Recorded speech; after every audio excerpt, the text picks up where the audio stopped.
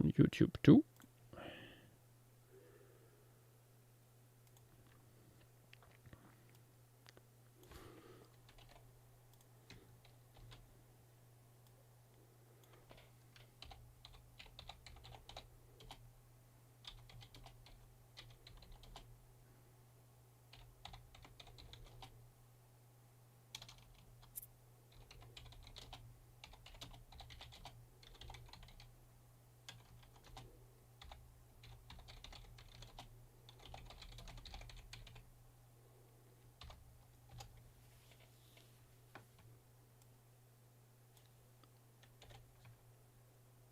Okay, announcement out. Yippee!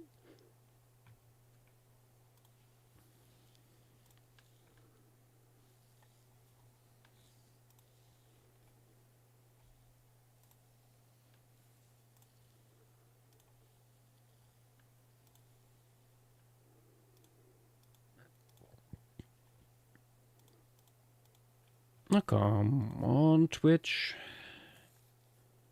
There we go.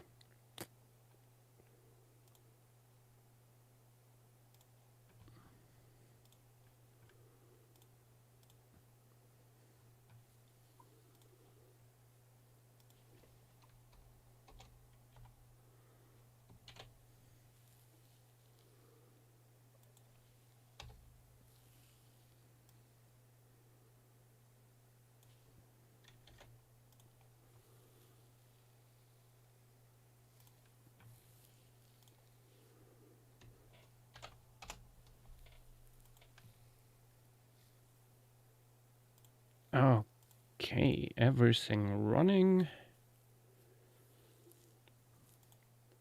Hello there, people on Twitch and YouTube.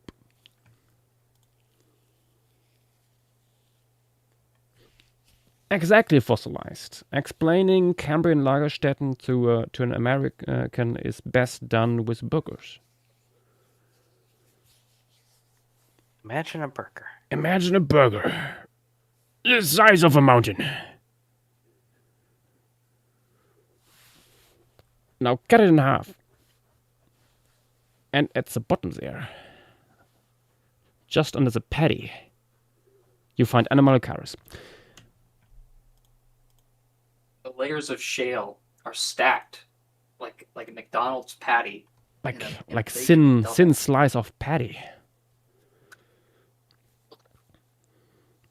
True, actually. Tonight there will be so many Krabby Patties. It's incredible. Okay. Why do I have cold fingies? I'm quickly getting something to drink, and then we're jumping in, giving people the time to accumulate. Back in a sec.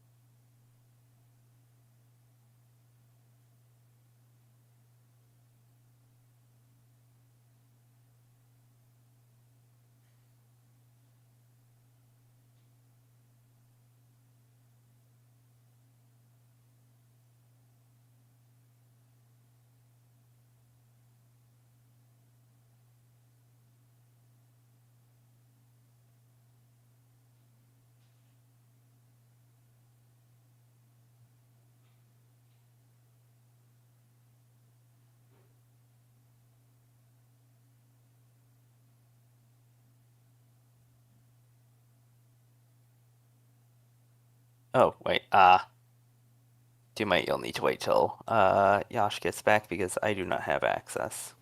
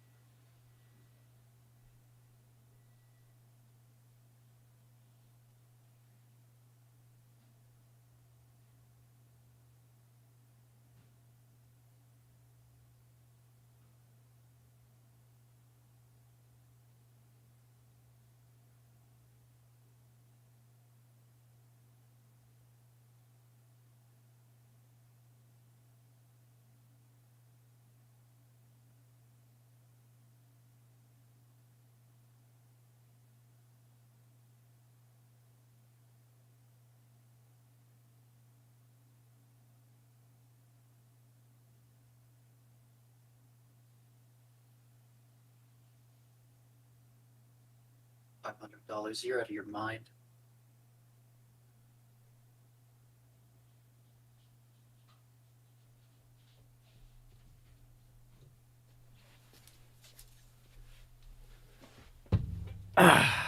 There we go.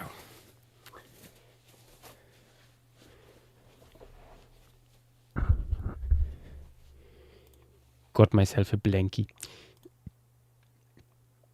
I really do believe that burgers are one of mankind's best culinary inventions. Wait, who thinks that? I do. It's true. I mean, burgers are pretty good. I'm not sure I would put them that high, but burgers do be good. It's got everything you need. True. In theory, you can sustain yourself basically on burgers. You have your carbohydrates, you have your fats, you have... That is the typical Vitamins. American lifestyle. Yeah, I'm not sure I would encourage it, but it's true. Also, it should also be said, like, there's huge differences between burgers. Not all burgers are created equal. You can get some pretty bad burgers. Pretty bad burgers, yeah. But If you tonight, go to a McDonald's and you order like just a plain burger, sometimes they'll give you it's just like 1 centimeter tall patty. That's probably too much. It's like paper thin, and then yeah, a 1 bun, centimeter is too much. and maybe some ketchup. You Yeah. call that a sad Ronald. Oh God. It just tastes like ketchup. It's Yeah, the worst thing. that's why I don't like putting ketchup on my burgers or like basically anything. Like I use ketchup sometimes for like making sauce, like as part of it. But like once you put ketchup onto something, everything tastes like it. But we're not here today to talk about American food. Not too much, at least. We might put a few burgers into this piece for scale later on, but That might help. that might help, honestly. But yes, we are talking about finally Burgess Shale, the long-awaited Cambrian mother of all sites. Basically, like I think before Burgess Shale was found, nobody really knew what to make of the Cambrian.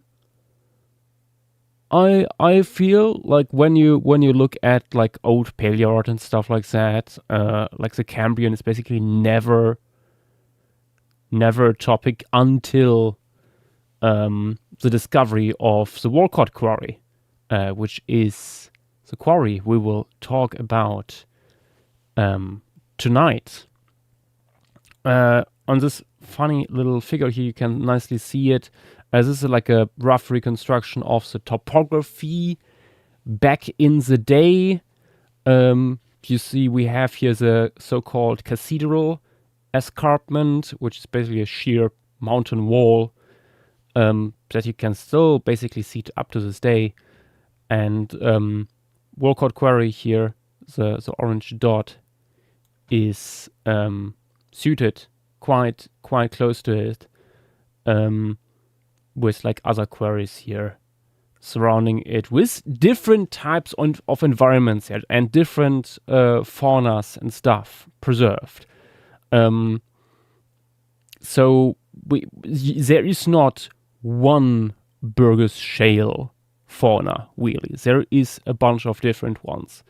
I think they also differ a little bit in like stratigraphy, like how old they are. Correct me if I'm wrong. Oh, yeah. Yeah. Unlike Fossil Ridge, where the Walcott Quarry is, the different quarries are at different levels, and they go through different shale members in the formation, and they all have different, like they're older and younger, and they all have different fauna. Yeah, remarkably different faunas as well. Like there's like completely different stuff going on. Also, just like depending on like how close you are here to the wall, really, that would drastically like change the scenery stuff, of course. You see, like it's 100-meter tall here, roughly. What is not really shown here in this figure is that there would be another 100 meter of water on top. So we are roughly 200 meters deep underwater here,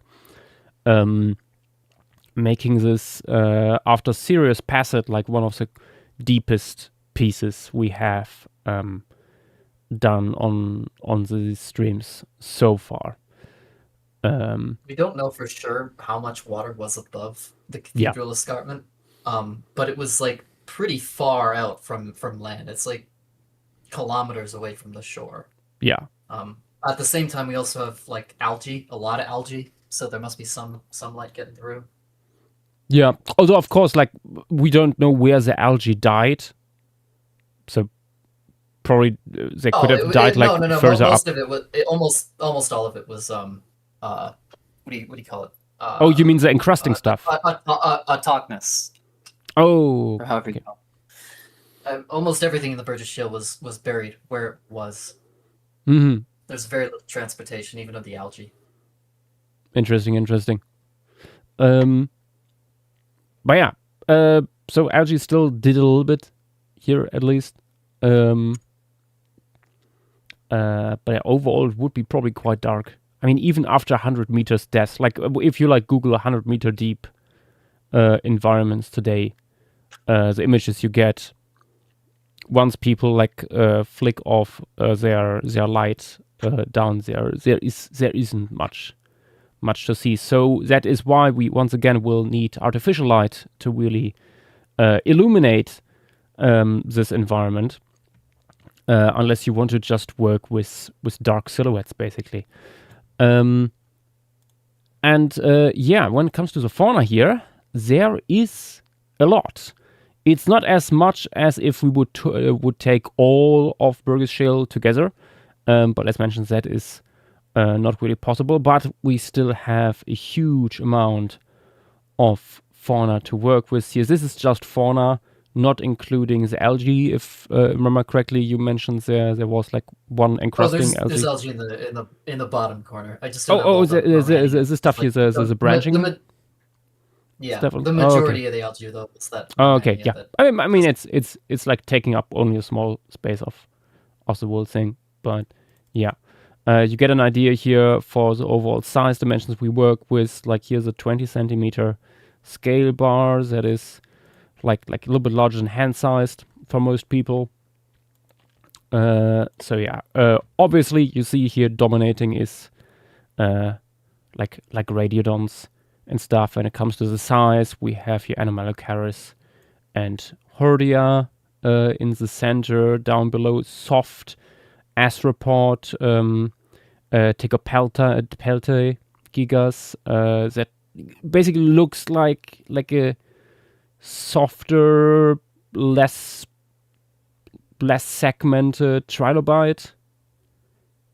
We will probably get a specimen in here and stuff. Yeah, some other lobopods here, some with spines, like the famous Halosegenia is from here, and we have of course Opabinia picaya. Yeah, like this frame here is like a little bit of a best of Burgess in a way, with our Halosegenia, Opabinia picaya, and Hordia as a member of the radiodons. Also, many people will have seen stuff like this here, the really weirdly shaped whale-tailed Odaraya. Certainly something that people might not know in terms of name, but have seen. Marella is here, always present, and Isoxus has been done on stream before, as well as Tusosia, which is also here. So a lot of bizarre little critters, some of them still not quite understood. Also Nectocaris and stuff, Vivaxia. So yeah, you get the idea. Lots of fan favorites.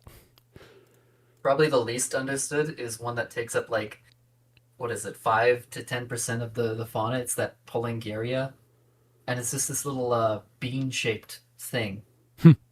No idea what it is. Yeah.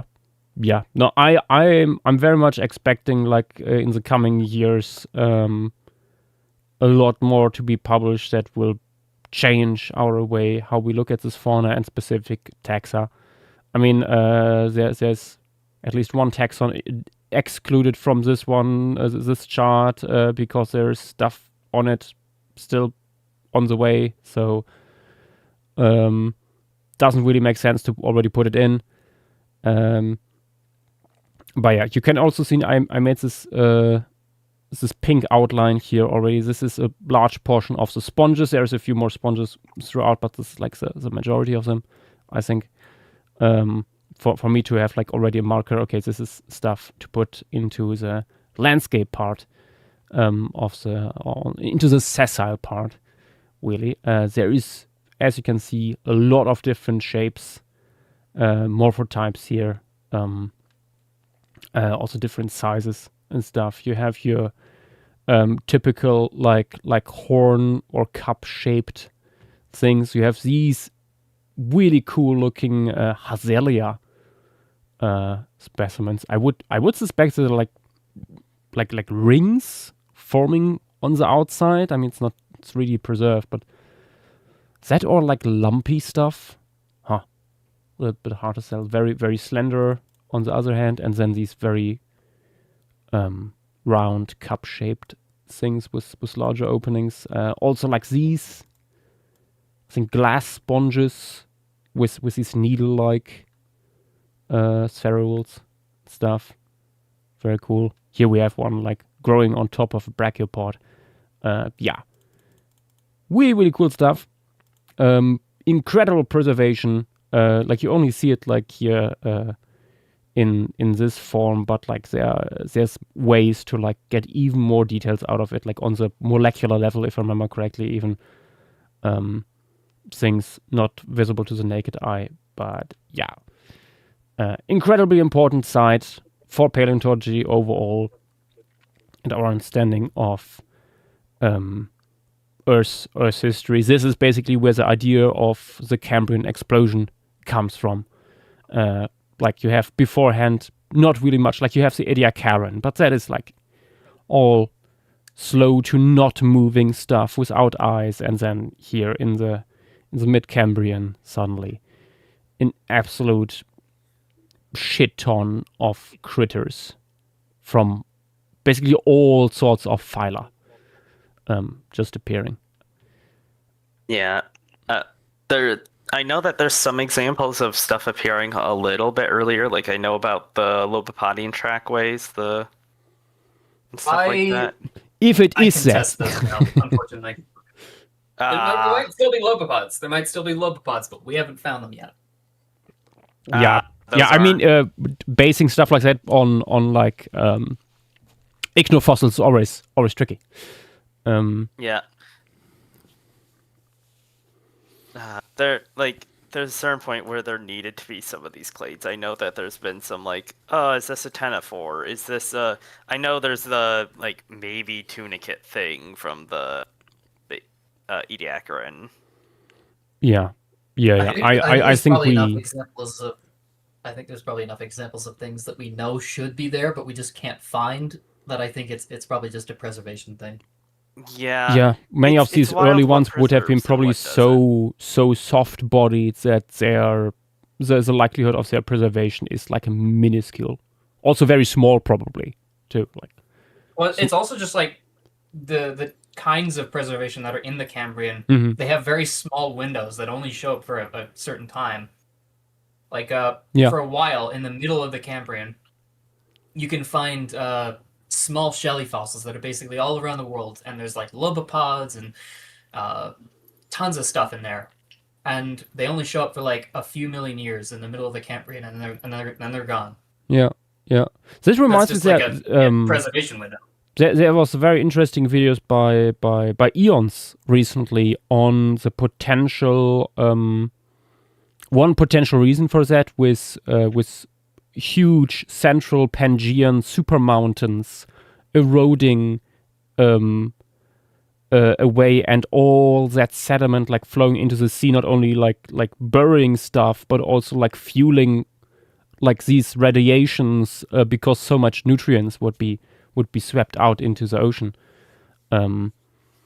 With Mud that. Turtle says, aren't small shelly fossils earliest Cambrian? Yes, you can find them like way back, but the window that I'm talking about, and I've done a lot of research on this so far, there's like 200 or like hundreds and hundreds of them in the middle Cambrian, and then like a few dozen examples outside of that. It's crazy, Yeah. at least for lobopods.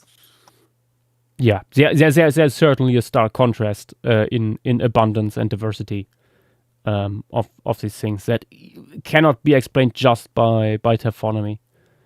I think, but yeah, there will be eventually something found. Fingers crossed. It would be weird if not. I'm still waiting for my nicely preserved Central European Lagerstätte from the Cambrian. It's like it's the only thing we're missing really over here. And maybe Africa. I mean, Africa has like is like still largely a blank slate when it comes to that. It would be in the St. Atlas Mountains, probably, I assume. The Atlas Mountains probably have still some stuff. Yeah, I mean, we have so There's much Ordovician one and Cambrian Devonian material there, so wouldn't be surprised if we get eventually some really cool Cambrian sites there as well that bring us Burgess Shale type preservation. But yeah, with that, let us jump over into our composition for tonight. This is Walcott Quarry, or part of it. I went with a composition that is a little bit less open than the fossils might suggest. We have a lot of like animals that would live like on the soft sediment and stuff like that, but that simply does not make for an interesting composition.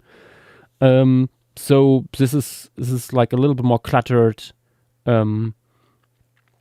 sponge reef close to the foot of the cathedral escarpment here. You have your sponges down below, and radiodons like hovering above, like looking for potential prey and stuff like that. A little bit is the whole thing is on the one hand inspired by Gothic architecture, which is the reason for this meme that I posted now twice on Twitter already.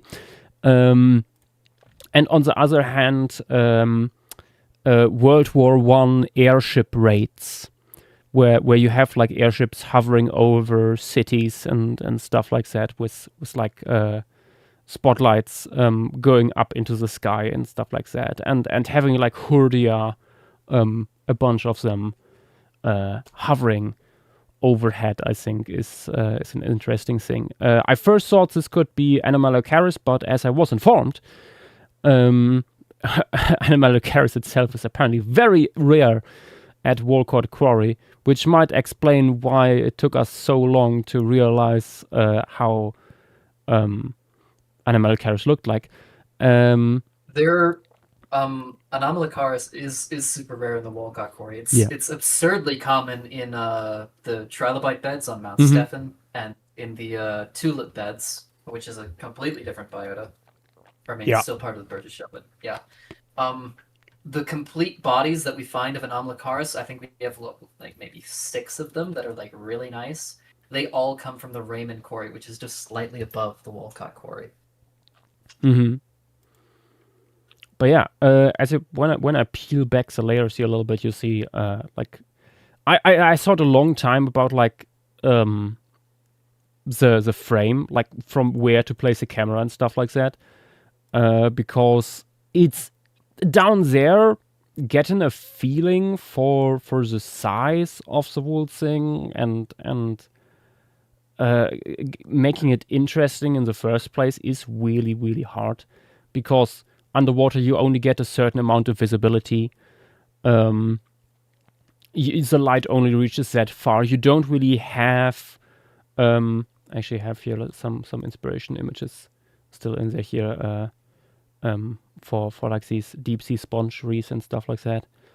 That I was looking at. But yeah, your torch will only reach so far, and still like having the cathedral encarpment in here, I think was really important to show that off. And yeah. Also, very quickly, Montana, Doomite, and James are raising their hands. Okay, yeah. No, I Doomite, sorry, I didn't want to already let you in because I think we first wanted to get the introduction here out of the way. That's fair. Hello. I kind of Hello. I just raised my hand in preparation. I sent the map. Yeah. The map. Hello. Hello. I can't I'm wait. excited for this. I can't wait for 500 reddish to white arthropods. Yeah. 500 arthropods. All right, Yep. let's do Bob's Burgess. True. I know Christian was talking about it earlier, but I sent the map showing off the spatial distribution of some different sites, not the stratigraphic. There we go. Which is quite hard to grab without making it copyrighted. So, because most of the stratigraphy of the site is from a bunch of copyrighted images, which is why I did not do a strat column for Wikipedia. Raymond Quarry is only like a few meters above and away from the original Walcott Quarry, and yet its fauna is very different. Marble Canyon is kilometers away. It's almost nothing like the original. Mm-hmm. Okay, let's go in. What sponge could we start with? Maybe the long, thin ones here. Could be good to start with. Leptomitis. The pea pod sponge. At least that's what it looks like to me, anyway. Yep.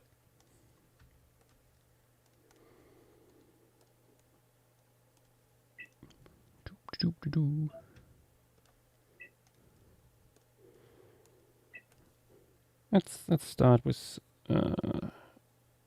yeah, something simple.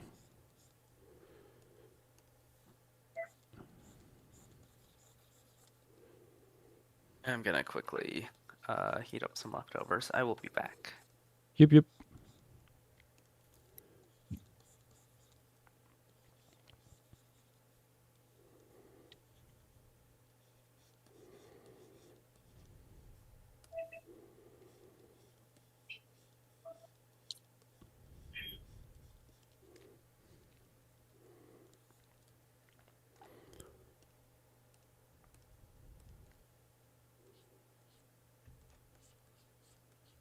Turtle, I'm trying to find a figure to show you how drastic the reduction, like the preservation window is for these small sclerate fossils.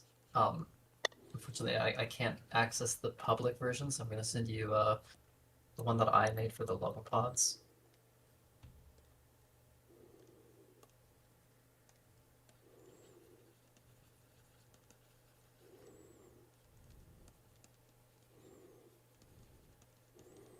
I should probably actually start with putting in some more details onto the cathedral escarpment here.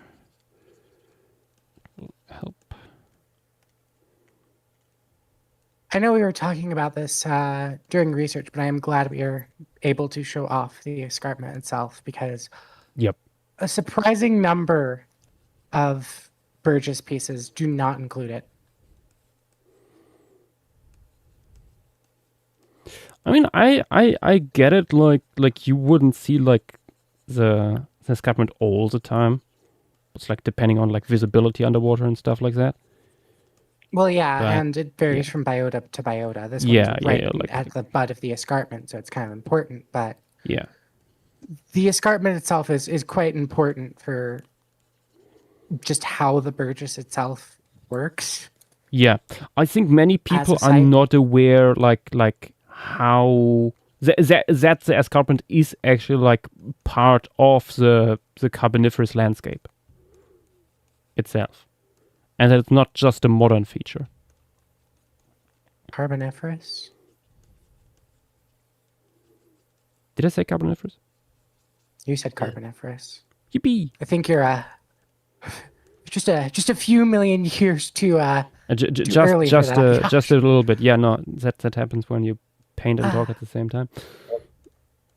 true. Mud turtle, they Leptomytis can be taller, but everything in here varies in size a lot. Yeah.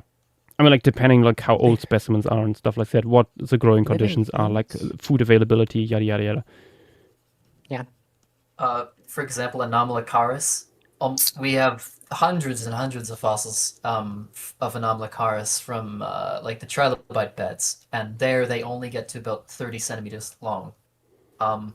In the Walcott quarry, we have very, very few Anomalocaris, but some of them get to about 60 or 70 centimeters long. Still, the average probably would have been about 30 centimeters. There's averages and then there's maximums. Yeah. Yep. The idea so far I have in the moment is like having the hovering radiodons overhead largely be Hordia, and then like have maybe one big Anomalocaris like swooping in from the side. I'm At quite some- excited. At some points, I think they believed that the Cathedral Escarpment, that big 100-meter tall cliff, played a significant role in allowing Burgess Shale type fossils to be preserved. Mhm. Because in the Walcott quarry and the Raymond whatever, a lot of the time huge masses of silt and mud would plummet down from the top of that cliff and smother the entire environment below it, and that's how a lot of them got preserved. But we also have a ton of fossils of Burgess Shale quality from places that didn't have the escarpment at all. So it's complicated. Yeah, I know it's a cop out when we were doing the labeling for a lot of BST type deposits, but there's a lot of variation in how BST deposits form. You have Burgess, which is this fucking quite deep. Even in like the thin Burgess, it's still fairly deep. Obviously, it's different in terms of the escarpment because one's above and one's below.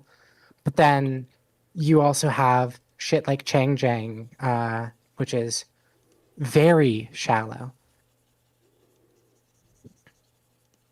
From what I remember, the stuff in Utah is sort of Yeah, it's Some of it shallow. was quite deep. Yeah, I think it's Wheeler was pretty deep. yeah. I think it varies depending on Yeah. locality. It's more of a gradual slope, if I recall correctly. yeah, from what I Yes, saw. it's a wide basin. Yeah, that shit's cool. I also just love how like there's like 12 Cambrian sites in that fucking Great Basin strata, and it's hilarious to me. You have Utah four- is great for fossils. you It's have not even four- just Utah. There's also Nevada has some, and the edges of Cali. Yeah. Not as explored, but they're still important. And what's the one above Utah? Yeah, Isn't there one? Idaho. I was gonna say that there's a like very very early Cambrian one in Death Valley, California. Death Valley. Yeah. Ooh. There's some, and I believe that's Parker. I believe Parker is the one in partially in Idaho. But yeah, there's one that I actually am quite fond of that no one really has looked at, which is the Deep Springs Formation, which has two sites that preserve soft tissues on the Ediacaran and Cambrian sides Ooh. of. I think I've seen an Anomalocaris type fossil from there, or a Radiodon fossil.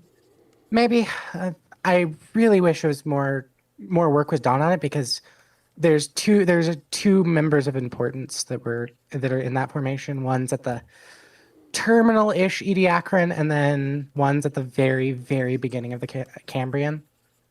There's a little bit of a hiatus in it, but it's probably one of our best transitional areas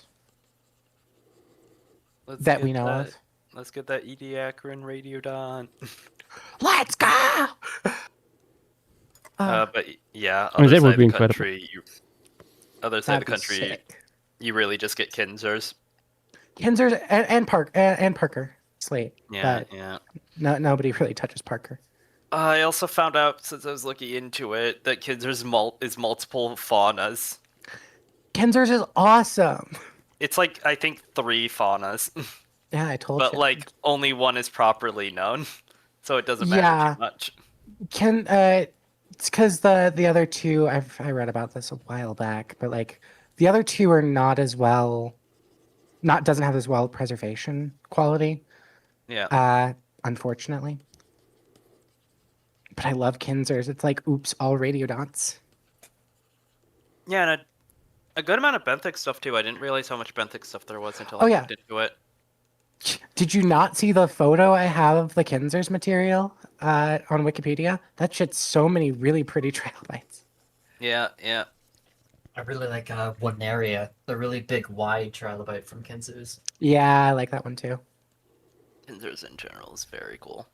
Yeah, It feels like it should be more well known because of the amount of radiodonts there, but it just sort of isn't.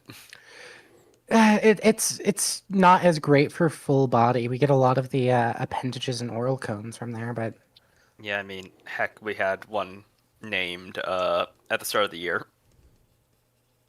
Mosura. Wow. No, I was saying from Kinzers. Oh yeah, from Kinzers. Yeah. Yeah, the actual sifting guy. That's not the guy from Fezuada. It doesn't help that basically the only way to access Excuse me. Kinzer's now is through Damn. scraps in people's backyards.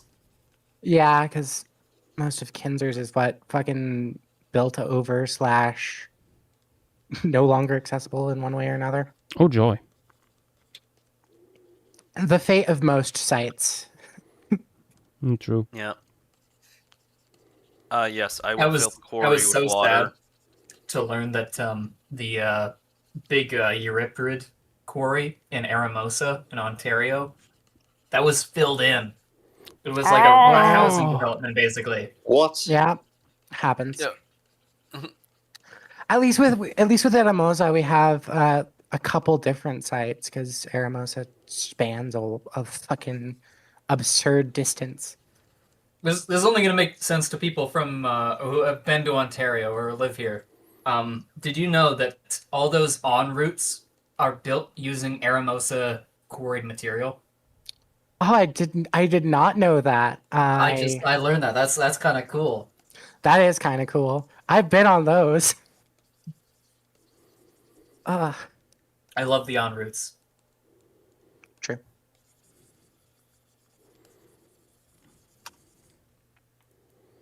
Okay, Yeah, considering Aramosa is the very- algal so- presence, I'll let just a little bit of light coming through from the top here.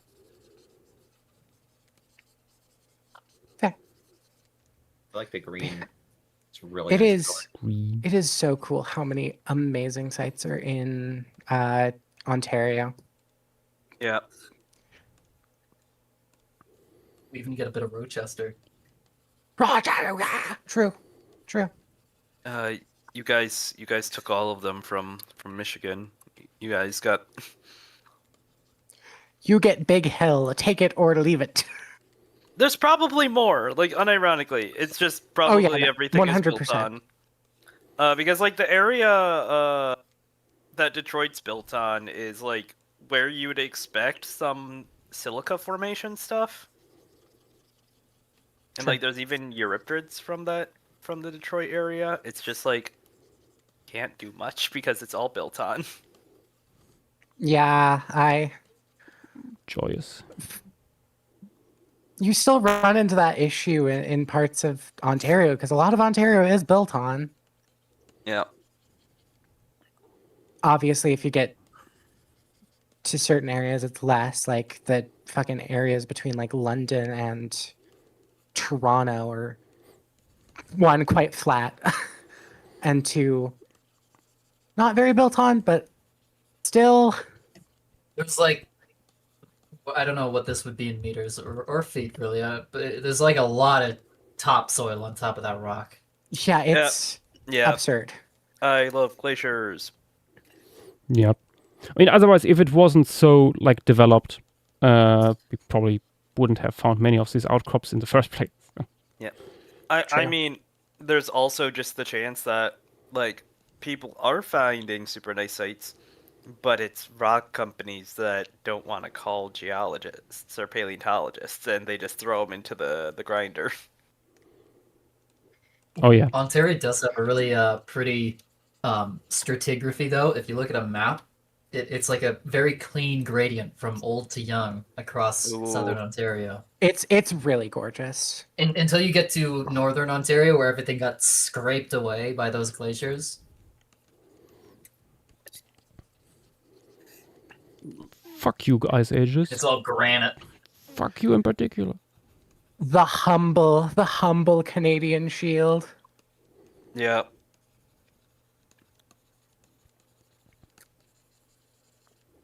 But yeah, there's so many sites from mostly the fucking Ordovician and Silurian. There's some Devonian stuff as well. There's some really cool stuff from the Ontario area. We have Arcona and Kettle Point. Those are both great Devonian sites. True. Yep. Canada in general is very nice for like Cambrian through Devonian, but if you want anything more than that outside of like some Cretaceous, it just sort of sucks. Some Cretaceous.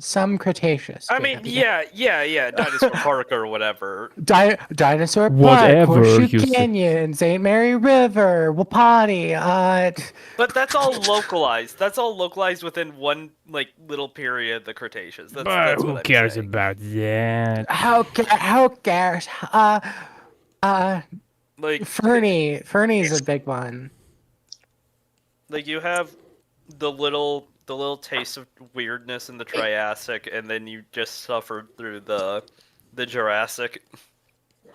Hey, I'm hoping the fucking Yachatinda fucking ranch stuff gets described more. Yeah. Kettle Point in Ontario, that site is really cool. You're not allowed to collect there. It's all like protected.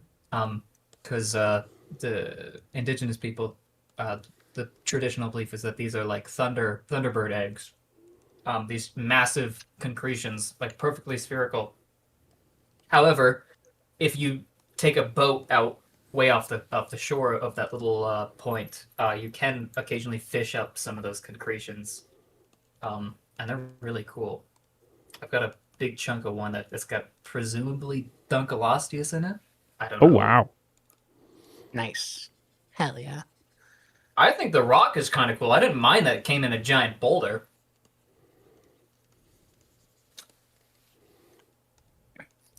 Yeah, it's very interesting to compare the Canadian fossil record with the record here, because like Montana has a really good Mesozoic record and a pretty decent Cenozoic record.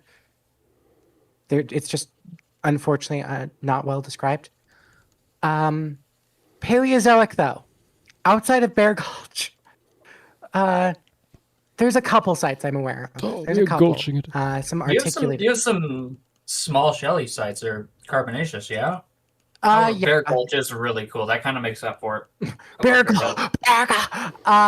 Yeah, would- there's some small shelly sites. There's a couple Cambrian trilobite sites, but unfortunately not well explored. There is a site with some articulated crinoids that are very pretty. That again nobody's really touched. I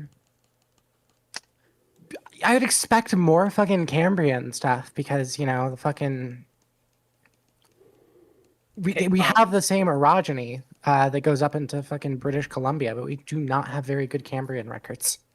Cambrian dude, I have dug in the exact layer of rock that Lunataspis borealis was found in Kingston.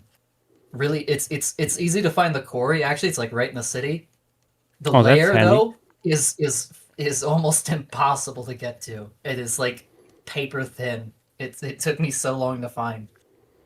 I swear to God, it's like a centimeter tall, that layer. Oh, Oh wow. my gosh. One of these. And the quarry is very tall. It's at like the top. It's meters above the quarry floor. It's not it's dangerous. Don't dig there. It's my Do what I favorite do. one. Well, that's one of my favorite stories about the Langenberg quarry, where Europasaurus is from. Like, it's an enormous quarry with, like, I think the main wall is like 50 meters high or so. Like, and all the strata are tilted, over tilted even. And there's one little layer, a little lens, basically, probably like a tidal channel, a small tidal channel, and only there they found like stuff like mammals and so on, and they found one bone, one little tooth back then, and for the longest time they were wondering where is that stuff, until they went up with a crane into the wall and took like samples from different layers.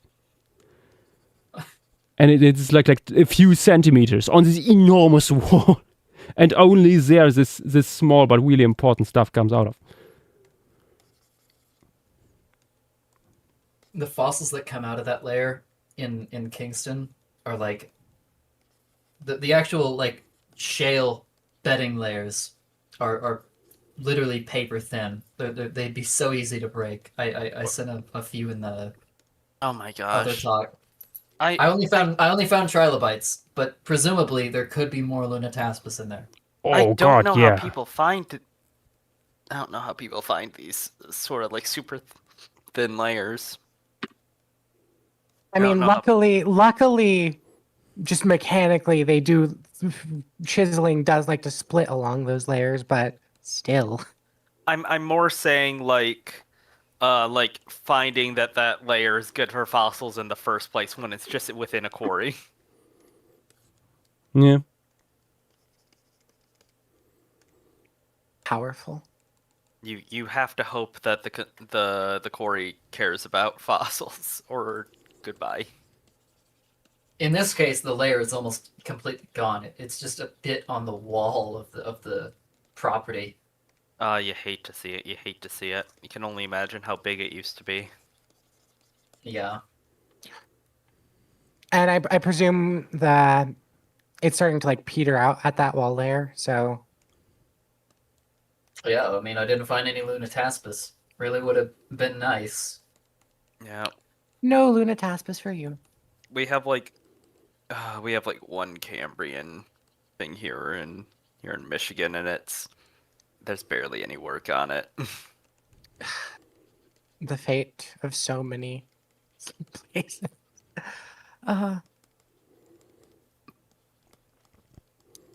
I'd love to go to it and try and collect from it, but I don't think that's the case, or that's gonna happen. Private land, I presume. I have zero clue. It's just a general, not the easiest thing to ask for when I'm not in school for, like, especially invert paleontology, but paleontology in general. You can trust me with invertebrates. I know sometimes, occasionally about them. And at the end of the day, it's more important to know who to ask True. and where to look for information. Instructions unclear. I'm now looking in alkaline soils from the Cenozoic for trilobites, actually. You know that Back to the Past museum, they had the Godzilla trilobite. Yeah. They just went on like some kind of dig in Poland, and it kind of blows my mind because they were finding trilobites in direct association with fern fossils. That's kind of crazy Yep. Oh, interesting. Hell yeah. because they're like carboniferous, just at the end of like the trilobite time. Yeah. Oh well, they go into the Permian. They do Barely. barely.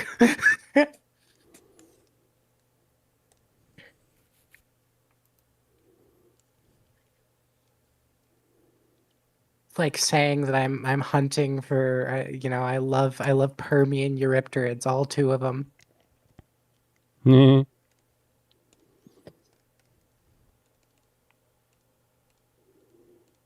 It was as much as you gotta love the 2 or 3 Permian trilobites. Yeah. The bestest. This is not related at all, but oh my god, is it hard to see? I broke my glasses. What? Oh shoot. Oh boy. So I'm just like what? I'm Eh. seeing colors and shapes. No, I can see fairly well. It's only far things, but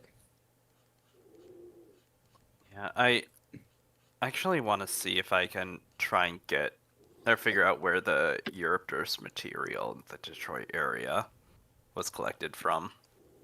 I posted a picture of the quarry in Kingston, and I think I pointed out where the shale layer is too. There's very little of it. oh yeah, that's Oh. Yeah. Yeah, you can that's see it. not a lot. Mm-hmm.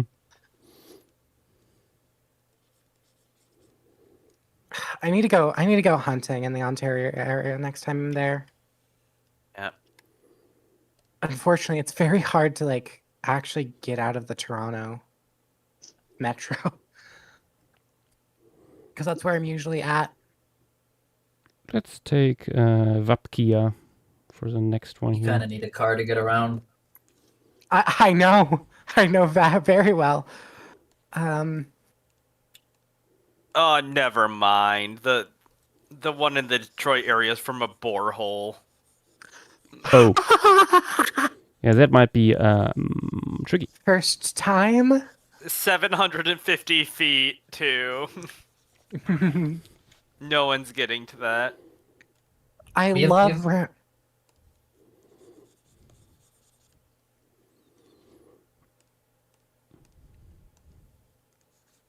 We have 10 Eurypterid sites in Ontario, and I think the most accessible one is right next to a train track on the highway. So that's still not very accessible because I don't know if you're supposed to go on those. I still want to. I might. I mean, how often do trains go down there? Not very often. You can see them from a mile away. Yeah. Go train, I presume. No, it's one of them industrial trains. No, okay, so it's not a public; it's an industrial network. Okay. Or it's either no, it's industrial train. I don't know the fucking industrial train brands of fucking Ontario.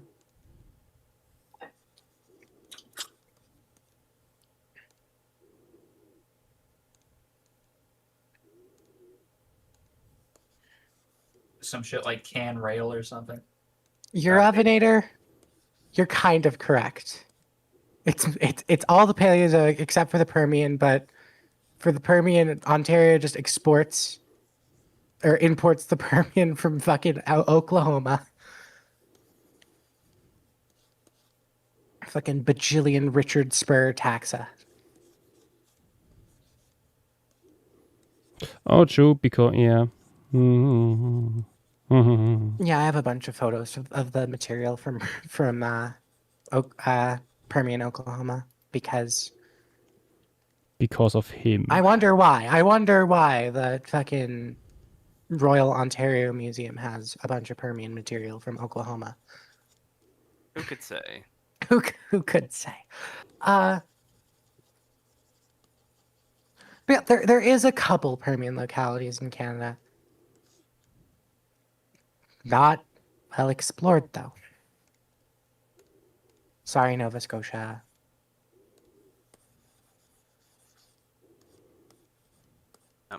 A formation that I want to see if I can get access to is Coldwater formation in Michigan, because there's like some pretty nice cephalopods there.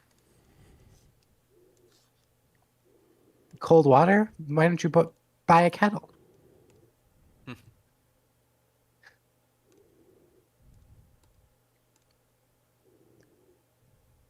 Storks and Aurochs, what is too European? What's too American? This is just us talking about rocks, I guess. They've never been to an en route. They don't know the magic of the en route. They don't know the magic of car dependency. Oh, They my couldn't. God. They couldn't. Yeah, I'm sorry. This Stocks and Aurochs. This is very much pandering to the Americans. I mean, we are using burgers here for measurements and stuff. Two burgers long, 2 burgers. We must imagine a burger. One must imagine a burger. One must imagine the American filled with burger. A burger filled with trilobites. A triler burger, if you will. A Crunchy. triler burger. Mm. Instead of lettuce, it's cuticle.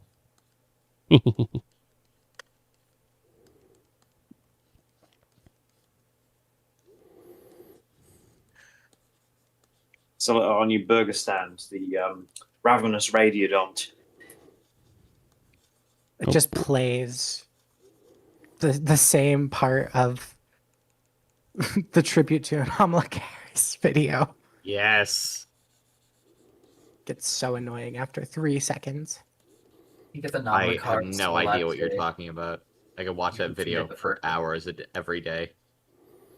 That explains so much about you. Fair enough. What would trilobites taste like? Fucking like garbage, like all seafood. Yeah. like benthic fucking. I don't know. Yeah. I don't know how good trilobites would taste. It would taste awful. It would taste awful because like most benthic animals don't taste good. I think mean- really the only like predatory trilobite in the Walcott quarry would be olenoids. All the others just ate dirt. Nasty. Yeah. Mm. But yeah, like I don't think they taste good. And sure, I'm vegetarian, but like I know. There's probably a gradient of disgusting when it comes to seafood. Any cold seafood is bad, just generally. You don't like sashimi? No. Oh Jesus Christ. Oh my What was gosh! that? Jesus. That was me. I'm sorry. That's what I get for drinking soda on stream. Soda. They have horse sashimi in Japan. Oh, I quite want to try it. The horse is here. Peter, the horse is here.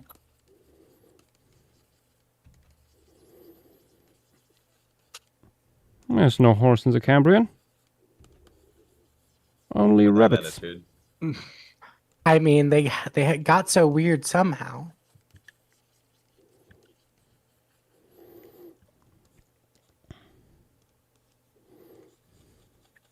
One thing we should talk about is how many non-Burgess type deposits there are in British Columbia. Actually, there's so many. They will be subsumed into Burgess Shale, clearly. Clearly. Better. The burger sale Shale is gets beginning split. to franchise. That would actually be better. That would be the optimal outcome. I mean, I can think of like what two or three that haven't been subsumed into Burgess Shale already. Damn. Cranbrook, and what else? The fucking Monarch. I mean- Monarch, Legacy of Monsters. Isn't there? The Monarch strata is usually called Burgess in some papers at least. Because it's fucking thick Steven. Which for some reason is equivalent to Burgess for no reason. I'm like, well, because it's the Burgess. Blah, blah, blah, blah. It's annoying. Stratigraphy is annoying.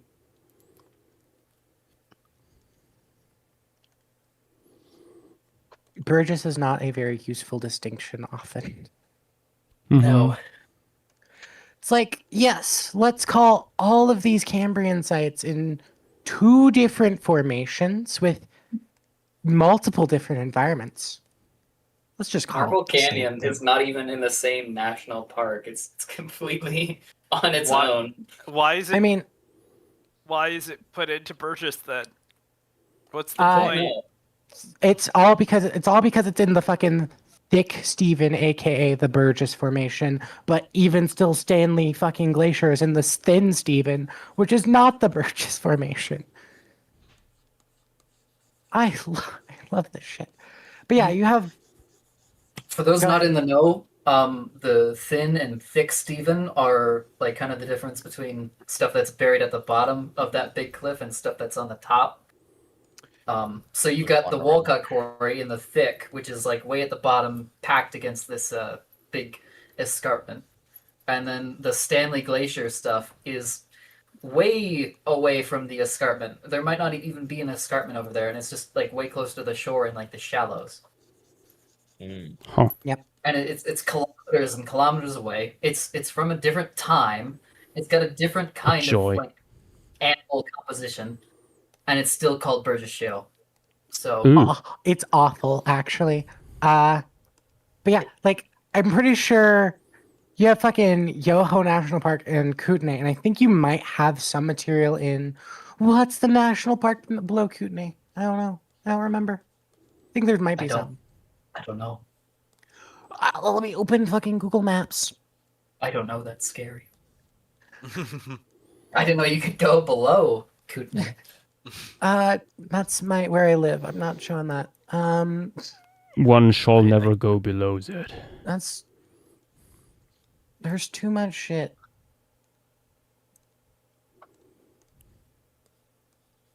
I'm trying to find the right national parks and state parks. Not Glacier.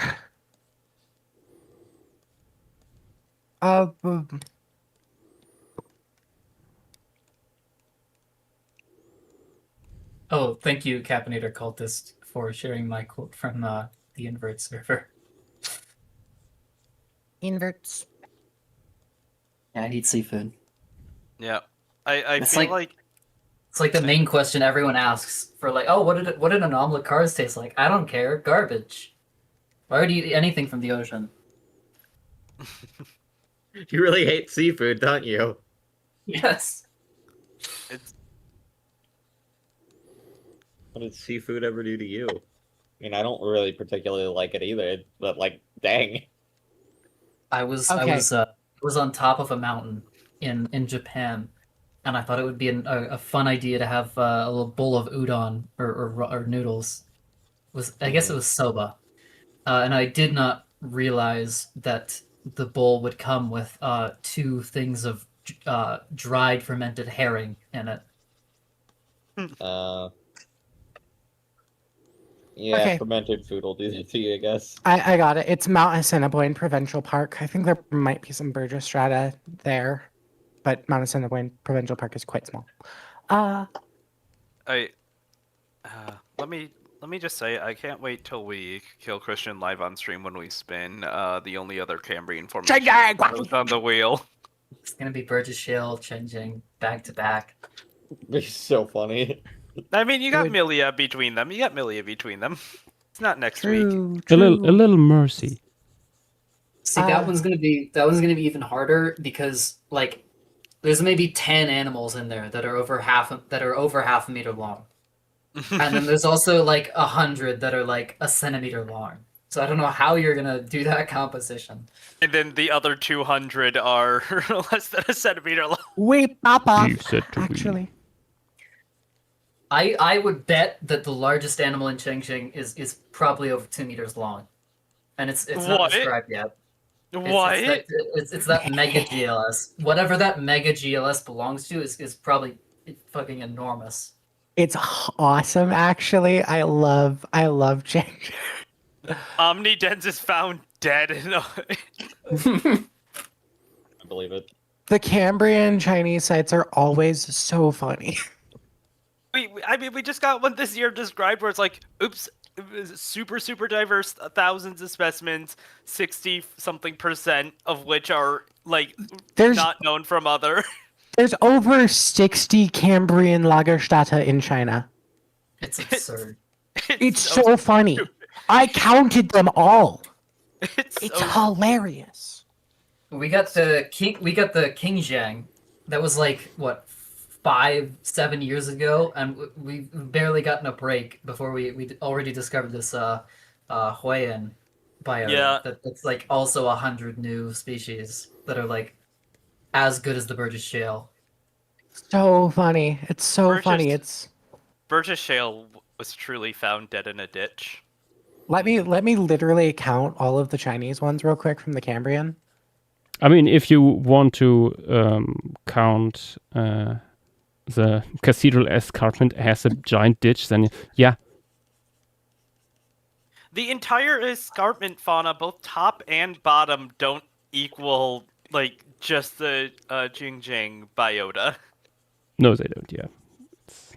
It's Uh, it's stupid. Storks and Aurochs says, was there something in the Cambrian bigger than Omnidens?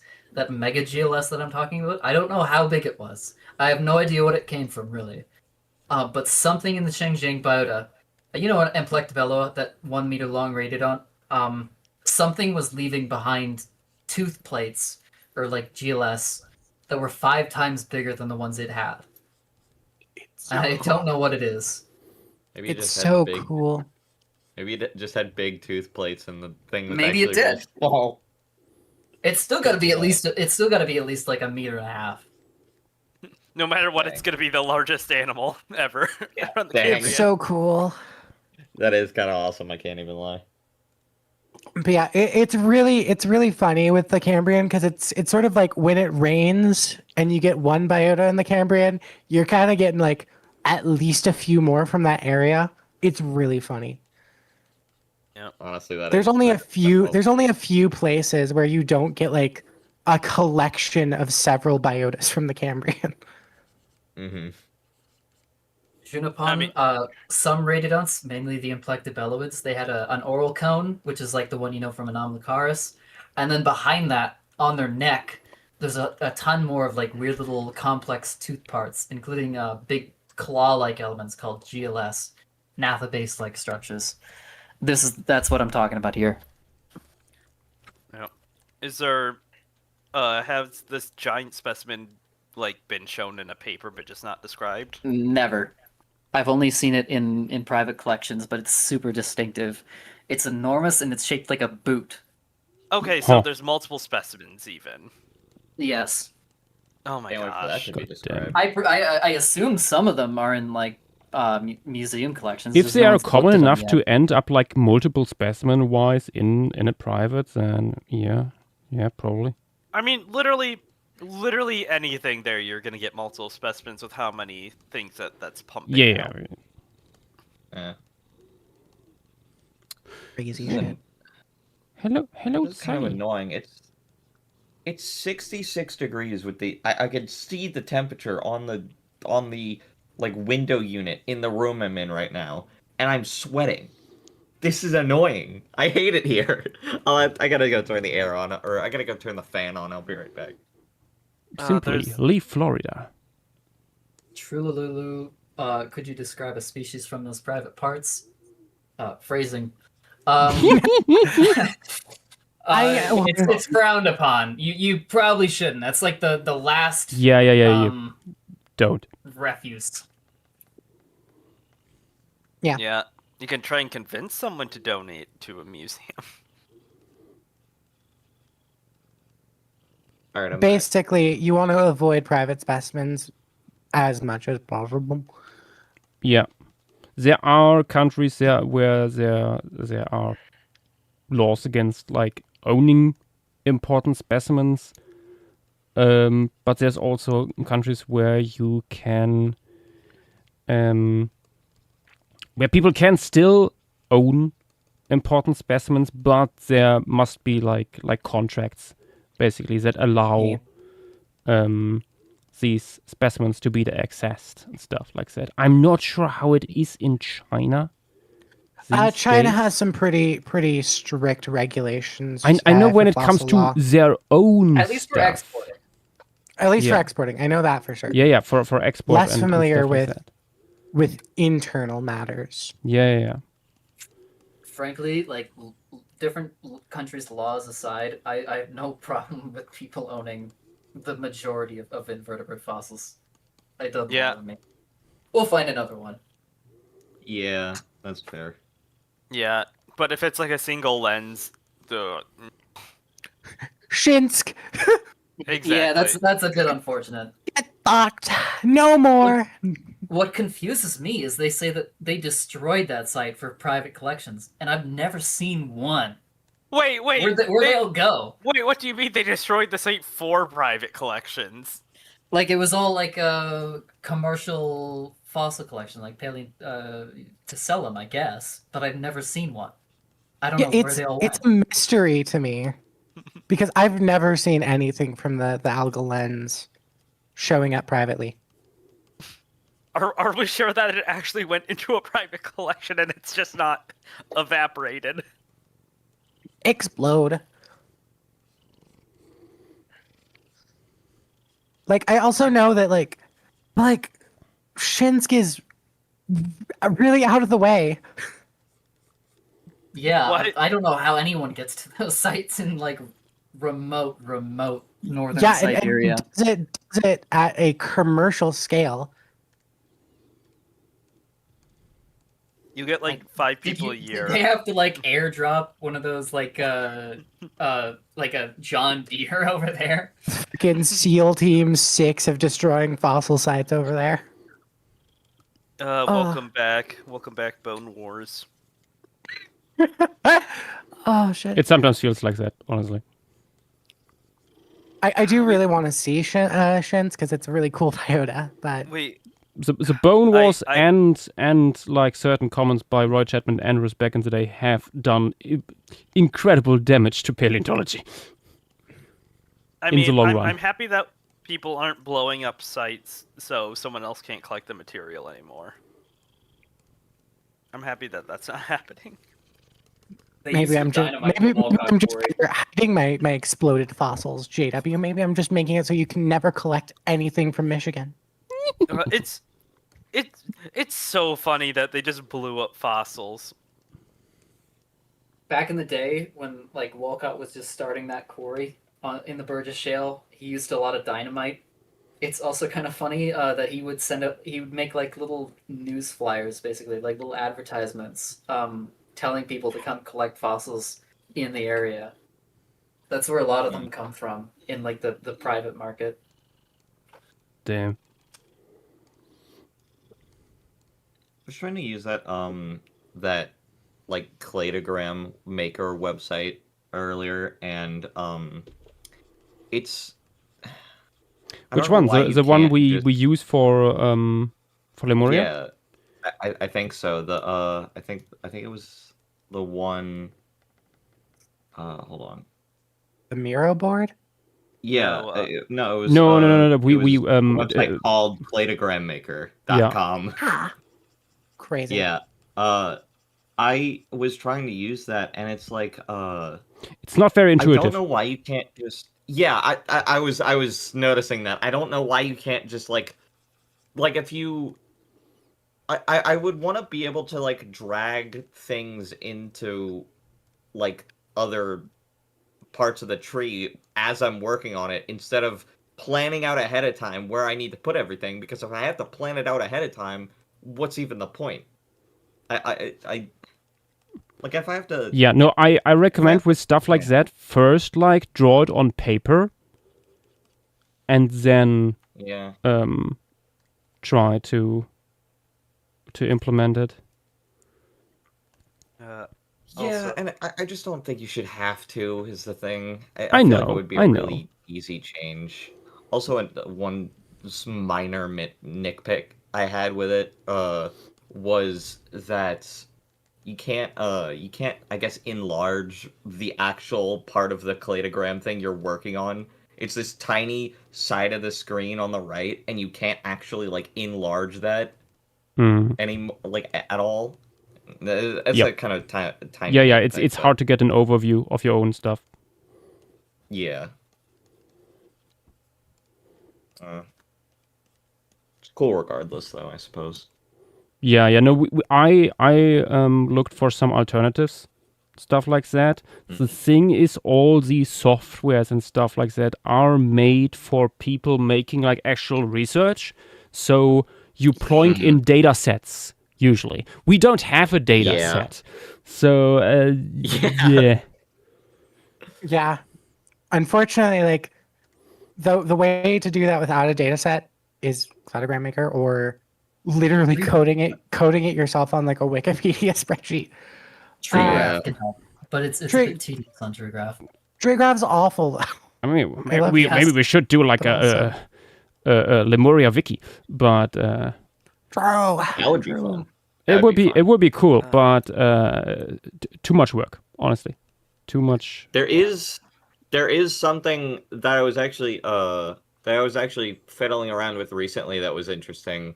It's this like little program called Chronicler, and it's basically you make your own like little world building Wikipedia thing, Mhm. and it was really interesting. I found it a couple weeks ago. I tend to just Um, use Obsidian for that. Yeah, but this one's like free and offline. Obsidian's free. so- Obsidian's free and offline. Oh, is it? I didn't know that. Well, I'll have to check that one out too. There's a few like softwares, websites, portals at this point where you can like do your world building stuff. Like was first developed for stuff like D&D and so on Yeah, to like that's- plan that's out what your this campaigns also and looks like. stuff. But yeah, no, it also for writers and so on can be quite powerful. Mhm. Like Yeah. my only issue with Obsidian is that it's a little clunky with CSS control, Mm. which most people don't need. I'm just really weird. Yeah. And like, sure, I could code everything in fucking HTML, but is it really worth me coding everything in HTML? I think that's the thing with Chronicler is like it's not you don't need all these like different plugins and stuff. Well, you don't for Obsidian. You don't either. Like, technically, you can make something work like Chronicler or Obsidian just by straight up coding something in HTML. But Yeah. not everybody knows how to code HTML, and even if you do, like me, it sucks. Yeah. Mm-hmm.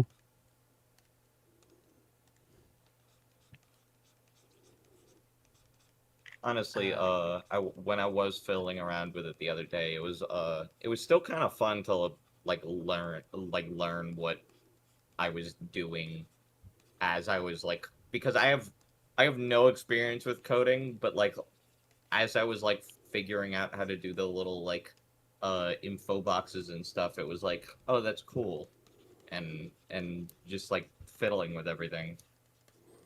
It was fun to I should probably work on it a little more, but I'll do that eventually. Yeah, I sometimes also wish I knew how to code, like what Montana does with formation stream map. Like I would have done 10 of these things for various projects at this point. Right. Just steal my code. It's really that easy. I wouldn't even know how to Not even- steal your code. I have the whole GitHub. You just replace the fucking icons and images with other icons and images. It's actually pretty easy. And it's all open source too, except for your images. Those are not. But Yet. you can just like yoink Yeah. that code. Honestly, I haven't checked that website in a while. I haven't updated it in a few weeks.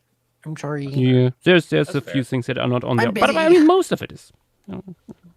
Yeah, a bulk majority of it is, and I'll update it when I have spare time. But You- I you- unfortunately do not have much spare time. That's fair though. Technically, anybody can edit it, not just me. I don't know if it's wise to give the people that much power, but I can. Well, yeah, I can. You can fork it and do a fork, and then I can push that fork. So Right. the main website wouldn't change. But okay, fair enough. like when I was in Canada, I had my partner do some of the edits because I could not. Fair enough.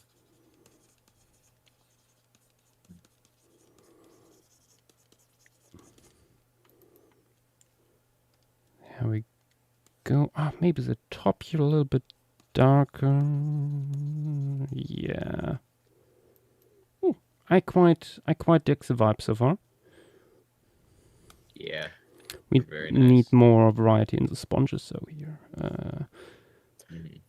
Oh, there's still like 60 species of Benthogamas. Yeah, I don't know how you well. fit them in here. Let's put in Hazelia. True. Hazelia, it looks fun. But yeah, I am so glad that Burgess has ended up as a very unique composition. Yeah, Yep. I I feel like in the end I need to make like an maybe I'm actually doing that in the end, that I will reduce saturation even more yeah, that would. I to mean, like get the vibes across that I had in mind when starting with this. yeah. I mean, you got to Bullshit. remember that. Like, I sort of joked about it at the start of the stream. This is deep enough where all the inverts are gonna be like between red and white, They could Yeah, do they- other things. with like maybe some brown patterning. I throw feel throw like some green in there, maybe some blue. You can do anything you want. That's true. What about black? Like Uh, always works. is that traditionally what you see in these deep environments, invert wise? Like that much coloration? I don't see why not. I mean, but what do we see today? I think it's relatively diverse. Yeah, of course, mostly you get red, white, clear colored, or jet black, I think. Not much in terms of patterning usually. But I mean, also, especially when you work with translucency, I think you can get some stuff in there. True. Yeah, because Some of the animals, namely Willaxia and Canadia, and sort of Marilla. I think that one's kind of discredited now.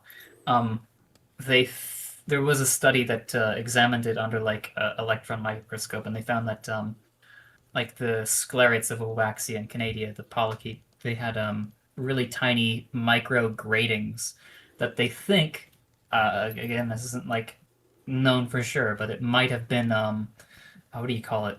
When it's like a rainbow. Oh, All the iridescence. yeah, Yes, iridescent.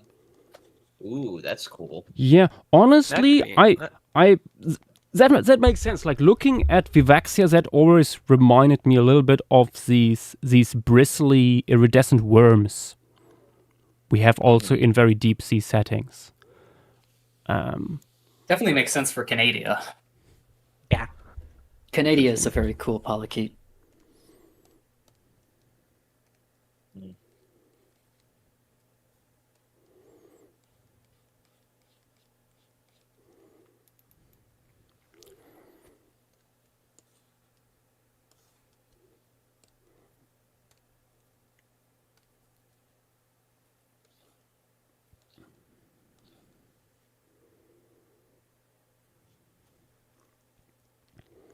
Just looking at what you wrote earlier, Hazelia being the most common thing here.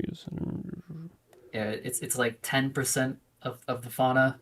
What is it? Takakawea is like 2%.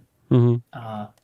Okay, I mean that makes sense. I was considering like having like Hazelia like covering a large portion of the left side here. So Chancelloria, technically not a sponge, is like 0.5%, and then everything else is less common than that. mhm. We have one singular Chancelloria. Yeah, I'm trying to see what's at certain quarry, or not certain quarries, certain like even glass sponge reefs, because I don't know if literally there's been It's Really really in-depth- hard. We in-depth descriptions of the invertebrate faunas. of the fucking 3 modern glass sponge reefs that exist in the same area. Yeah, yeah. I actually watched a Yeah, good documentary luck. on sponges as a little bit of preparation for this because they had a bigger segment on glass sponges and deep sea glass sponge reefs in there, which was really cool. The cinematography they had in these shots that was quite a bit of an inspiration. I think one I or two do really screenshots actually made it into my mood board for that. Nice. I do really like how rare modern glass sponge reefs are, and that the ones we have are literally off the coast of the same province where we have Burgess. Yeah. Yeah. It's really funny. There's Arctic Canada, and then there's literally just British Columbia. It was also fun, last week with Pisco, like some of the same sea grasses we use in that piece are still around on the coast there today. Yeah.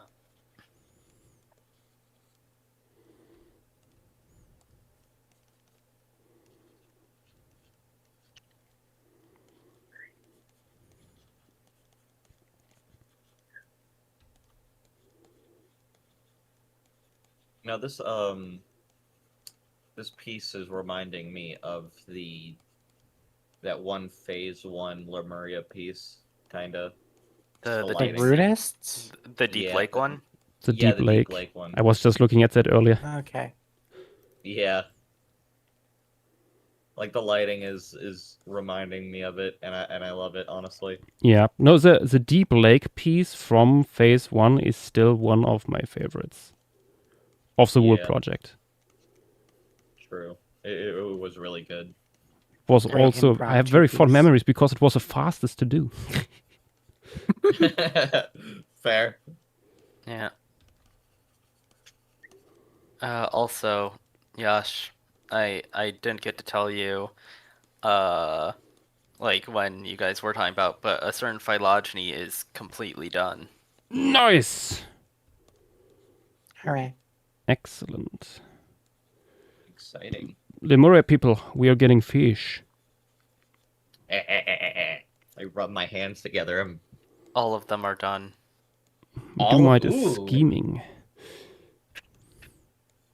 I will be scheming indeed. You've got me excited. Yeah. I had to look at the whole like 2024 complete revision paper of Icteropterygii phylogeny, Mm. which was nice because they also had included like some extinct groups in their phylogenies. That is helpful. Yeah, it's one of the better ideas, like where plethodontids and stuff fit.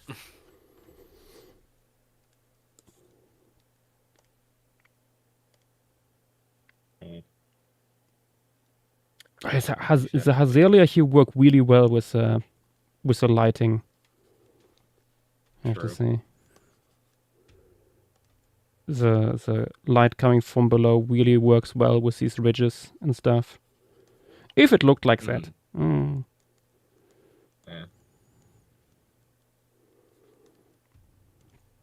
I'm sure some fucking sponge expert from the Burgess will tell us all about it. One of the 3 Paleozoic sponge people.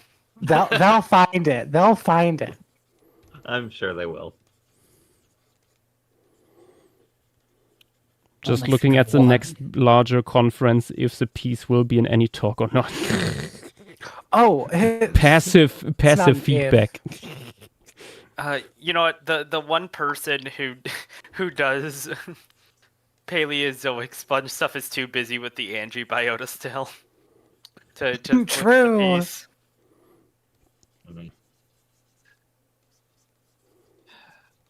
That's gonna be amazing when it finally gets published. It's gonna be great. It'll be nice to actually have a decent enough ordovation piece from China. Also, Cambrian dude, you have to remember that vertebrate and invertebrate like color stuff is pretty different, and it's not the best to use like vertebrates for like reference on like what invertebrates are doing at like a certain depth.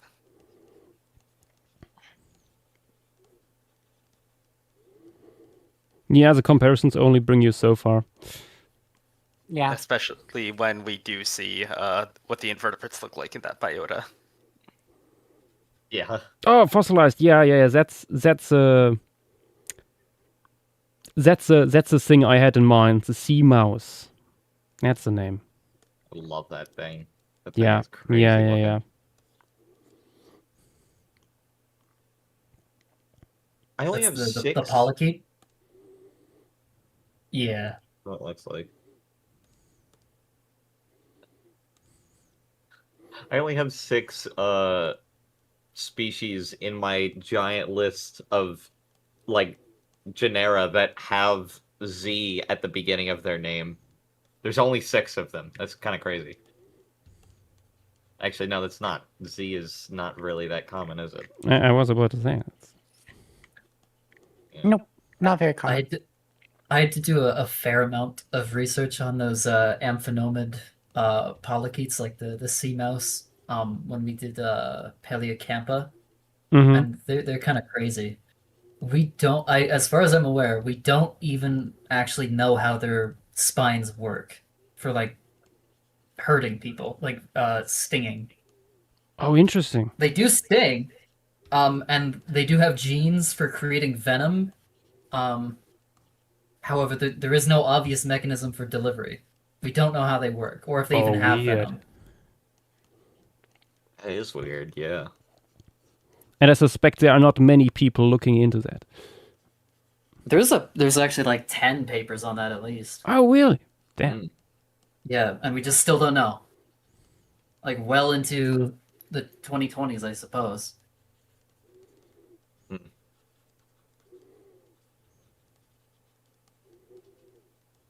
All of these. Gosh, can I be real? Huh? This side of the piece just looks like a shit ton of carrots.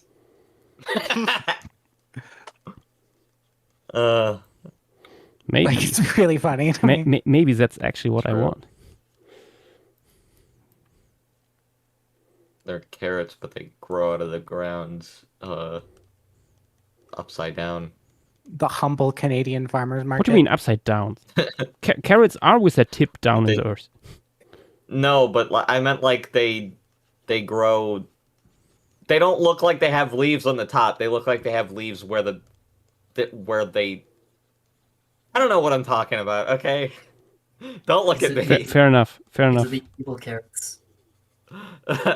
How often are you eating carrots? Clearly not enough. Very Every day. Sinister, bet- menacing carrots. I was with my family a while ago, and I just pulled out a carrot out of the drawer and started eating it. Just a Bugs whole Bunny carrot type raw. shit. That's what my mom said. Yeah. I was like, no, I'm enjoying this fine, delicious carrot. My gums bled a little because it was very hard. Ooh. Oh my god. Worth it. Worth it.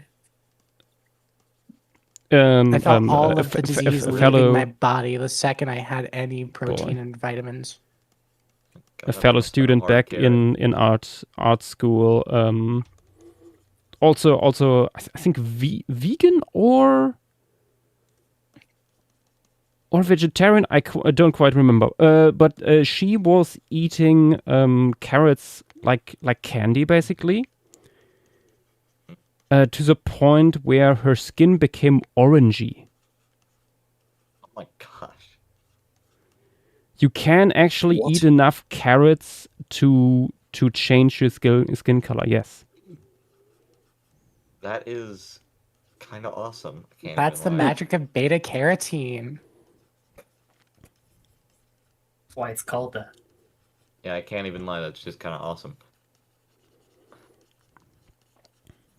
I think it's kind of funny that almost all of these like letter Z genera are dinosaurs, except for Zatrachus, I think.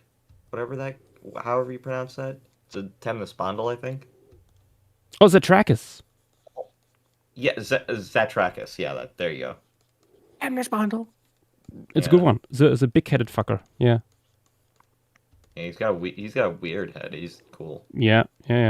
Lost these guys. That whole family has very interesting heads compared to most Mhm. other temnospondyls. Sorry, Batman. I mean, I think Batman would A lot agree. of- Batman no, has Batman worked would on agree. these guys.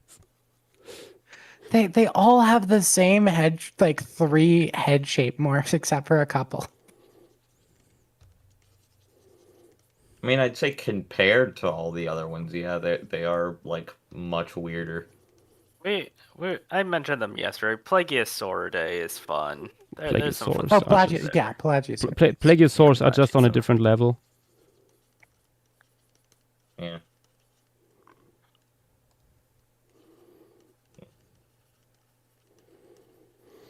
But then you have the humble triangle and the ever dependable half circle. Yeah, look in other talk text for some of the examples. Like, look at C. Look at how big those orbits are. Look how long they are. I love. Oh my goodness, Mhm. I love that thing. There's would there's that- some incredibly stupid examples. Pelagiosaurid are very cool. Like, how does that work? What would the eyes? Would there just be a lot of space behind the eyes? That's just like Yes. the orbit. Yes. I mean, look Why? at Andreas today. Like tiny eyes, but like these huge orbits. I presume it's just weight saving. Yeah. I mean, alternatively, the eyes would be so large they would poke out on the bottom, through Yeah. the skull roof, and that is also not really. Yeah, even with these guys, Practical. the body's like the same. Like, Yeah. look at that. Like, it has a weird shoulder girdle. Oh my I God, mean, yeah. unfortunately, most temnospondyls have unfortunately poorly described girdles. Yeah. Mm. Oh my God. They're so girdly. I asked Batman, I think specifically for the pectoral girdle, and I'm like, what do we? And he's like, not much. We got a couple, and I'm like, that's unfortunate. How do they differ from one species to the next? And the answer is, I don't know. No. I don't know. I don't know. People hate describing postcrania. True. True and real. We need a paper where the postcrania is described good, and then like you have like a single paragraph for the entire skull. Be so funny. Or just do it like other have done it before with describing specimens. Do like a postcranial paper and a cranial paper. I appreciate those because at least they're describing the postcrania. But sometimes it's just like, oh, the postcrania is out, but not the cranial material's out. But I can't reconstruct any of the other parts of it. Mm. Yeah. So you have to actually like at least have some proper coordination for those, which is difficult.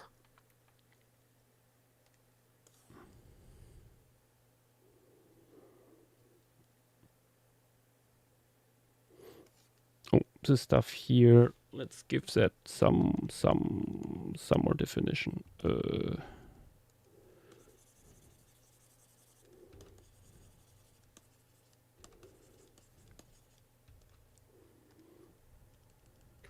Oh, one thing I did want to mention, since we also talked about this.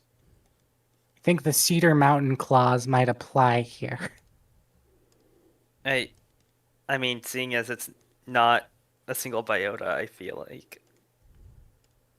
I know, but It's- I think it is worth talking to the audience about this. I should specify, not a single biota that's only difference is like 2 million years, but it's the exact same spot. And like things have barely changed. I know we talked about this. It's Yeah, it's definitely the case for Burgess that we probably should do up at least one other piece for Burgess. Shenley moment. Have to. Because As well. Marble or- Canyon. Marble Canyon. Wait until 2028. It's just going to be a labyrinth of Margarita. I know. I want to do Marble Canyon eventually, but potentially also the tulip Margaritas, this has beds. nothing to do with cocktails. I was gonna say, well, that day instead of burgers, it'll just be making Margaritaville jokes. Horrible. Thank you, Jimmy Buffett.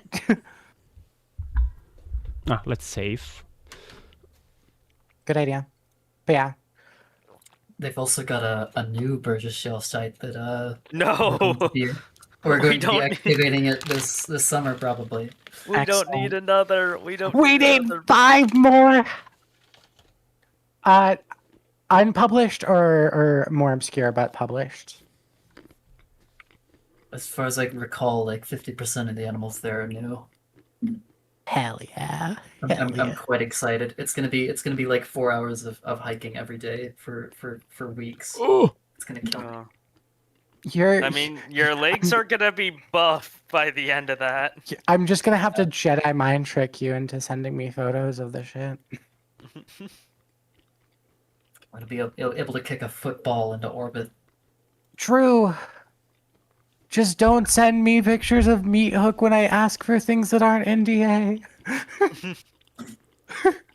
I submitted the Meat Hook redescription paper like last week, maybe a bit before after. ooh, I was actually about to But ask also- about that. But like, also, you sent me that Meat Hook image before the main paper came out, and I was like, Yeah. because I specifically asked, "Don't break NDA, please."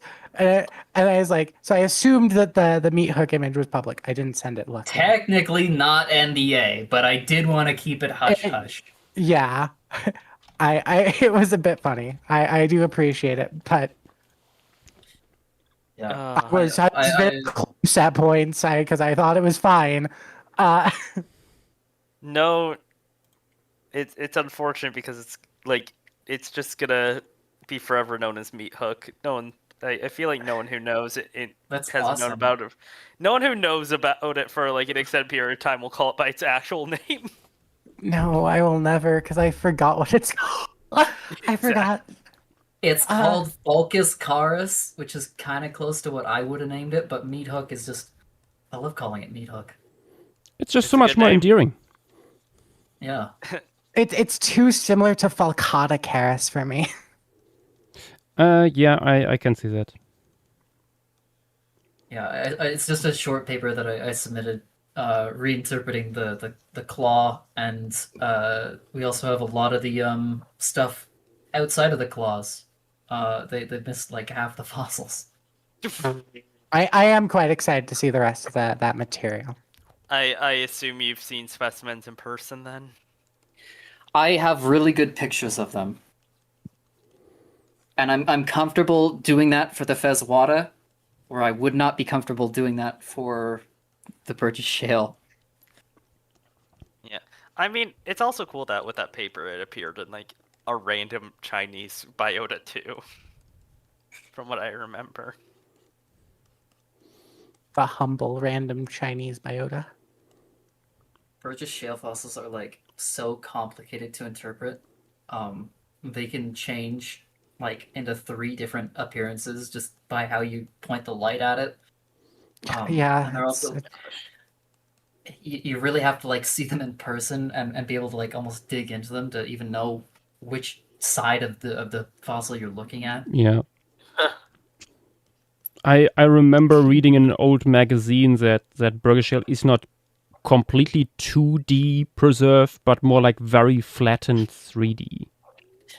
Yeah, I'm looking at some radiodon fossils right now from the Burgess Shale, and some of them are like body fossils, and we have the part and the counterpart, and they look totally different, and it's basically it's split down the middle of the animal, like through the interior of the Ooh. creature, and then you have to like kind of figure out which side is looking towards the bottom of the animal from the inside, and which Oh, side is God. looking towards the top. It would be so. Wild. I wish. I know this fucking technique is so hard to do, but the fucking Euryptrid technique, where you dissolve the rest of the matrix and then fucking have that. Oh, have these transparent looking Yeah. thingies. Yeah. Oh god, If you that could would figure out a way to do that with Burgess, it'd be probably extremely informative. Unfortunately not possible, and they're also like mostly just way too flat to Yeah, even, like, I- do a CT scan on. I assumed. Sometimes like the fossil can be like leaning into the shale, like one part of it is flat and then the other part is like going directly into the matrix. There's a lot of angles and shit you gotta consider. Yeah, but like Fezuat like- is very, very different in terms of preservation. That's like I the have dumbest- Fezuata fossils. I know what I'm looking at for Fezuata. I'm comfortable just looking at pictures. Yeah. Yeah, I assume it's literally everything but Burgess. You're fine just looking at photos. Yeah. At what point do things just not be like? If no other locality does this, what is Burgess shale preservation? Great Like- question, actually. Like if literally no other localities do this sort of thing, like what's the point of calling something Burgess shale like preservation if like they don't have that sort of like Been trying to figure that preservation? out for a while. Like it feels like it's You not. know it when you see it. You know it when you see it. Yeah, it's like that, but I like I'm just like, what is the difference between BST and just regular ass keratinization? But like, are there any other localities that have the like, you have to look at the fossil in person sort of thing outside of Burgess shale localities? Well, I mean, with like Changjiang, you could describe something from a photo, but if you wanted to be like really thorough, you could CT scan it for most of them. So that's kind of why I would hold back on some of those. Burgess shale is just a lot of it is just due to the lighting. It is impossible to successfully describe without seeing it and holding it. Yeah. God, I the fucking contrast of those black shales, because like I know the cast I had to use because I was making an image for a rewrite of an article. I had to use a cast of Anomalocaris because it's just so hard to interpret for the layman if I don't use a inverted color cast. It's awful. Yeah, I mean, with what Yash has on stream, you can sort of see what we're talking about. Like, Yeah, like that. But that would Waxy as a cast, right, Christian? That Wuaxia fossil? Looks like That was inverted. real. Not inverted. Like the ROM cast of the Anomalocaris that they have. Hmm? Because I know the original TMP specimen that they have for that really pretty Anomalocaris, they had to change the colors on.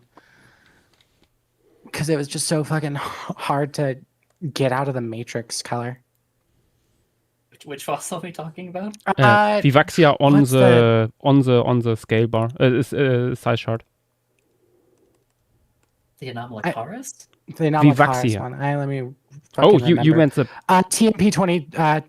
The cat TMP 2023-03-0003.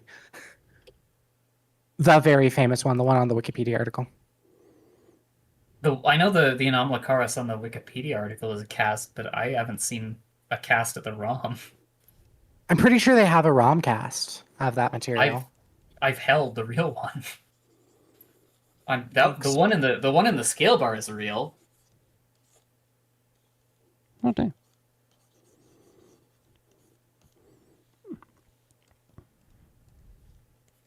Yeah. Fossilized, I would barely count that because the difference between the common and scientific name is like a single syllable. That's 2 letters long. It's really funny though. Like Tully Monstrum. Like at a certain point, like why not just you basically already know the scientific name. Actually Yeah. incredible though. It's a really good animal. I wish we had more names as stupid as Telemonster. Mhm. It's a good name. It is a really good name.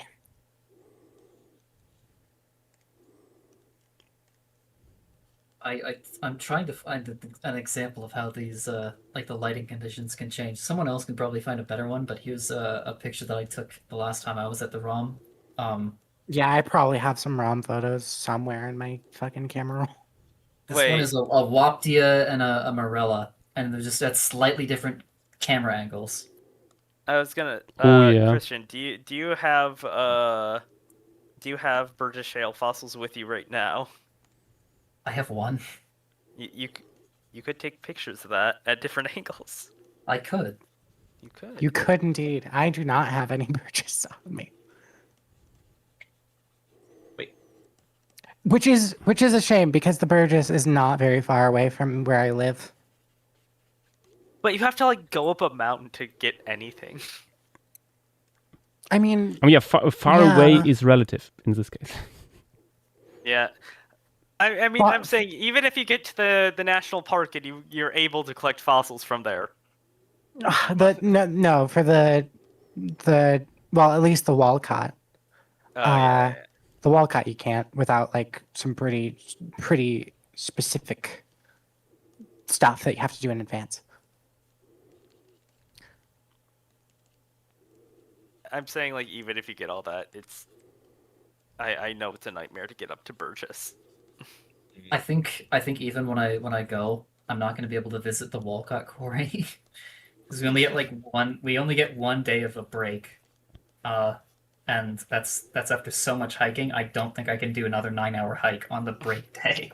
Just hike again, actually. Get It's- eaten by a bear. It's actually kind of incredible how little of the like I'd expect at least one of the Montanan fossil sites to be on a giant mountain. We don't really have that many, which is I don't know if that's a blessing. There's not one yet. Well, Because- How luckily many most people of- have most looked of the- on the mountains? Luckily, most of the fucking rocky orogeny is fucking what Mesoproterozoic or Neoproterozoic, one of the Proterozoics. Oh yeah, nothing. So- There's some stuff, but a lot of that area has been kind of ground into Precambrian rock.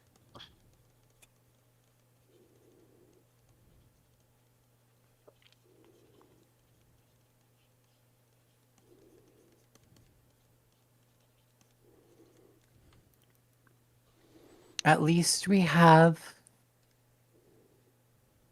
Bear Gulch. One At thing you least we might have not have beer. considered, they haven't dug at the Walcott Quarry in decades.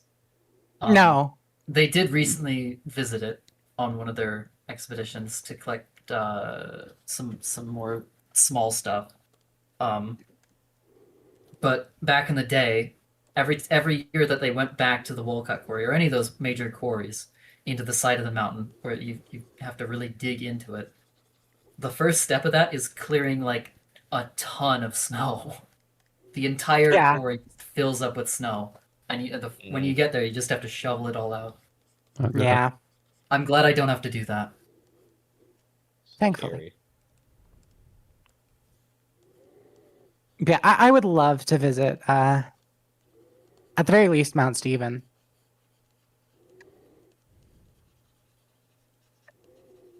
If trilobite beds are easier to get to than the Walcott Quarry. Yeah, the trilobite beds are much easier. Yeah.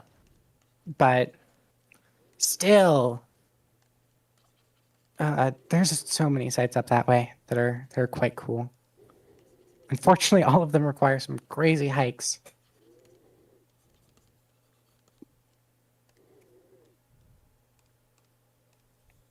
While they haven't dug at the Walcott Quarry lot, that Avadia vermis, the little funny lobopod that stands up, they had one specimen of that they were gonna do the description with, and then some random visitor to the Walcott Quarry found one in the talus, Nice. and now we have two. And so Jean Bernard had to like quickly tell the journal to hold off because we gotta add this one. Wait. That's a better one. I do love when that happens.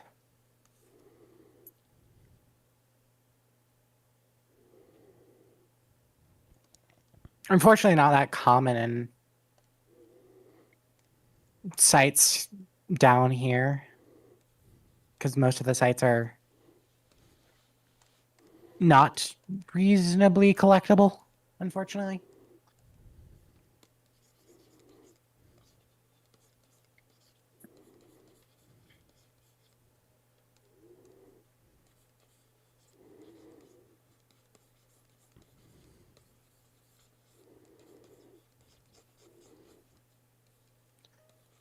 Yash, how many sponges are you gonna sponge?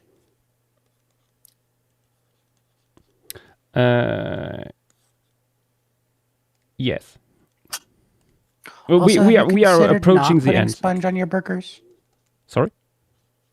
Have you considered not putting sponges on your burgers? I don't think they taste very good. I have not considered that. Thank you. Still gonna do it. But sponge cake, yes. Sponge burger, no. Make a good point there. Oh, also, the stream has a little visitor. Which Ooh. one? Whom? Wait, hang on. There. Supposed to. Yeah, there we go. Oh, he wants your burger. That's an incredible creature. Also, Incredible yes, indeed. Aberrantologist, we will add sponges till we have the bob. I might point out that at almost every layer in the British Shale, the arthropods do outnumber the sponges. Actually, incredible. But you can't build reefs This is- out of arthropods. Quite often, significantly. Here's Do you think a that's the layer by taphonomic? layer. What about taphonomy? I was asking if you think that's a taphonomic artifact or actually. No, there's- that's just real. If anything, we should expect less arthropods to show up due to taphonomy, because some of them can swim. But True. sponges can't swim; they just get buried. True.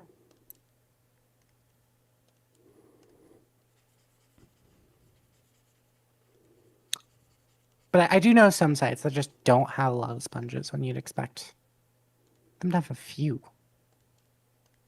Minus 455 for some reason has a no 445 has a ton of sponges. Minus 350. I'm doing a little piece with that layer, a little art piece, because that one has like a billion Canidaspis, and very little of anything else. You can see that's the one with the almost solid red bar the entire way in percentage of individuals. That's They almost were- all Canidaspis. They were all fucking, and then the fucking mountain or the cliff exploded on them. That's real. That's what happened.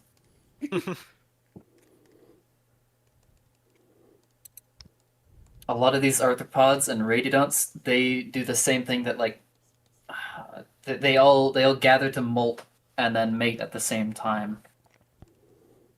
Yep. Maybe a If you little behind the lasso scenes them. thing. An early idea for the burger shell piece was to have like a shit ton of animal carries coming together to mold. That would be better for Wrong. the tulip beds. Yeah, I was gonna Yeah, say wrong yeah. biota. Yeah. I was educated, and we can't do that. Learned and That's listened. sad. However, I need my sponges. Fair enough. We need them for the sale. The burger sale.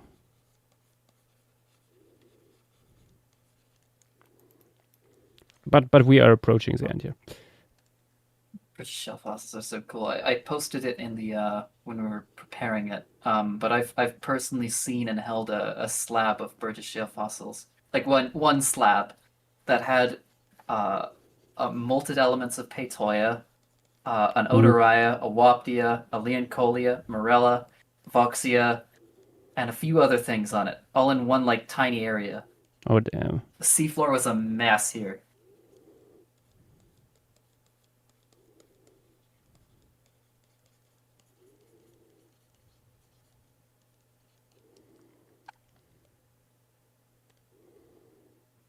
That's messed up.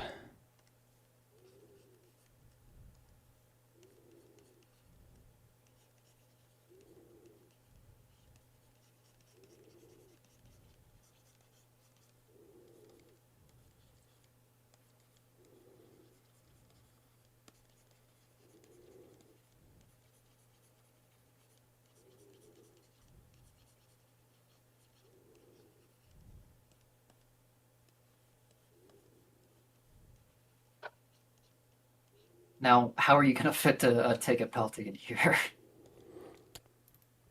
I think it should still fit. I mean, it doesn't need to be at the front.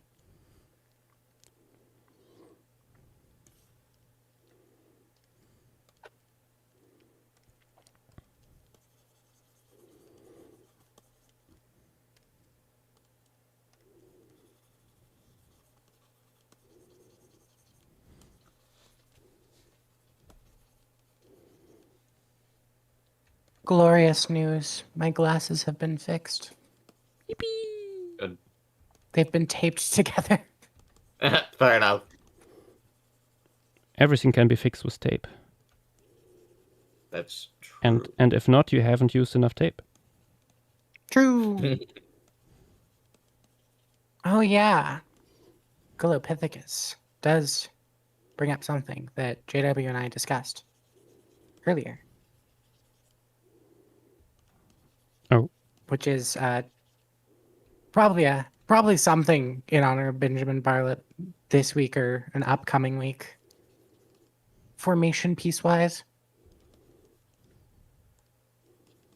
To at the very least add to the wheel.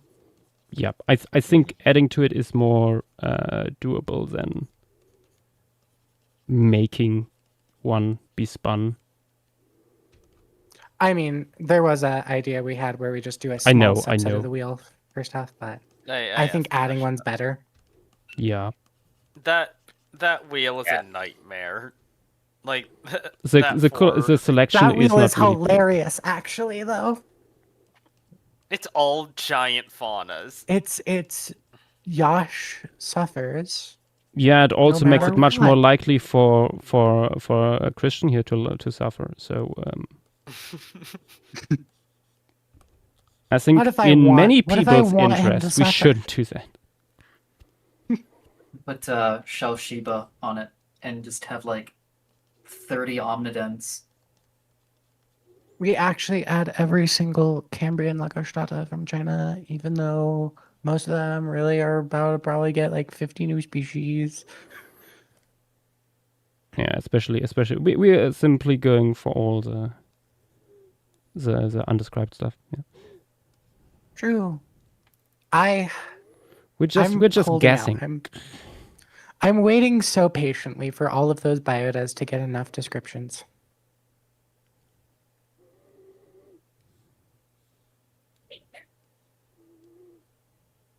Same thing with a lot of the Great Basin strata, because I know there's going to be way more. Has to be.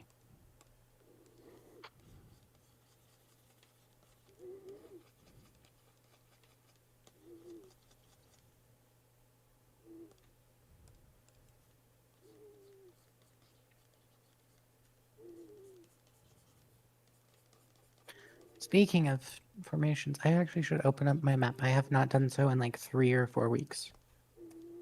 And I have forgotten what I've seen with my own eyes.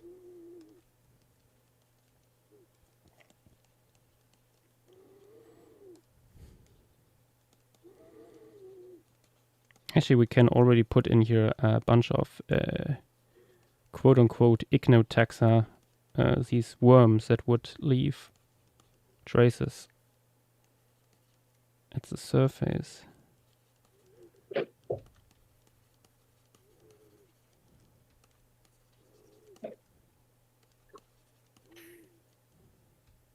We have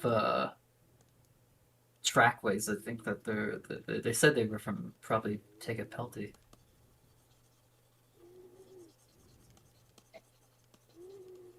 Hmm. JW, I'm going to send you the map.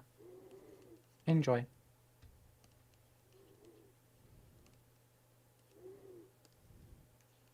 Good. That's just the stars for Paleozoic. If you need anything else, I can send another copy. Yeah. I need Actually, to interrupt. Go ahead. I was just saying, I need to interrupt the creatures watching so that she can be fed. La criatura. Sorry, that's all I had to say. No, that was a very important message.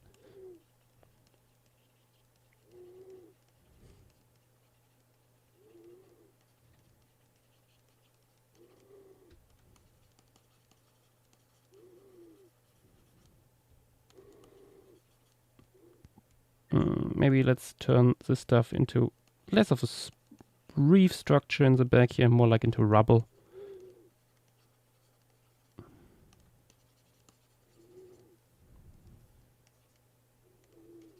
Memories of Sponge. Memories.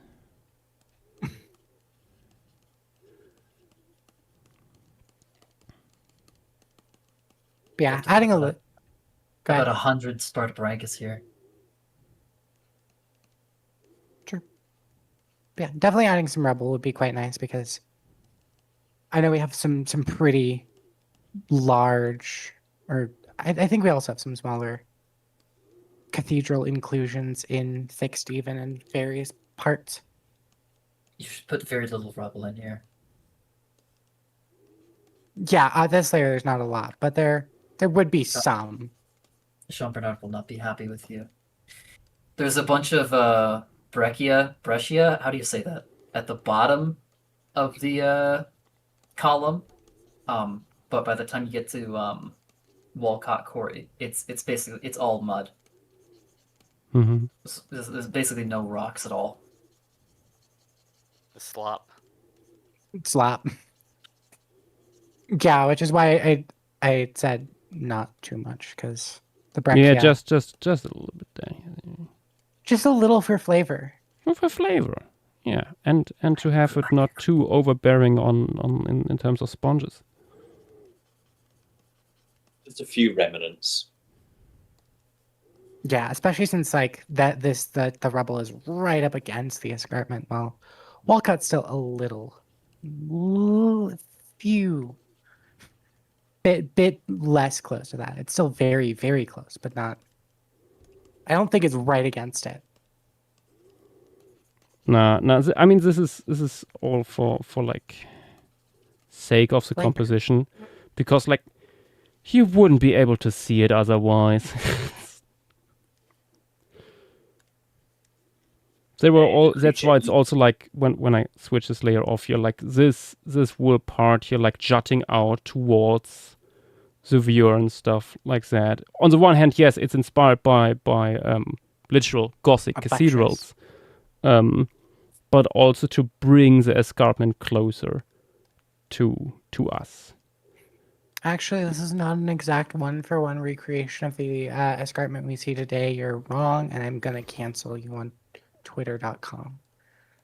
I was hoping somebody would do that. True.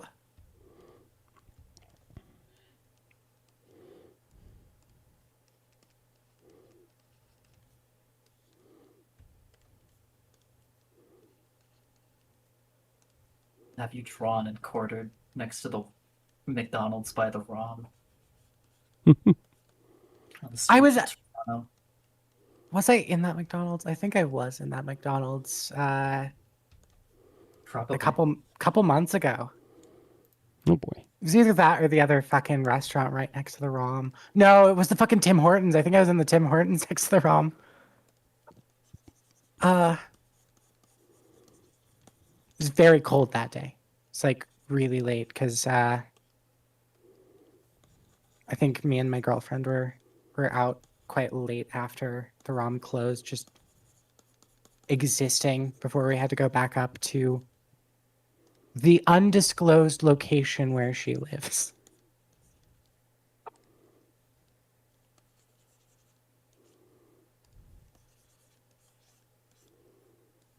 But damn, it's really expensive.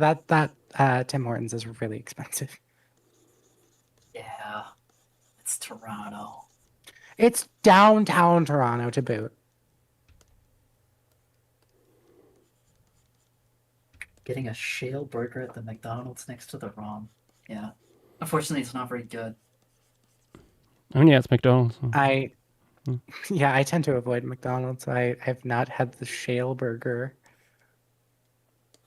I haven't It visited mostly tastes of mud, bits of trilobite. which also tastes like mud.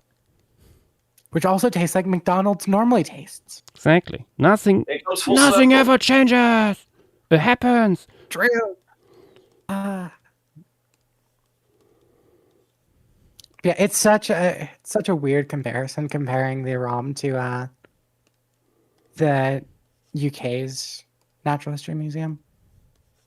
It's very I different assume- experience. I assume ours is better. Oh yeah, 100%. I'm sorry to the Natural History Museum of the UK, but it's so unbearably hot, and the specimens are not the most easy to view. I much Yeah. prefer the ROM. Yeah. I mean, especially, the fossil gallery at the top is quite dark. Many of the lights are damaged and have not been repaired. So there's some really cool things on display. Although mostly casts, of course, but you can't really see them because lights no worky. And then Dinosaur Hall, it's even worse. Yeah, it's bad in there, but I do like it. It's just unbearably hot in summer, and a lot That of is the, true. It's the definitely age of shows its age. the age of its of the building shows. Yeah. I think Meanwhile, London the is Dawn of just- Life Gallery is the closest you can get to heaven on earth. Oh, 100. I still think of all the museums I visited, which to be fair, it's actually not a lot. The ROM is my favorite. Because like the Museum of the Rockies has its own whole set of issues. Their they ignore the Paleozoic so bad it's tragic. They have okay lighting, and then 50 specimens of Triceratops and Tyrannosaurus Rex, because of course, and not all of them are Triceratops or Tyrannosaurus Rex, because they put Torosaurus in there too, and they put Nano as well, and it's just a course. whole mess.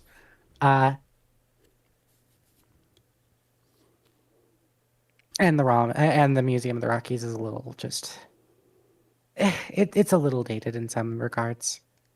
It's still so nice. It's very well climate controlled, so I don't overheat while I'm in there. But also, it's so out of the way. It is the most out of the way ever.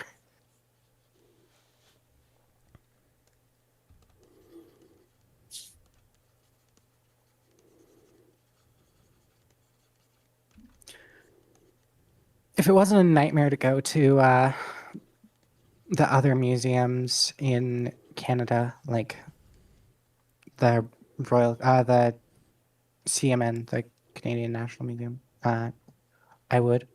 But it's so hard if you don't have a car. Mm-hmm. I want to go to fucking what? It's Ottawa. Is it Ottawa where that one is? Why would anyone want to go to Ottawa? That is a fair question. Canadian Museum of Nature. Where are you?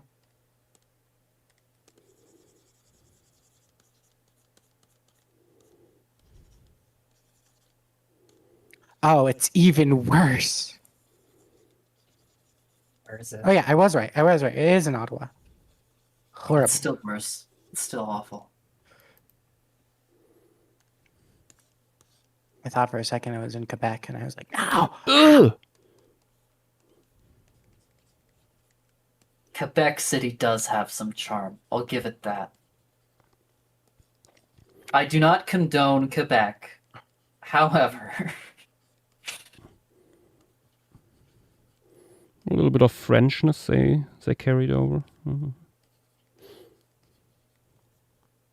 If you know my partner speaks Canadian French, no, you do not know. As far as you're concerned, she speaks English. That's it.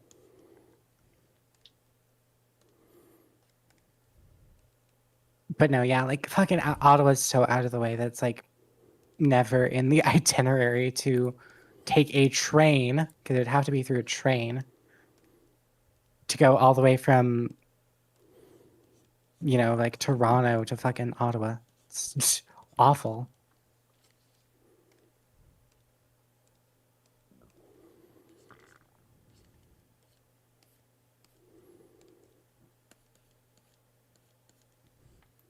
Okay. Quebec does make Canadian elections funnier. Oh, 100%. Oh! It always spices up Stretch it. everything. Imagine if, like, on the presidential debates in America, if they had the Republican Party, the Democrat Party, and then they had a third guy who was part of the Idaho Party, and he was only there for Idaho. And he answered every question about Idaho. It's so good. It's so fucking funny.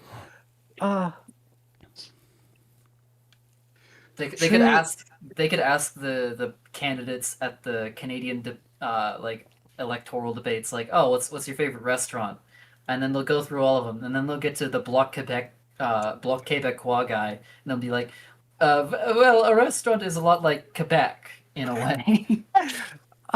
Shit. And they just have to give him room, like, legally, even though no one's gonna vote for him. He just has to be there. It is a fucking shame. Arc Osprey, the Royal Tyrrell is great. I've never been to the Royal Tyrrell, despite it being in, the neighboring province for me. It's kind of out of the way. I would love to go. I've heard nice things. I've been there. Drumheller Well- is really cool. Well, aren't you so special? Fucking vehicle maxing or something? Yeah, I'm not driving to Alberta. You have to rent one there. It takes 20 hours just to drive through Ontario. Like 20, I know. 25 I at least. know. That's like the distance my family would regularly drive for things. So It's basically the same distance. You might it might be a shorter drive to Florida from Toronto than it is across Ontario. Yeah, but at least you get to visit Thunder Bay. The most exciting location to visit. Hell yeah. Uh, but yeah, I would love to go because the Royal Trail has a bunch of amazing shit. Not just Borealis Pelta. When I finished my stuff for the ROM for the Dawn of Life gallery, they actually sent me an invitation for the opening. And you And didn't go. You could have met me there. I can't just hop spontaneously over the pond to Toronto. Sounds like a skill issue, actually. I was there doing my little table for like the first half of it, and then the other half I just went around and talked to the other artists. There was a ton of them there. Nice. Mm-hmm. I so I- wished I could have gone. I'm so fucking glad that when I last visited, the actual fucking rest of the gallery was open.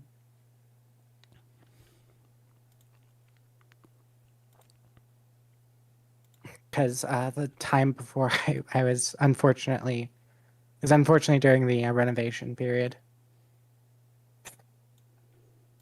Slightly darker overall. There we go. For other Rockies museums besides Museum of the Rockies, what do you define as the Rockies? There's quite a few lovely smaller local museums. Thermopylae, you got the Wyoming Dinosaur Center in Thermopylae. You have to go to Thermopylae though. Obviously, the fucking, if you count it, the Dinosaur National Monument in Colorado. That's a good one. I'm sure there's the stuff in the New Mexican Rockies that are quite good. If you Um, wanna see the most cluttered area ever, there's the Black Hills. Black Hills Institute, yeah. The Utah Museum has some good stuff. Same thing with Denver Museum of Nature and Science has some good stuff as well. There's quite a few museums all along that. Unfortunately, most of them are not like AM&H scale or anything, or the ROM scale, because they're, in the middle of nowhere. Sorry, Utah. But there's some cool stuff. You're just definitely not going to be like the one-stop shop to see all of Rocky's paleontology, because that kind of only really exists in the museums where a bunch of the stuff has been exported out and into a different state or country. Or province, in the case of the Canadian Rockies.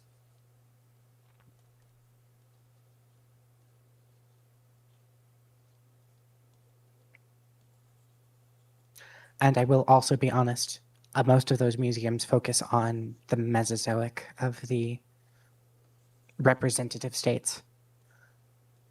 Some sites, like, I'm unfamiliar with the actual interior gallery, but the New Mexico Museum of Nature, that one might have some more Paleozoic stuff, since those people actually, unfortunately, do work on that time period. Unfortunately. I don't like the guy. What can I say? It's like, what if New Mexico had the awesome localities for the Paleozoic, all the way up until including the Permian, rare. And what if the worst person you know, what if he did all of it, actually?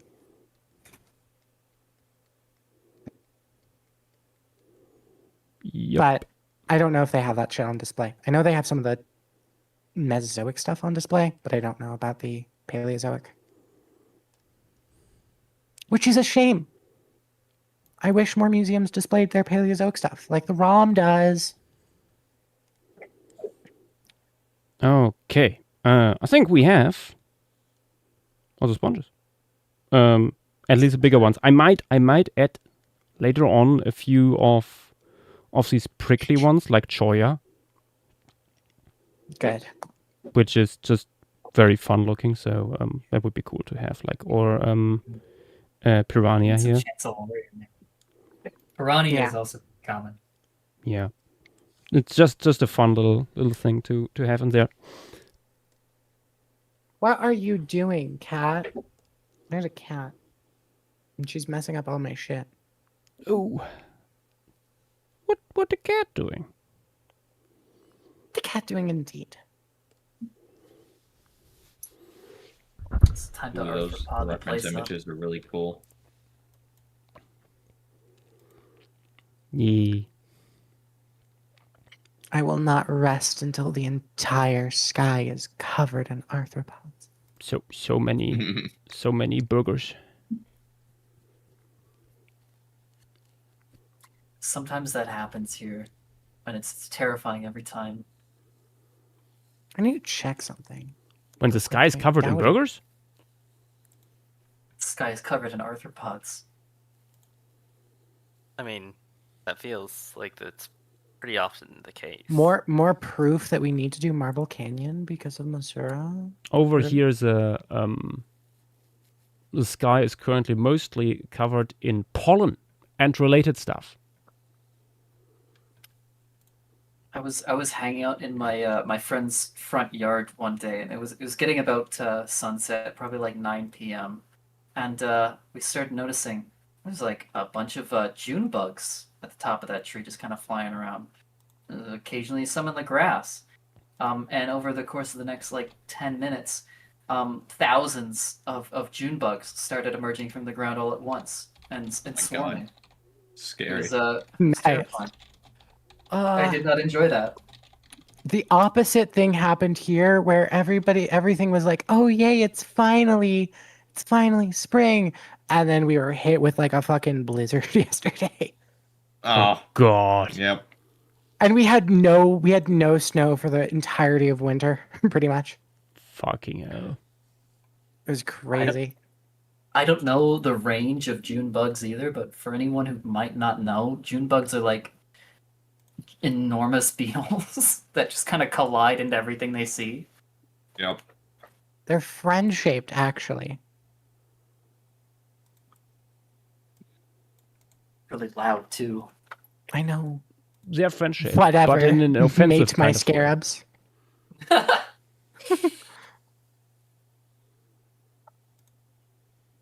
I guess it depends on the species. Because there's a few different things in that group.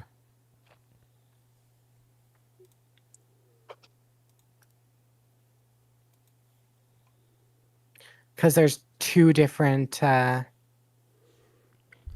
subfamilies. Riza and Dresden Kate, there will be Anomalocaris. One Anomalocaris. I see these Take it or these questions probably like way too late, but the query we are doing, Walcott query, is not famous necessarily for its Anomalocaris. That is different sites, but we have it here too. Much more common when it comes to radiodons is this guy here, Herdia, which is probably what we will do next. And Betuia. Betuia. You're going to get wrong. yeah, Oh yeah, the one we're we gonna will draw not. it. The one we will not touch because reasons. Because reasons.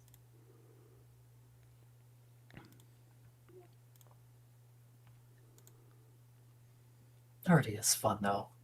Herdia is really cool. Both species of Herdia are awesome.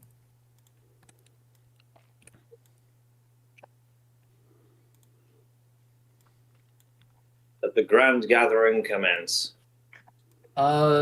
Someone should probably start posting Herdia references. If it, I can grab some too.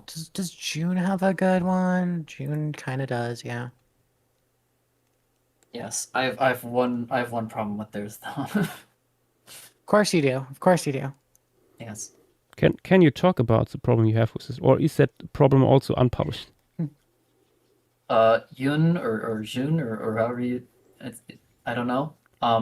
They went with the theory put forward in the Cambraster description that the mouth and claws of Herdia might be really far forward to the front of the head, which you'll see in their drawings. Compared to the previous interpretation was like it put them closer to the mouth or the Yeah, not the neck. However, I think that the neck is actually correct. So basically, in they're A in this one, while their B is based on Canberra raster. So You should use A though. yeah, A. Oh, but yeah, Also, with Herdy the has- oral cone like facing more forward and stuff. Yeah, okay, yeah. Yes. Also, they maybe put it a little too far back on this one, so maybe like kind of like right in the middle of the P element. I've seen private specimens of Pavancha, or one specimen which does show the oral cone basically right after the neck. Mm-hmm. You can kind of see it in the fossil though that you have as a reference there. The neck constricts a bit, and it's maybe a bit annulated. The eye stalks are Oh. annulated as well. I'll also grab the animation for range of motion because that's pretty useful. Use Yun's drawing for the flaps, though. I still think that's correct.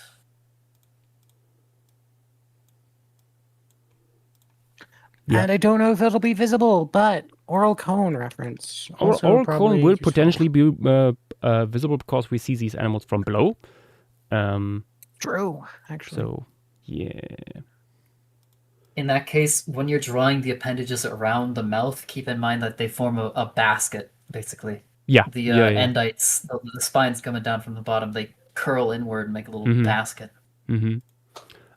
Dresden Kate asking, can you explain what Burgess is famous for? I'm not too familiar with the locality other than Anomalocaris and other underwater creepy crawlies. I mean, you're basically summing it up. There are many other underwater creepy crawlies here. You might have heard of Hallucigenia, Picaya, or Opabinia, an extremely weird guy. It is overall famous because of its incredible preservation. You can see here in so many details, so many things that other localities wouldn't give you. Like we have like trilobites here, and in other localities the trilobites would be the only thing that you find probably. It was Because also it's discovered like super early, Yeah, before we Yeah. had an very idea soft what was stuff. going on there. yeah. Stephen Jay Gould, who is one of the most famous recent like biologists, evolutionists, whatever you want to call it, he called it. He wrote an entire book about this site, and he called it the most important fossil site in the world. Arc Osprey, it's hard to say for Burgess Shale. This is one environment. This is one singular environment, and Yep. In the Cambrian, there is a lot of cosmopolitan genre. Yeah. Generally, no matter where you find a Cambrian fossil site, anywhere in the world, you expect to see some of the same animals, or at least groups of animals. There's some difference between like Avalon, Laurentia, and South China. Yeah, but like Tutsolzia, Yeah. for example, or Isoxis. Isoxys is everywhere. Yeah, Isoxis. Yeah. Also, Marella is pretty common, I would say. No, Morella is only found at this site. Morella Really? is Burgess Shale exclusive. Yes, I mean there's actually no. quote-unquote There's there's like one at like Balang or something. Maybe I'm There's one thinking in- of another Yeah. Morella morphs in. true. You might be thinking of quote-unquote Morella from Fezuada. True. I mean, I think also Furca Yeah, is relatively Totally common different animal. as a Morella morph. Morellas in general are actually not that common. Interesting. They're just so many of them in the Burgess Shale for no reason. Maybe I Everywhere just else, they're just simply kinda like- I got too many commissions and pieces done, including them apparently. Yeah. True. But yeah, obviously, we don't have every single like fucking type of environment in the Cambrian. We're still missing a couple. Nudge, nudge. I'm sure Christian probably knows of some that he can't talk about. But but yeah, you'll see basically the same broad strokes in many different places, but Burgess is a weird environment for other reasons, and there's plenty of things in Burgess that we don't see elsewhere. So you'll see the same beats, but there will be some difference in terms of specifics usually. Still quite a lot of diversity. Arc Yeah. Osprey 10, is Burgess Shale a good representative for the rest of the ocean during the Cambrian? That's No. what we were just answering. Yeah. Oh, okay. I think I missed it. Yes Sorry. and no.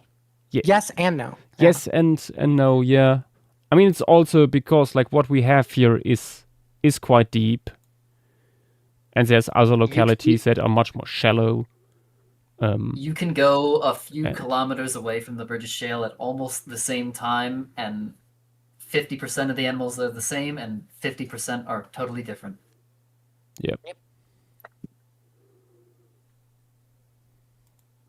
Truly. Yeah.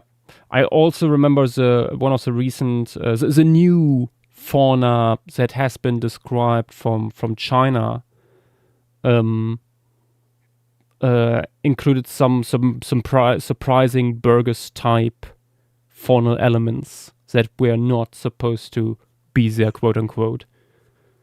Yeah. From the Ediacaran? No, That Hawaiian. The new Hoyan. one. I mean, there's a new Ediacaran one that's also a BST, so it's not very.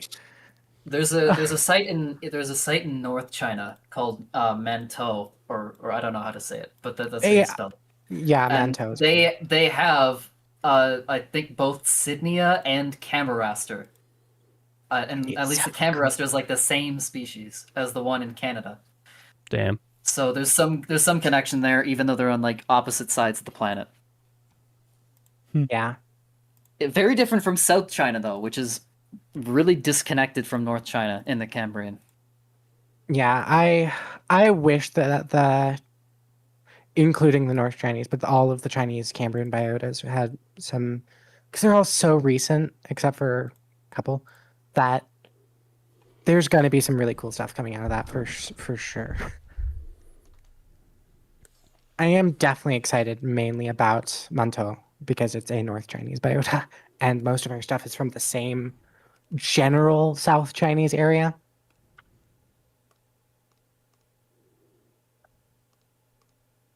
They could have called that all Xinjiang if they wanted to, do the Burgess Shale thing. Do the Burgess Shale thing.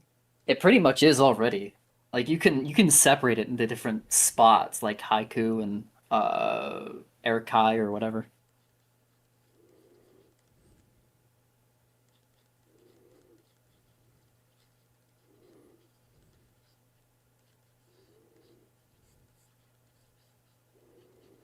You know what? Let me do like one larger herdia, and then I can use that as a template for like all of them basically, because I don't want to do like super actiony things with it.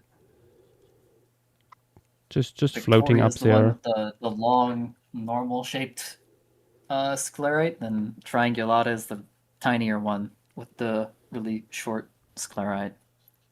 Yeah, I love the difference between Victoria and Triangulata because it's so nice to have really good references on the difference between them. That isn't their fucking appendages, because I know that's the case with a lot of. I don't think we can differentiate them. I believe you're correct, but I know a lot of species differentiation is based on appendage in a lot of different radiodonts. Yeah, most of the time it's a good indicator, just not for Herdia. Yeah.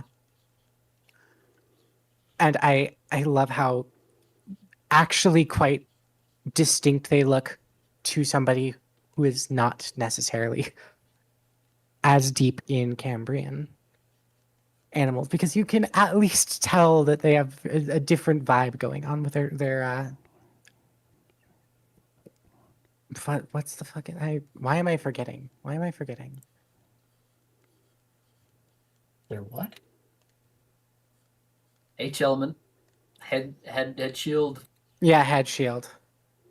Yeah. There's a bunch of different names for it. Who cares? The bonker. That is not one of the names. That one's new.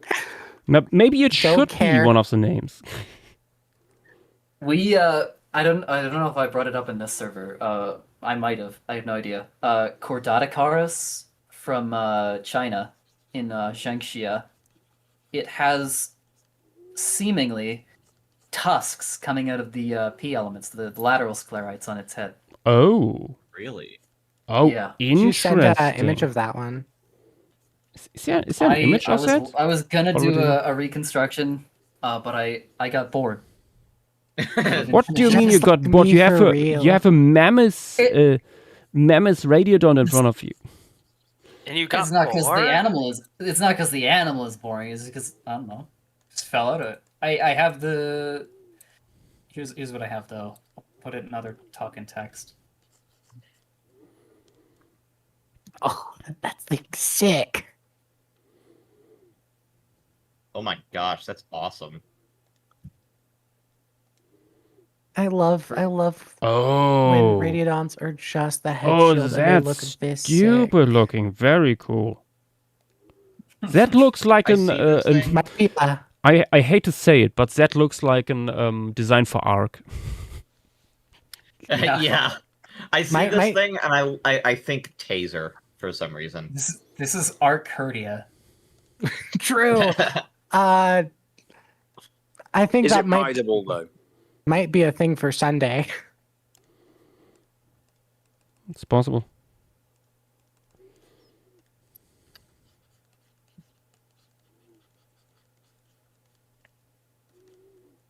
We don't have the tusks or whatever they are like firmly preserved. But at the very end of their P elements, the lateral sclerites, there's two very conspicuous circles that can either be some random fucking muscle attachment for nothing in particular that no other herded has, or they can be just spikes coming out of it.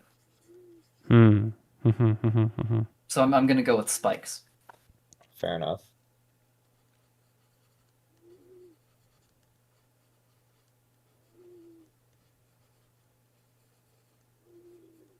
Why are radiodons awesome, actually? I couldn't tell you. It is cool. Just that cool. They're just that cool. For some reason, this guy gives me blimp vibes. That's the point. No, I mean I meant like just actually like the actual animal. Like I know. Onkifara, I mean, for information on radiodonts, a lot of places, Wikipedia is a pretty good starting place. Scientific papers. Ian has been putting a lot. I mean, yeah, of but work the in that Wikipedia. scientific papers, I wouldn't say is a Are good less starting point. accessible. They're less accessible. That's why I said Wikipedia is pretty good. Obviously, you're not gonna find like a few of the more obscure ones that are just fucking oral cones or the head shield or their appendages. Maybe not as complete, but like stuff like Herdia and the others that have pretty decent postcrania are pretty well described on Wikipedia.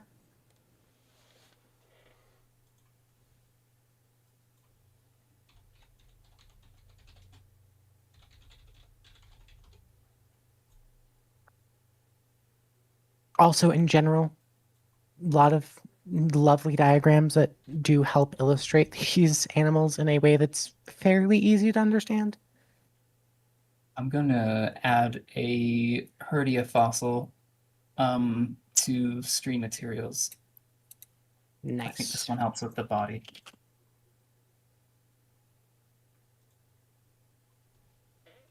Cambrian dude, I have pretty much that model on my desk of Herdia. Looks like a really nice model. It's the little guy. But as you can see, the body is kind of serpentine. It's really long and skinny. I love how every time I see Wawaxia, I just like it's just a pincushion. It's so good. It's a baby. No, I no. love Baby that Vivaxia animal are so baby. much. Because we actually have baby Vivaxia. Oh yeah, don't they not have the spikes? No, they have. They are just smaller and less spikes because there So- not that many so what spikes you- that fit on there. Good. Yosh, if you're adding segmentation to that Herdia, you better not be. Just a little bit. No. Nice try, buddy. It makes it easier for you to draw it if you don't include them too.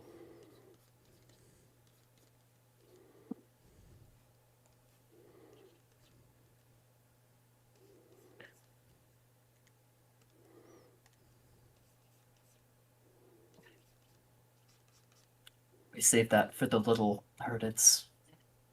True. And Lyra packs, I suppose. You can have a little segmentation. Wait, I don't know much about them. Why don't they have segmentation? They're soft. They're just little guys. They're so squishy. They don't have like an exoskeleton. They're just cuticle. It's just like almost like Really? leather. I didn't know that. That's We need a fucking Herdia stress ball immediately. true. In Mossada and Stanley Cars, which are both really small herdids, really basal ones too. They have the top of their body is sclerotized slightly, but it just fades into soft cuticle before the flaps. Mm. Yeah, I do really like that a lot. Or I don't. I do. It's very interesting that the people assume that every single radiodont is hard, when no, not necessarily. Kind of Lots of squishy. normal cars. Kind of mean, squishy, actually. I don't know if I would like think of them as hard per se. Just like when I see them, I think shrimp. I mean, I know technically shrimp are hard, but not. I would. Boss I, Spider walks up. Technically, shrimp are hard. That's a quote. I mean, I don't know. They don't. They're squishy enough. It's close enough.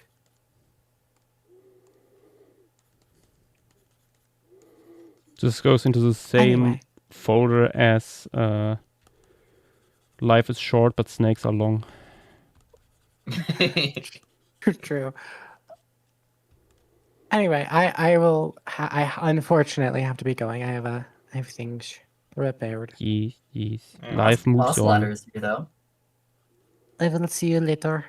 Soul for a soul. I see it. Bye. What a fossil See adder? ya. Do we even want him here? That freaky brachiopod. Look at that face. How Look could at you that not? face. Would you trust that man? Hello.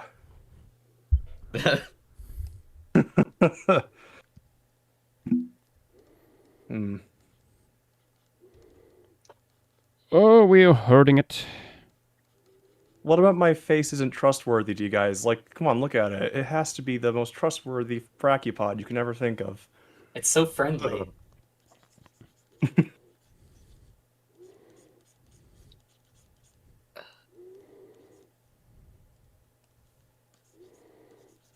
a genius, wouldn't they be more comparable to velvet worms in terms of how soft they are? I don't know if I'd go that far.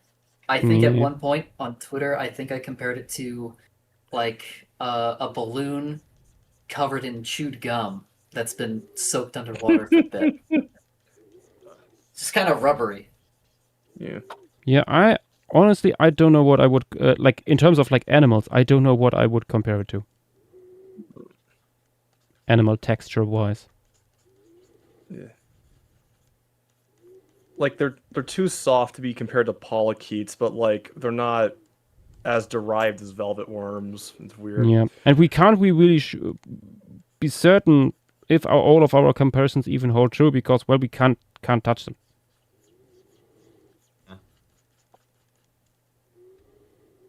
It's only I like can touch them. approximations. I can. Can't touch us. Doom doom doom doom doom doom doom. You can't touch them yet.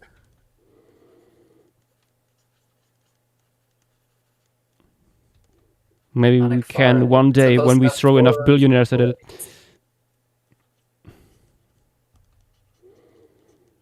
Come on, If by colossal blades bioscience, flaps, do the yes. thing. Blades.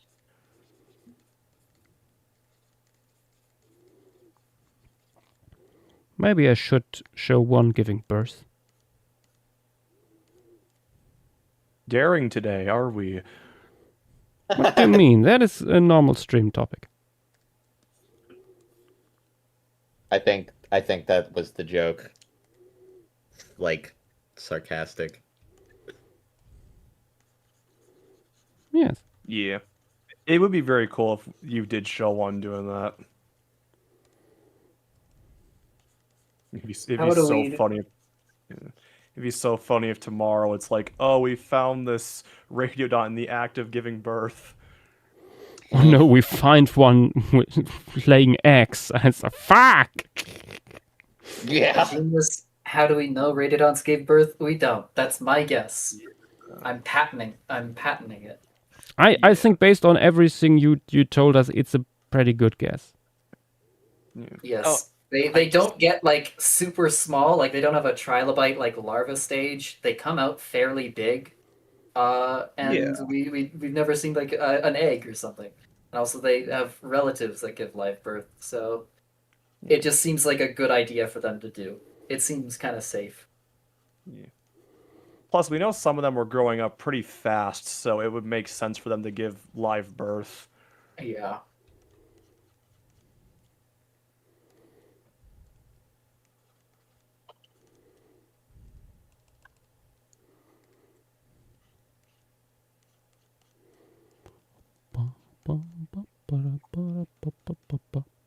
I got the correct appendage placement. Nice. Most likely, correct appendix. If I go onto the big description by Daly and Edgecombe of Anomalocaris, they say that based on like probably hundreds of fossils of appendages, they range between 18 centimeters is the biggest. We find those at Walcott Quarry. And then the smallest that we find are about 3 centimeters long. And then the body is like also twice that. So they come out like 6 centimeters long already. It would be a pretty big egg. Maybe Yeah. that's what Polingarian is. It would be That'd be very scary. funny if it was like one of those like really massive squid clusters. Like, Yeah. I mean, maybe they were like birds and like laying an egg every few weeks.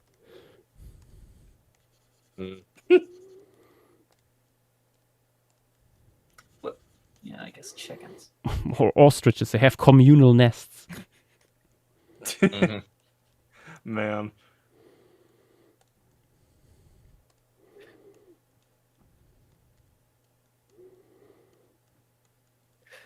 I think I made the eye here slightly too large.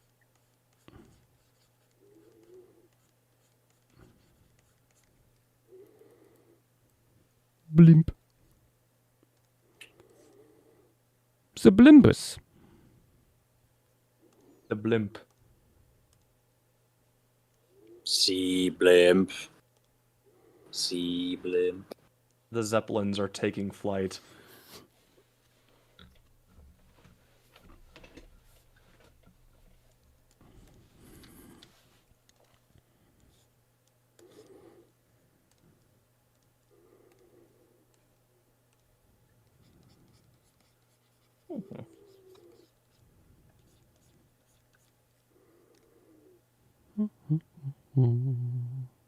Oh, I just noticed something. The P elements, they connect at the middle.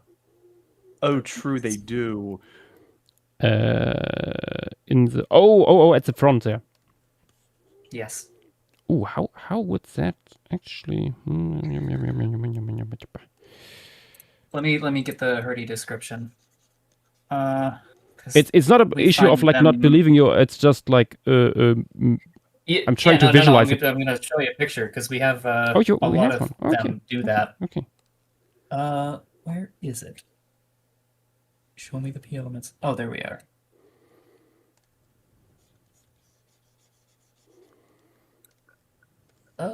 In stream materials.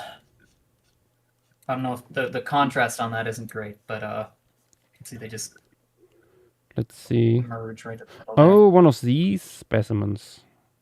That looks weird. Huh.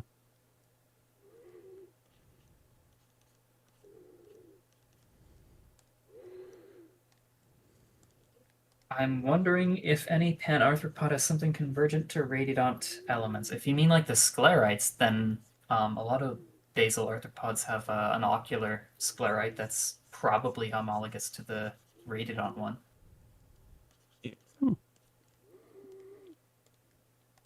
Like you can see that in Helmedia.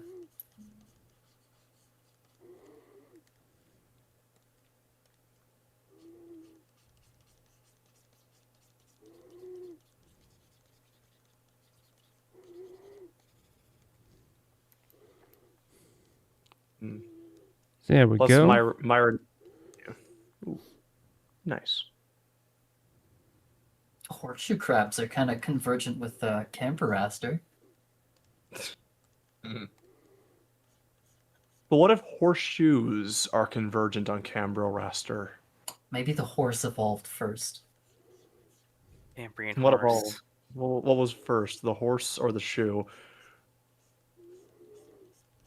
Can you imagine being a horse on the shore of the Cambrian, just looking out at the sunset? Not a Not plane being in able sight. to breathe. What? Yeah, I was Yeah. about to say, wouldn't it be suffocating? Yes, but it would be a very Yeah. peaceful few moments before that. Yeah, that is literally Right, the seahorses. meme man. Before it is then devoured by euthocarcinoids. A literal feast will last decades Yeah, actual decades. because like you wouldn't have fungus or like really anything getting onto there to Behold decompose the it. Cambrian horse. Yeah. Exactly like that. That's what I mean. Just looking at the sunset. Yeah. You would get the best preservation possible. Like it would just imagine just a horse being preserved in Burgessdale preservation. Yeah, Oh my forget gosh. forget Precambrian rabbits. Where are our Cambrian horses? Yeah. Right in the collection next to the Permian bears. Mhm. It's like Walcott discovers a Cambrian horse. It must be a sea cucumber, guys. No. He sees it and throws it right back. That's what Portalia is. Portalia, just the absolutely Messed up cursed remains of that. a horse. Ugh. You know, I wanted to also. I don't do a lot of like. I don't do a lot of Cambrian stuff often, just generally when I'm drawing. So I wanted to try my hand, but I couldn't really think of any good ideas for these guys, so they're kind of just generic for now. But I've got some of the big guys here, or I say big guys, Ooh. some of the guys, the most well known ones that have been sketching. The only I one like I have an idea for. Oh wait, what were you saying? I like the way that you like stylized the Cetal blades on the Anomalocaris. It looks like Lisa Simpson's hair. Yeah, kinda. I don't really have any like ideas for like them design wise besides like the only one I have from like from not hallucinogen. The only one I have from Burgess Shale an idea for is actually hallucinogenia, and my idea for it is basically you touch it and it you just instantly start like hallucinating because hallucinogenia. And also I think those spines on the back would be funny as like they just have this like super like hallucinogenic stuff in them, I guess. I don't really know what you would call that, but What happens when you touch Paleocampa? True. You can smell There's some colors. speculation that unarmored and possibly some armored Lopopods could be poisonous or at least taste bad if you wanted to eat them. That could be. We're going full circle I on would like doubt it. what would it taste like? Yeah. What? Yeah, it's every time marine invertebrates are brought up in this Discord, it always wraps around to, how would we grill this thing? I remember one time, like after like Phase 3 Atlantis, we like sat in VC and like discussed how certain things would taste. But that one, there was a certain kind of like an actual reason for that, because like Phase 3 Atlantis was like right before like humans would have potentially been able to get to the islands, I think. So like it was just like, what would humans make out of these like animals, like if anything? Because I remember I made like I made like garlics and mushrooms and all kinds of like stuff that would have been able to be edible for Atlantis, and stuff like, you know, that could have been made into like spices and stuff. I'm just Really imagining that interesting to think about it. humans arriving at Atlantis, they just go nuts over the cannabis trees. Oh yeah, I almost forgot those existed. The Highlands. Yeah. Certainly a highlight. Yeah. Honestly, as far as the Atlantis stuff, probably one of the things I'm most proud of from that is probably the I'm still really proud of the like fake elephants. Those were really fun. Oh, the Trunkosaurs. The pseudophants. No, I meant specifically my Trunkathere that got into like the swamp, I think. That one was that one's Oh, probably, I think I like, know which one you mean. Yeah. yeah, the pseudophant. I remember that guy. He was awesome. Honestly, surprised he got in just generally, because he was a swamp like elephant, not even elephant. I don't even remember what Trunkatheres were evolved from. Pantodonts. Yeah. Yeah, Atlantis was fun. Kind of wish I was in the I was actually in the Discord for the first phase of it. I joined shortly after the first phase, I think. Like I joined right as it ended. Or not right as it ended, but a little, like maybe a week or so after it ended, I think, if I remember correctly. How many years at this point? Because like,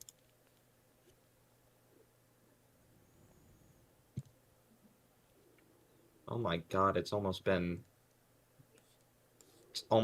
4 years. That's crazy.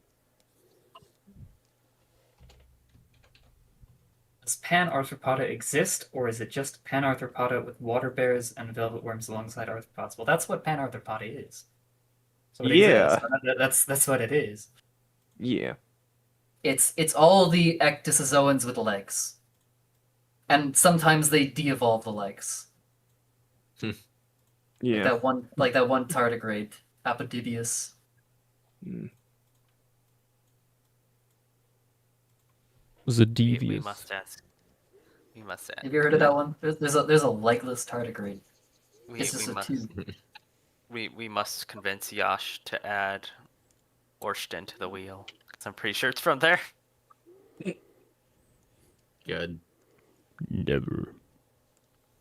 That's something that we could use our wishes for. That's enough.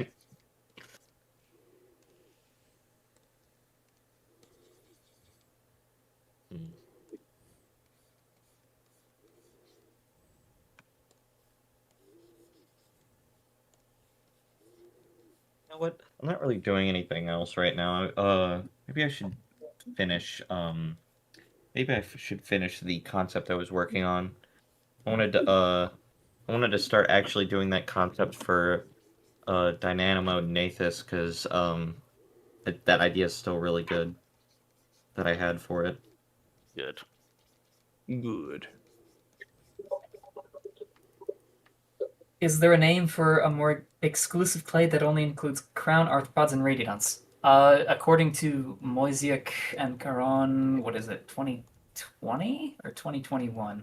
The Stanley Karas body paper. They just say that clade is arthropods.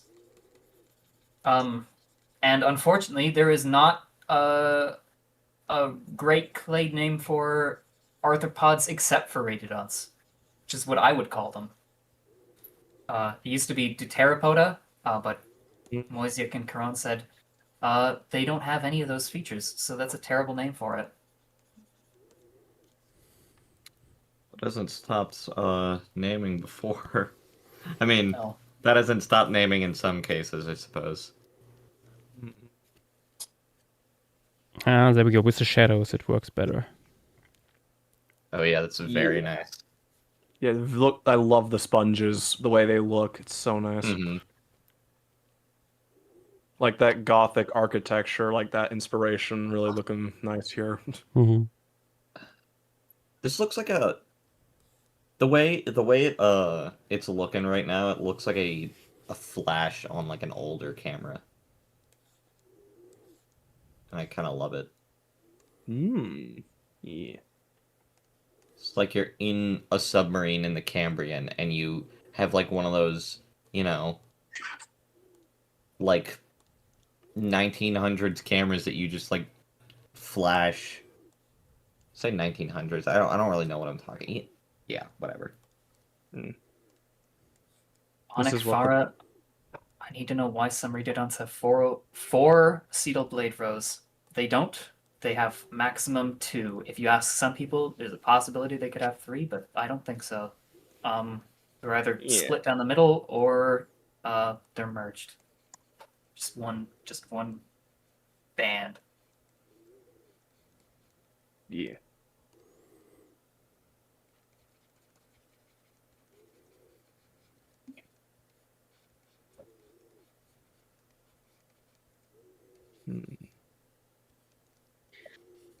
It could be nice to have one of these Herdia sediment sifting at the bottom. Yeah, that'd be cool. Maybe.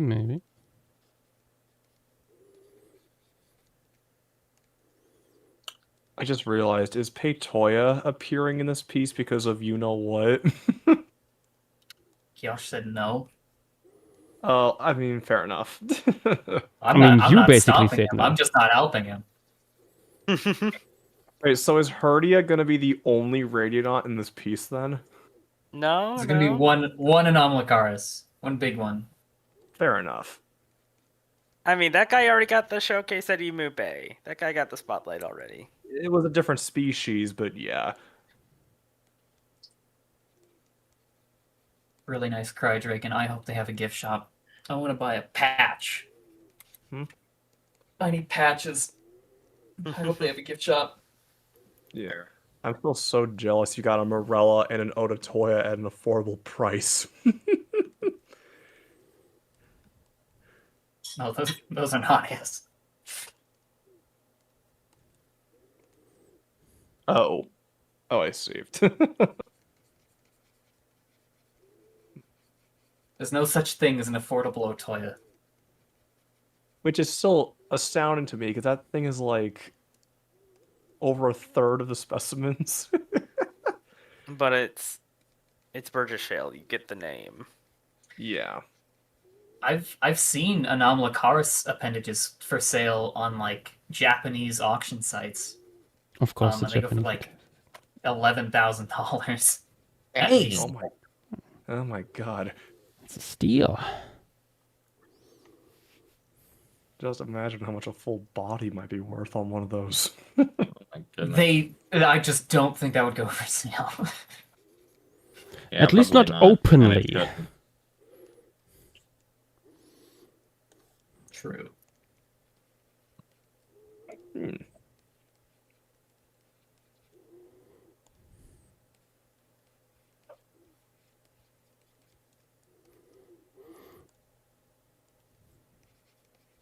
I'm still kind of upset. There was a really nice Ugigopsis, the main trilobite from the trilobite beds on Mount Stephan, where they also find a lot of the Anomalocaris. You can't collect those either, but there's a ton floating around from really old collections. Not a ton, because this one still costs. It sold for $300 to $400. I just missed it because it was sniped from under me, and the guy who bought it, who sniped it, immediately put it back on eBay for $3,000. Oh my Ugh. gosh. Oh my god. So mad. Get fossil scalper, what? Yeah. That's crazy. God.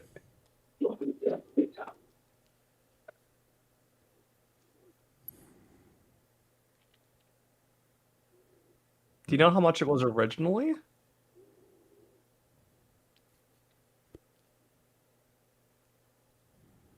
Pardon?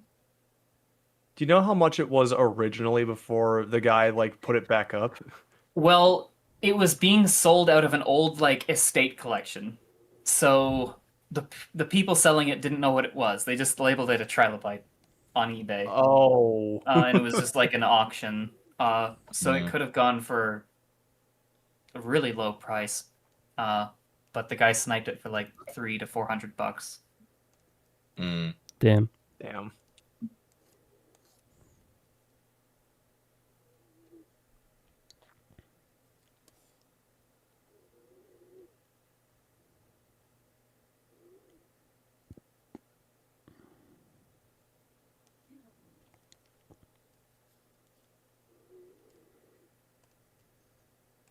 I'm considering like replacing the branching species of Hazalia here at the foreground with something like for example the big round one up here, Chromulus spongia,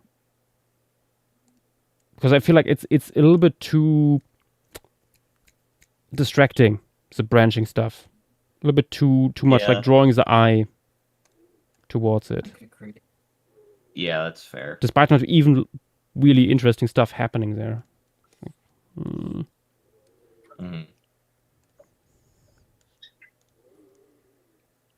Mm. Besides, we might need a taller sponge in the foreground for whatever Lilliputian decides to worship on top of it. Yeah, I mean, and we have big sponge set and stuff here. We gotta get Novadia vermis in there, even though there's 2 specimens. True. I don't care. We only have 2 Lobopod, or like 3 Lobopods here. And one of them is so stupidly rare that you have to like find the individual strata layer that's found in.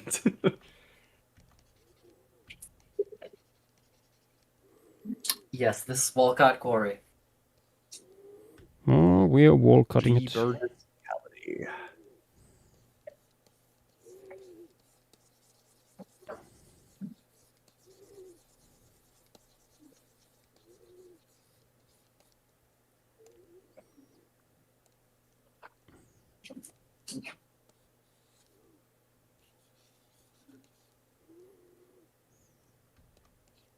I got bored today, so I just decided to do to revamp the Wikipedia article for that Coriolis species that Avery was talking about, the fossil one.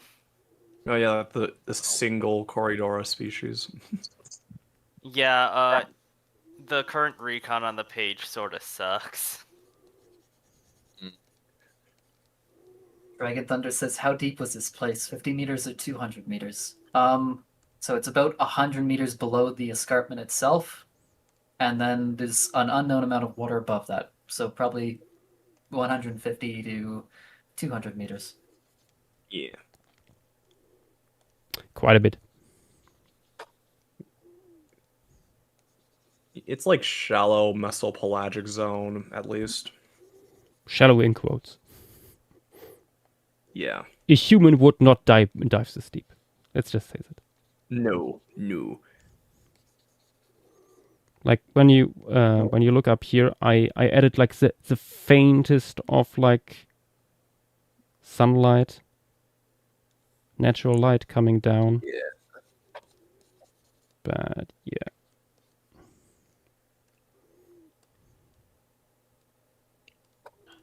This wasn't the original size I was gonna go with, but just kind of throwing Dynamognathus in my my template here. I actually kind of like this size because it's perfect enough to where it can wrap like around a person, and I think that'd be silly. I say silly. Oh my but, god! Thank you, Antoriano. That is an incredible true. one. Mhm. However, Yeah. you are too late, Antriano, because we already did that at some point with me. But yeah, this thing is like it'll be cute until it wraps around you and then, you know, bites into your neck and steam cooks you. Still have to write down its ecology. I just need to figure out how I want to word it. Also, Don't say Cryodracon. Ew. Also, Cryodracon, I love the Burgess Shale diorama you posted. Really, really sad what happened to the Anomalocaris model in that, though. Is that like the orange one? Yeah, it's the orange one that fell and it just broke. Ooh. Not Lobster Anomalocaris. That one's at like Oh, okay. States. That's the one no. I was. That's the one I The was red one's imagining. like that red one's in Texas, I think, right? Mm. The Terrell one was not that bad. It was kind of like I think it was based off. Is it Collins? 1995. It's got to be a picture of it. Yeah, like lost media now that it's destroyed.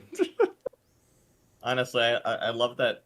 I know it's super inaccurate now, but I still do kind of have a soft spot for that orange Anomalocaris. I think it's really silly. It's funny looking. Yeah. I have a love-hate relationship with that thing.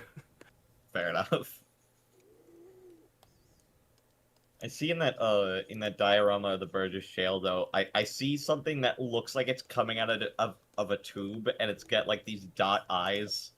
And it Yeah, looks that's really silly. Yeah, that's Odoraya. That's Odoraya before we found out it had like proper mouth parts.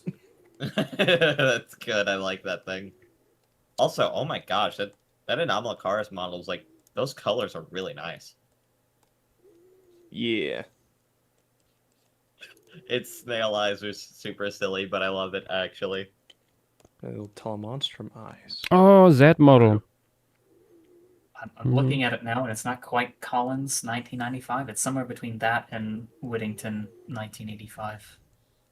It's not based off any particular paper, I don't think. It's interesting. Like with these guys, the way we imagine them like is still so rapidly changing that any life reconstruction can easily, within a few years, sometimes even like a few months,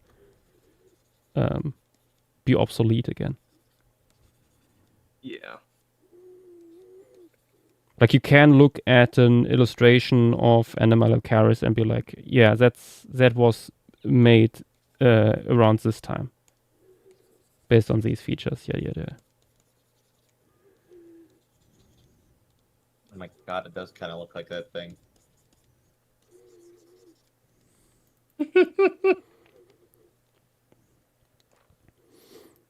Yeah, I think this works better. Yeah, that's very nice. Yeah. Like I made it on a separate layer. Let me for comparison.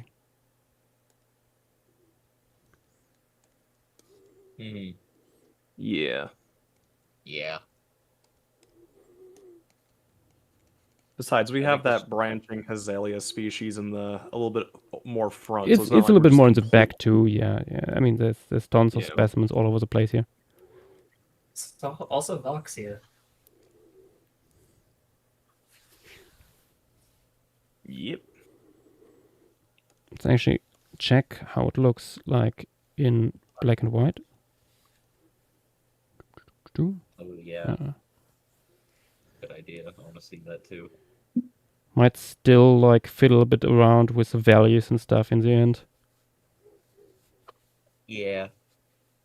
Still looks really cool though. Yeah.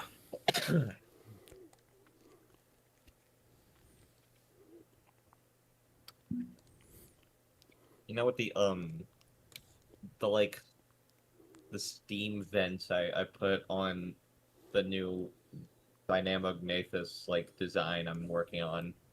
It kind of gives me the vibe of those old like sea map like monsters. The ones that would have like water coming out of the nose or whatever. Yeah. I kind of love it.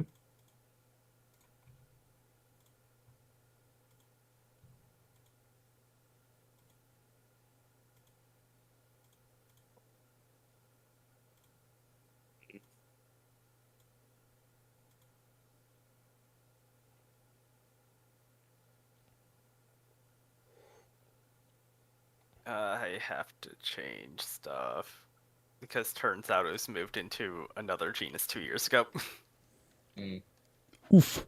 It's just the sister genus. I just need to mess with the tax box. Alright.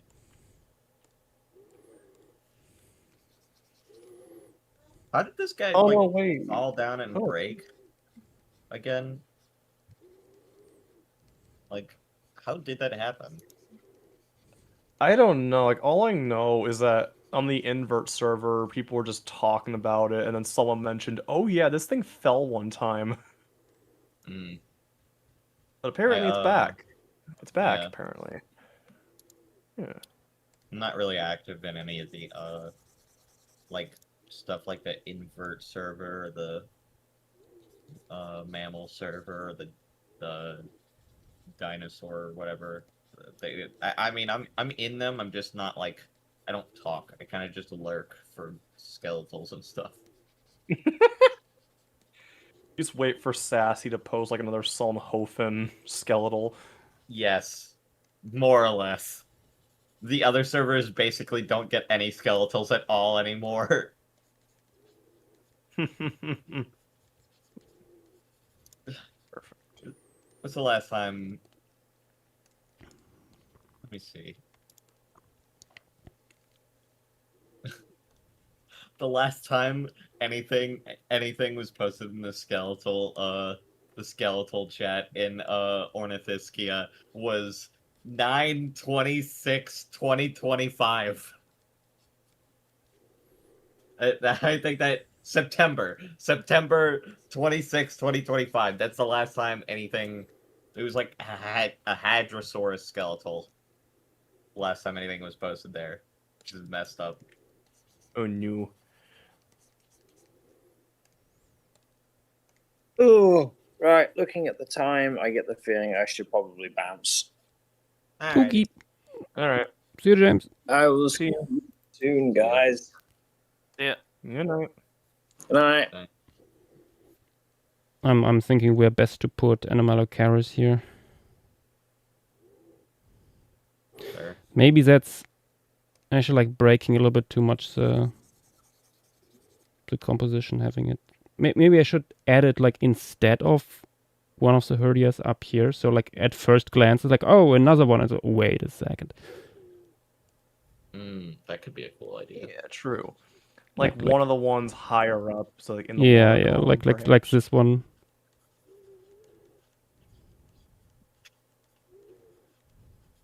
I would say. Jesus Christ. Hmm. One of my cats is calling. I'll be right back. All right.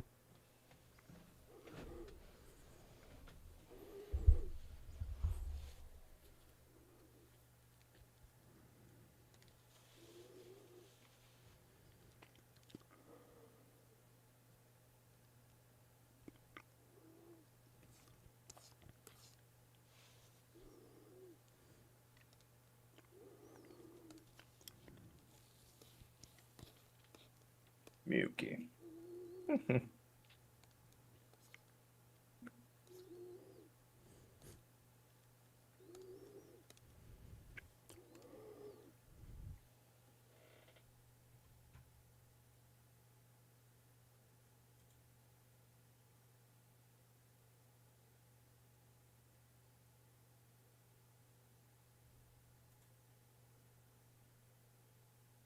Are you in need of Anomalocaris references?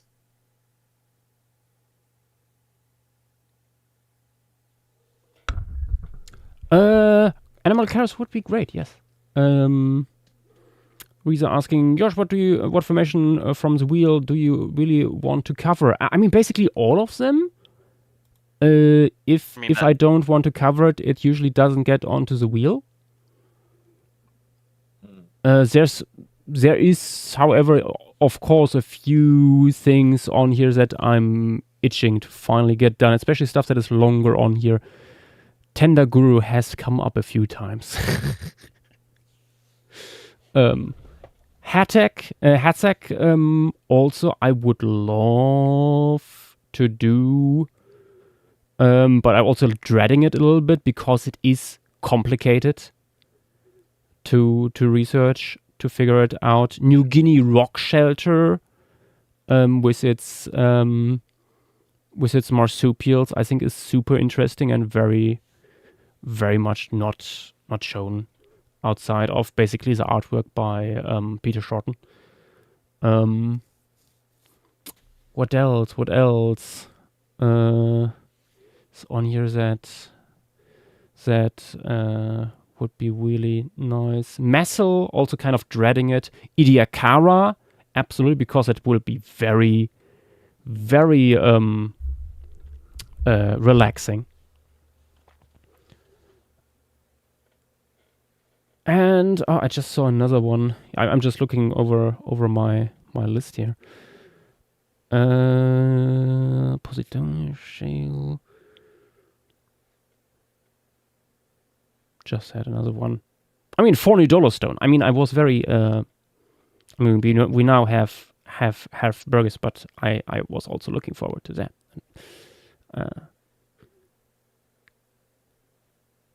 Yeah, no, there's many things on here. That Haraichi with the ultimate bird. That will be cool. Oh damn, a 3D model. Maybe Yeah, that Maybe- one's mine. maybe we I can guess so. maybe we can spin Birdie for a fourth time.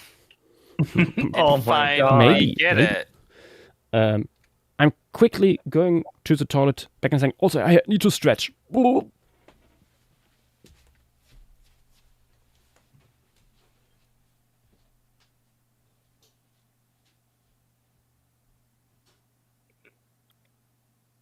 Yeah, that model that I made is probably still the best reference for him.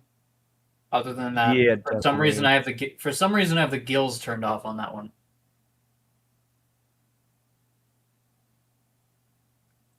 Which honestly I do like because you can kind of see the trunk texture better that way.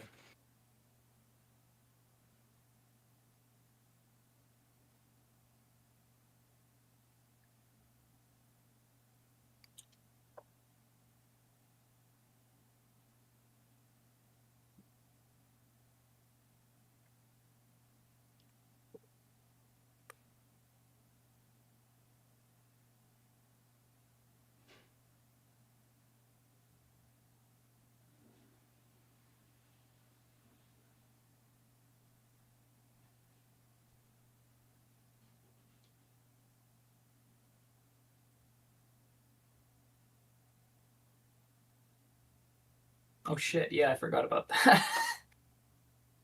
That's somewhere here too. What? The whole model. Not funny. Yeah. One's life size too.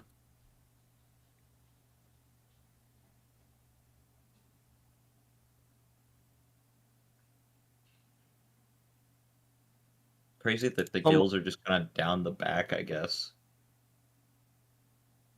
I have been arguing about that so much last month.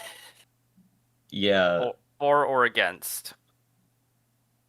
Um, about where they should be. Ah. oh. I think that they're at the top. I think they're on the top of the body. But everyone from the ROM thinks they're on the bottom. Hmm. Honestly, either way, Annika, it's kind of weird. Anakafara, would Radiance have had an irreversible pharynx? Not really. No, I don't think so. At least, right? Reversible pharynx, It- like coming out? No. Yeah, it wouldn't have shot out. Yeah. Sadly, we haven't really had a good paper going over oral cone biomechanics yet. Yeah. Yeah, keyword yet.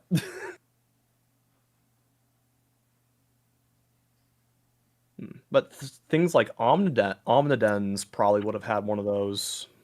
A little bit. Didn't I draw that at some point? Yeah, you did. You draw one like just vacuuming the seafloor with it. I meant like someone was asking about this earlier. They wanted me to like make a renewed diagram of the Pandalorian mouth. I think I have it somewhere. I was just clearing out some old drawings from Procreate. Something kind of interesting that I only noticed in detail couple weeks ago, I guess. Cambaraster, at least, could be more, has tiny teeth slash denticles lining its entire pharynx, the inside of the mouth. It's like sandpaper. Yeah. So it's got like the initial circle of teeth, the big plates, and then it's got a smaller number of like tetraradial plates inside that. And then past that is the pharynx, and that whole chamber is also lined with tiny teeth. God damn, I'm not sure I had seen the finished 3D model before. I'm tempted to send you a model that I did recently, but I can't show it. Oh boy.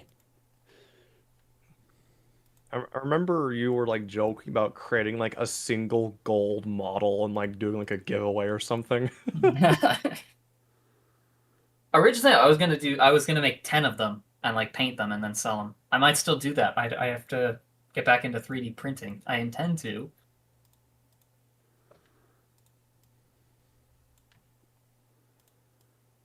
But yeah, those models, they should be fine put whatever you need.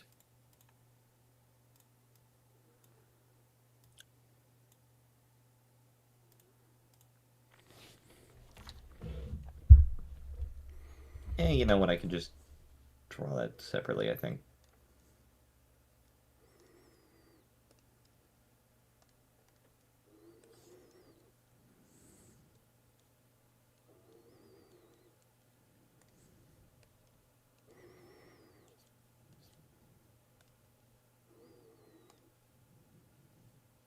Got a description for this guy now. Now I gotta start on the line art.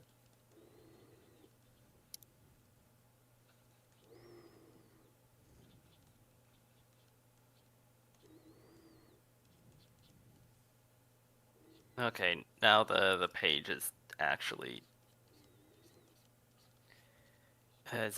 done.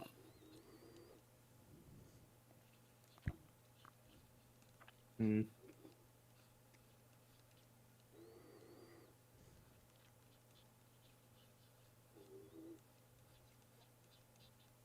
One thing to remember about the frontal appendages on this guy, they would have been like roughly half of the total body length. Mm-hmm. 1/3 to be exact.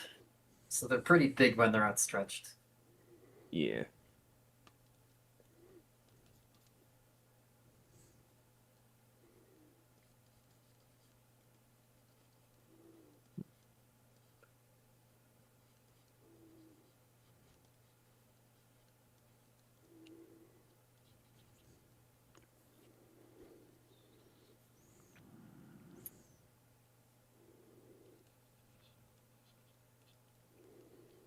Oh yeah, true. They were also very thin. Thank you, Cambrian dude. Like depending on what angle you were viewing them I from. mean, you see it here in the model, I think, really nicely. Yeah.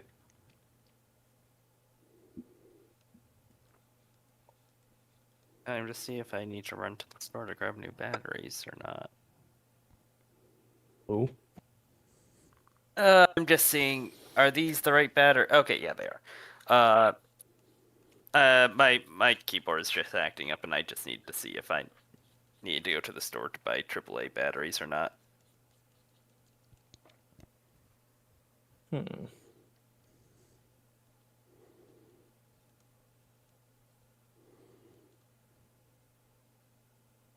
The new sketch I did for this guy, I made him very worm-like, and I'm kind of loving it. Very, very fun to draw. Hmm. You know what that reminds me of? That sketch you're doing for Dynamanathus? You know, I forgot what it's called. That one Triassic Archosauriform that was like semi-aquatic. What was it called? Do you know how What little was that it narrows called? it down? Are you thinking of Van Clevia? Yeah, Van Clevia, that's it. Oh yeah, that guy's cool. I don't really see it though. Yeah, I don't necessarily see it either, but that guy is cool, so. Eh.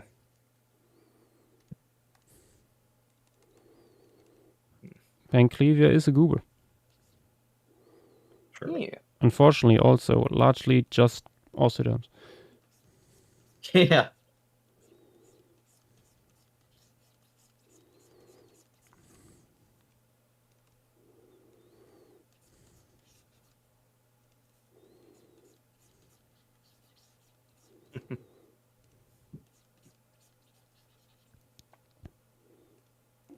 Yeah, maybe that. Maybe the simpler pose is it. I like doing poses like this, doing like squiggly lines almost.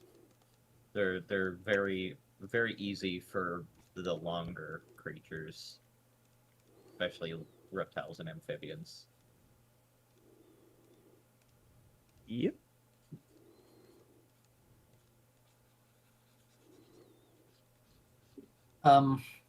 Something important to keep in mind is that the largest flap on Anomalocaris is the third one after the neck flaps. So Hmm. it's not like I see. it I doesn't see shape it. like a hemisphere. They taper a lot more in the back. They're very front loaded, front heavy. I don't know what you want to call that.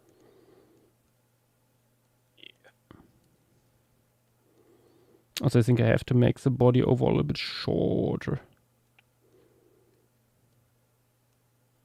More like that.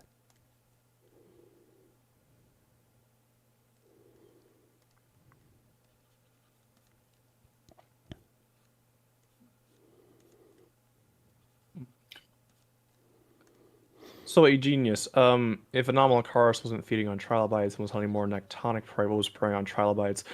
We have radiodonts from the Burgess Shell that were hunting trilobites. Like the Emplectabellua species from here was definitely hunting trilobites most likely. None from this quarry though. Yeah. Peytoia, Anomalocaris, Herdia, they could have hunted trilobites when they were molting. And as for trilobites when they were fully solidified, Sydnea. I mean, yeah, you, Sydney. you could imagine like a trilobite like mating / molting ball and just like Anomalocaris just coming down to steal one of them off the top.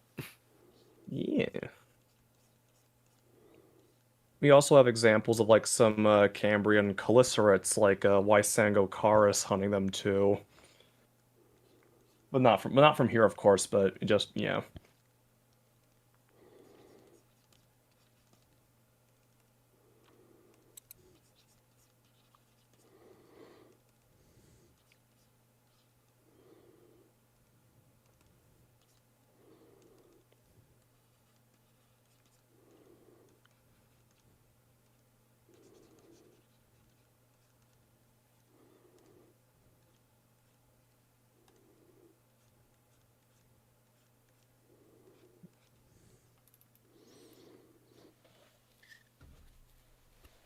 Also, in the model that I did, the 3D printed one, you'll see there's a little central blade sticking out of the tail.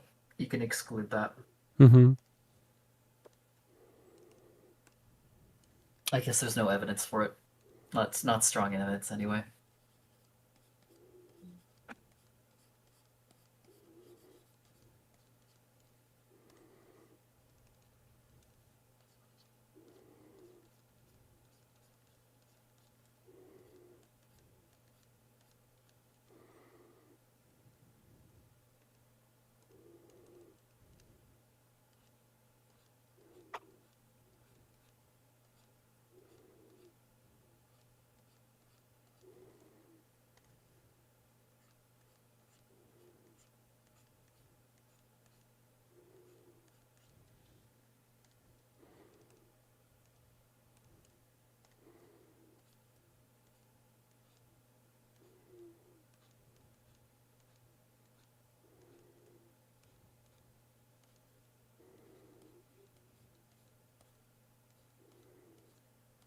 What a goober.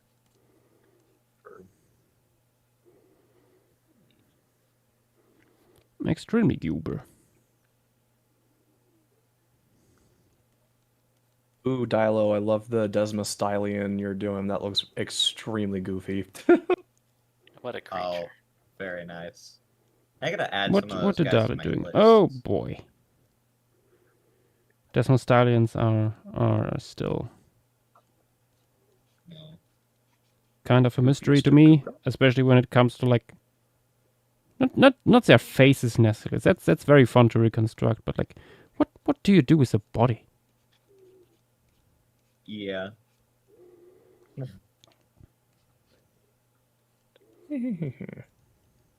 Hmm.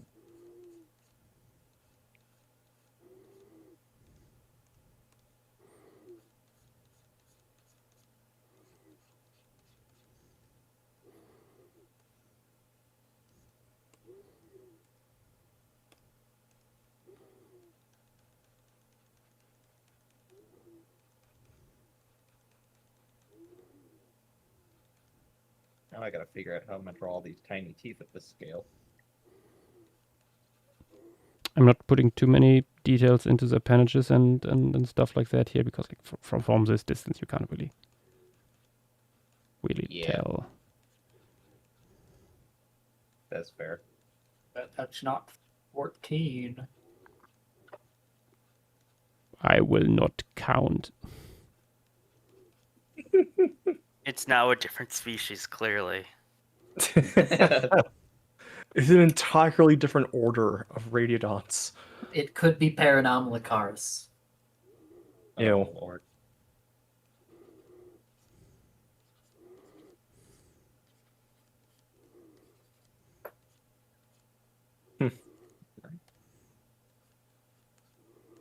It could also just have a genetic mutation. It could be It's simply a freak. There is one, at least one Anomalocaris fossil that I can remember that has like freakish dorsal spines growing out of the top of the appendage, like across the entire Ooh. thing. what? I don't know where that was from. What? Like what website or whatever. Oh. Sounds crazy. Anomalocaris, but it was an arc. They do have an Anomalocaris in Arc if you think about it. There's the one by Garuga, modded one. That one's honestly pretty cool. Also, Nath wants to be let up. The There's no Nathanator. mammals here. Yeah, there's no mammals here. It's just soft shit. Bonjour. Hello. Hello. She burger in my shell until I create a phyllopod bed. Exactly. It might be this one. This is on Wikipedia. Very beautiful, really explosive, yes. What? Yes, it is the Cambrian explosion after all. Feels like that would just be a different species. Yeah. It's a Cambrian explosion. Yeah. That's what happens when Macau sends you the Peytoia folder. How is that folder? What did you just call me? how- That's not how you say my last name. Wait, it's not? Say it again. McCall? No, Oh no. it's McCall. Oh no. It's not Meckel? You should. You, I'm you just should. like You should Christian. simply give all of us the zip bomb. Yeah. After that, just give it to me. Put me out of my misery. Petoya zip bomb.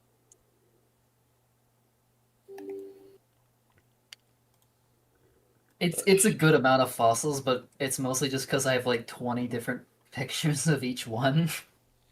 I assume it's due to the angle stuff. Yeah.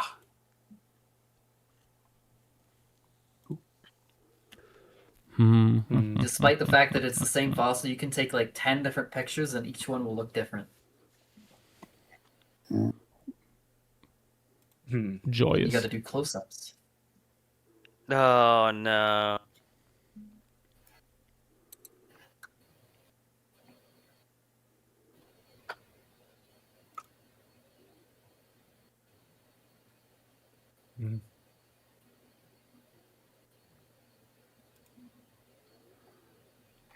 You know the that one Peytoia fossil that's on display in the ROM? It's the one that's on the size chart. It's not very big, but it's like the whole body of Peytoia. Hmm. I've held the counterpart of that one. I have a picture of me holding it.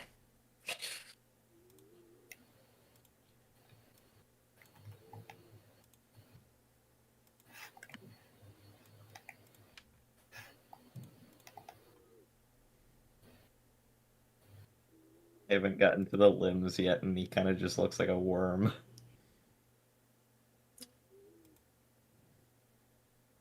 I love this thing. It's so silly looking. Oh my god. Gigantic worm. Worm. This will be That is just a Crassidurus worm. in 2012. I mean, I know that there's some very, very big iastopods from what trying to think what Space has said. Welcome back, Gulopithecus. Welcome back. Riza, is Burger Shell will Burger Shell be finished today or continue tomorrow? I suspect at least a little bit tomorrow still. Mm. Yeah. Even with just Walcott, there's a lot of stuff. Yep. Yeah, it's not looking like it's going to be finished too soon. Yash, you Doesn't feel- you only have one more animal until you've pretty much done, or two more animals till you've done everything over 20 centimeters.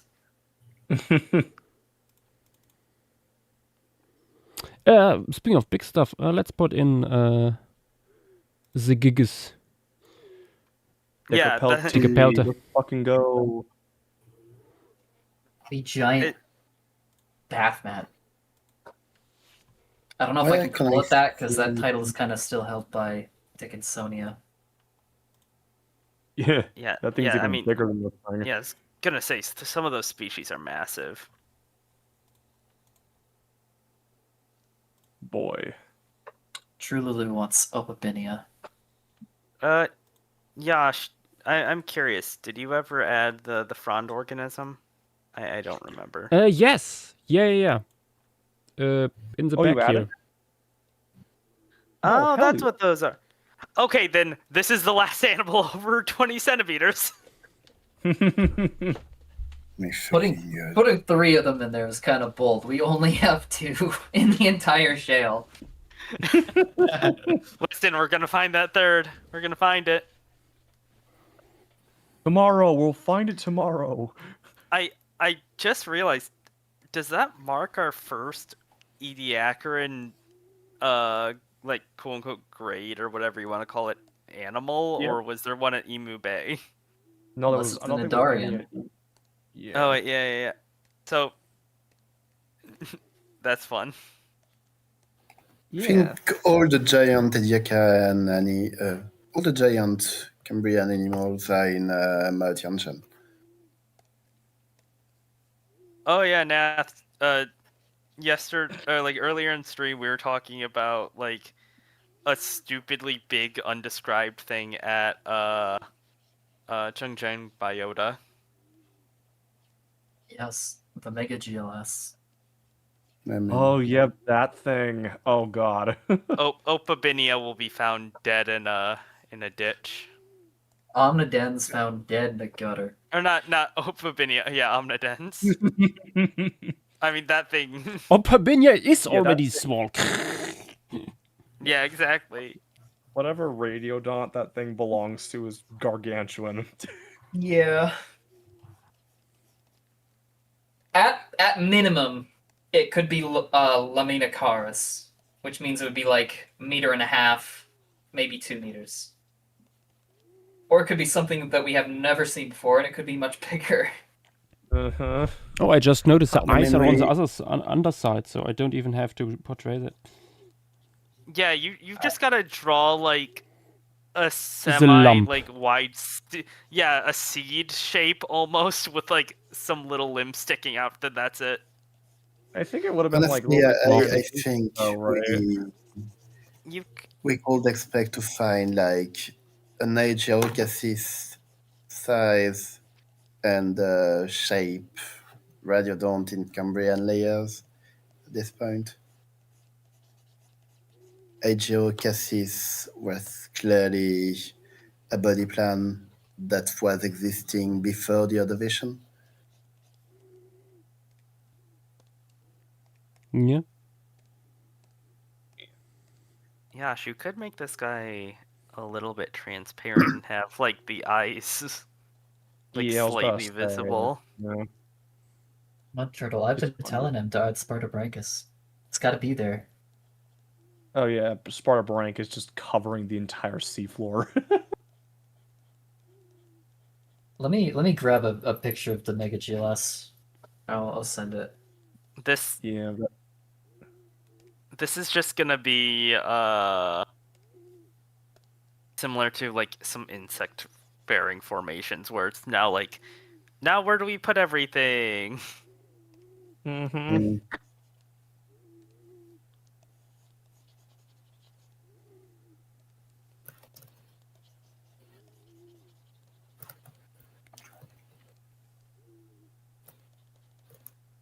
I made that joke earlier.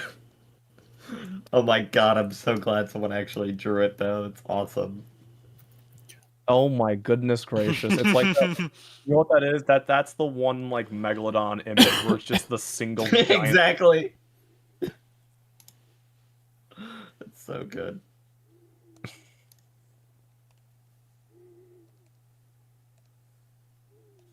Yes. It's peak. It's so God, peak. the way that person drew that megalodon, it looks like Oh, the thing is coming Yep. out of their nose. There it is, the Mega GLS. oh I my told you, gosh. it's boot Yeah, shaped. It's hard to miss. Yeah, that's crazy. Inflectobelua, an already big radiodont, and then compared Yeah. to this thing. The small Implectobelua base, that's from a 1 meter long animal. Fucking hell.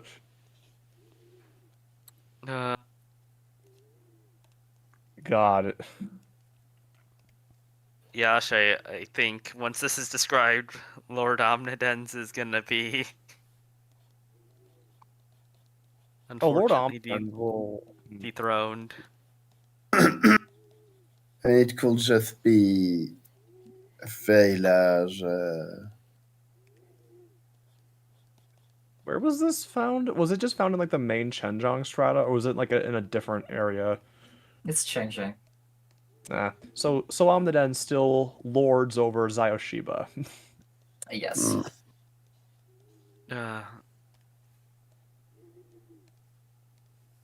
It's just, I find it so funny. How many large predators can Chenjiang support at this point? Too many. Too many. I mean, it's a tropical shallow water reef, so I'm not surprised. But still, this is getting ridiculous. I've wanted Yosh to draw Toracornicaris for years. Still waiting for that redescription. Yeah, who knows? it is coming. That's the bullhorn shrimp, the fucking giant Fushanhoid. Yeah. It's like 30 centimeters long, at least.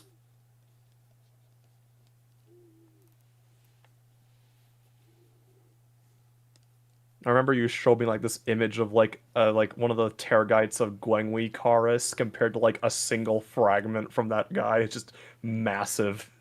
Yeah.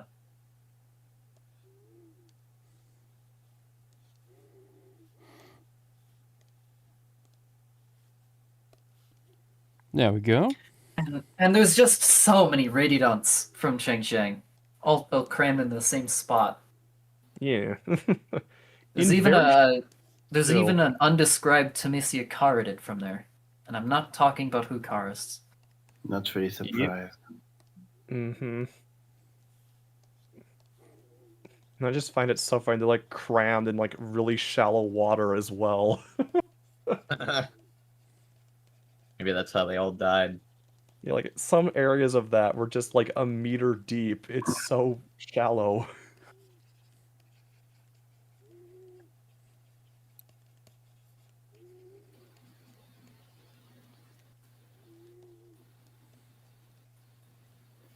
Like a meter deep would be Oh my gosh. low tide or at high tide?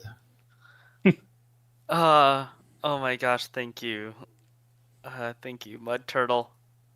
Now someone needs to make a gif of it walking around. LMFAO. He's not taking his boot off. Yash, you are being asked to do a Graptolite. Repeatedly. Oh boy. You can add it in like 5 seconds. It's literally just a squiggle. It's a tiny Yeah. squiggle. Yeah. zigzag. Subsequently, Yeah, Yeah, Maybe- like Josh. Unbeknown he to drew all it of out, you, and- there's already 100 graptolites in this piece. It just looks like this, Josh. True. Yeah, it's just a bunch of squiggly lines. It's like a Christmas tree, but with like all the needles plucked. Where is it even on the size chart? It's like the Charlie Brown sad Christmas tree. It's somewhere in there. It should be with the other hemichordates. Where are the other hemichordates? They're like near the top. I think. I can't find it. I remember when we had to do a I haven't graptolite for either. flocking. That's all I did was just a squiggly line because I just could not. I remember I was at work and I was like desperately trying to like get any information for you guys. Oh my gosh, it's like 5 centimeters. Yeah, no, it's very tiny. Tiny. It is yours, Mud Turtle. I just grabbed it from the thread. Yeah. I even did the work for I'm you. kind of shocked at how large Alicia is. It's kind of chunky. Oh, is Ovesia an acorn worm or something? Yeah, it's the one that lives in the tubes. Don't Yeah, tell my like girl. the really like some of those tubes are massive. They can get up to like 50 centimeters plus tall. Yeah, I know that Bee Wither made a size chart of Marble Canyon with them on there, and they were massive. Mm-hmm. Let me see if I can find it.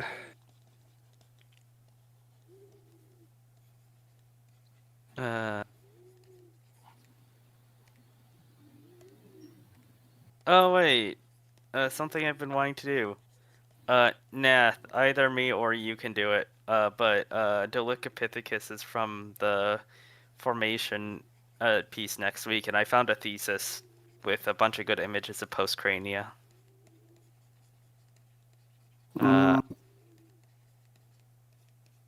I'm gonna see if I have the time, but I'm not the best one for assembling a skeleton.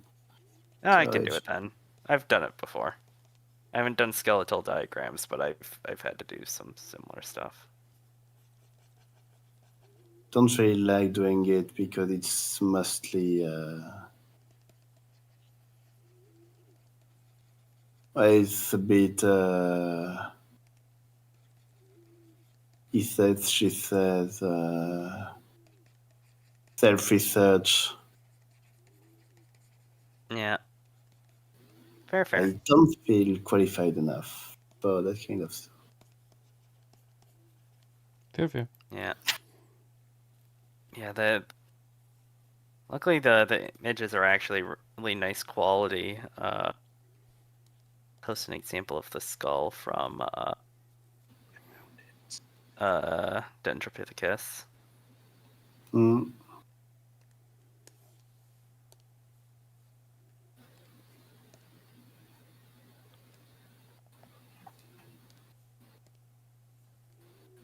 Or not Dendropithecus, Dolicopithecus. I said Dendropithecus.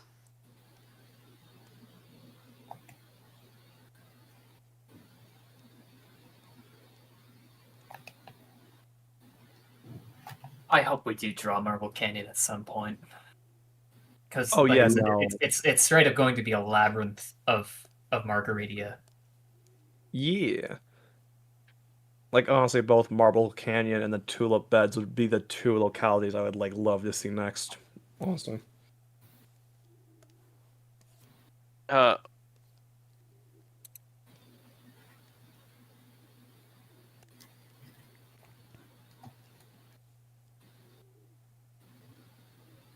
So what do you mean by a like Labyrinth of Margetia, by the way? There's just so many of them.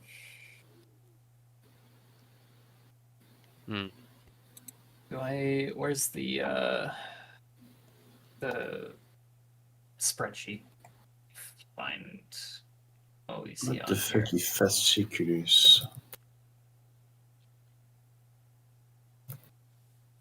I can't mud turtle. Mud turtle. You should post this. You should know this. There's hundreds of Oecia fossils in like each layer of Marble Canyon. Yeah, there's like over 3,000 specimens from there alone.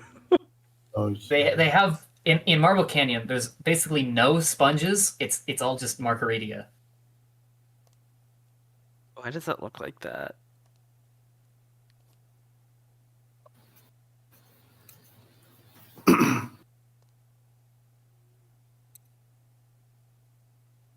I think it would be funny if we finally get a non-Pleistocene South American formation this week. That would be that'd be awesome. Mhm. It would be so cool. Let's see, I have some time. I could work on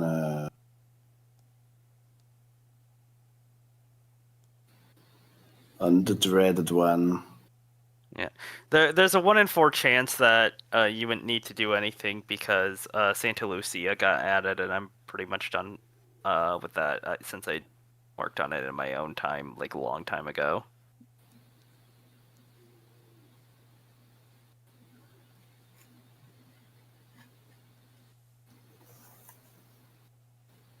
But yeah, otherwise,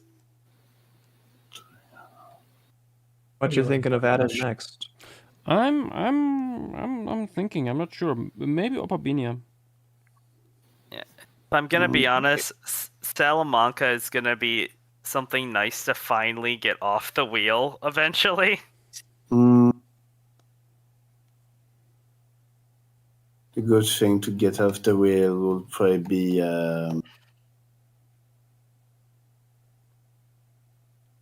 Oh my god. It's just sort of like the formation ever. Not Oh even my really god, that. that's awesome. Sorry, something other talk text.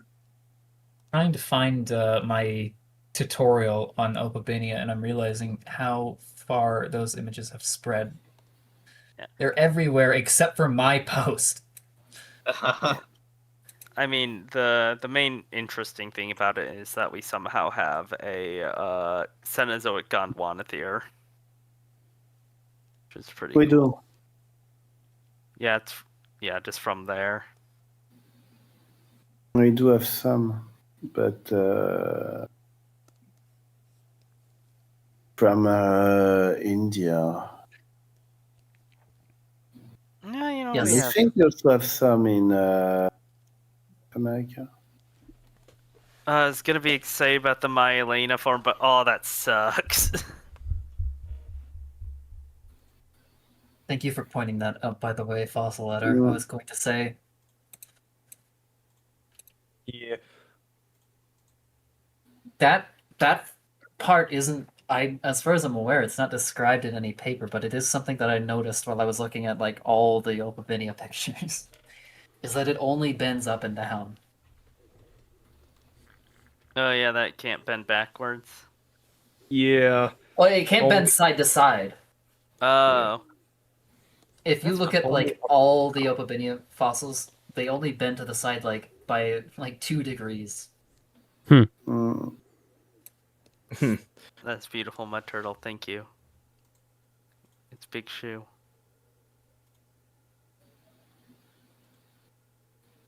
Wait, okay.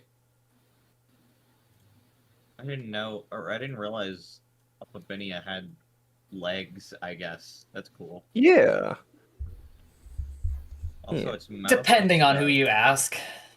I mean, both of its Well- relatives have legs. I would say it had legs. Yeah. I met Allison Daly in person one time, and she thanked me for putting the legs on the Opabinia. Mm. I'm not touching that with a 10-foot pole. I also noticed that the mouth almost, it kind of reminds me of like a siphon for like a cephalopod or something. It's kind of cool. Little goober. Yeah. Like a little tube. Yeah. There was some kind of like conference thing where someone was saying that they might have found like teeth in its mouth, but I know what fossil they're talking about, and it's really hard to say that. Yeah, I remember you sent images, and it's just like, what am I looking at here? Mhm. Hmm. I gotta do all this skin folds for Dynamognathus before I can before I feel like I can do the limbs. Because they're still just talking about this fossil, and they're just looking really closely at the mouth tube, and they say that like there's little dots that are maybe a little bit darker than the rest, so maybe those are teeth. I Okay. don't know. That's a stretch. I'd Yeah, say. I love these little carbonaceous stains that we just are interpreting as teeth. But oh my god, the Burgess Shale fossils are so pretty. They're like photographs. When you look at this mouth tube, even though it's so tiny and 500 million years old, you can still see the wrinkles that are like running lengthwise up the mouth and then fading towards where it attaches to the head. Mm. It's crazy.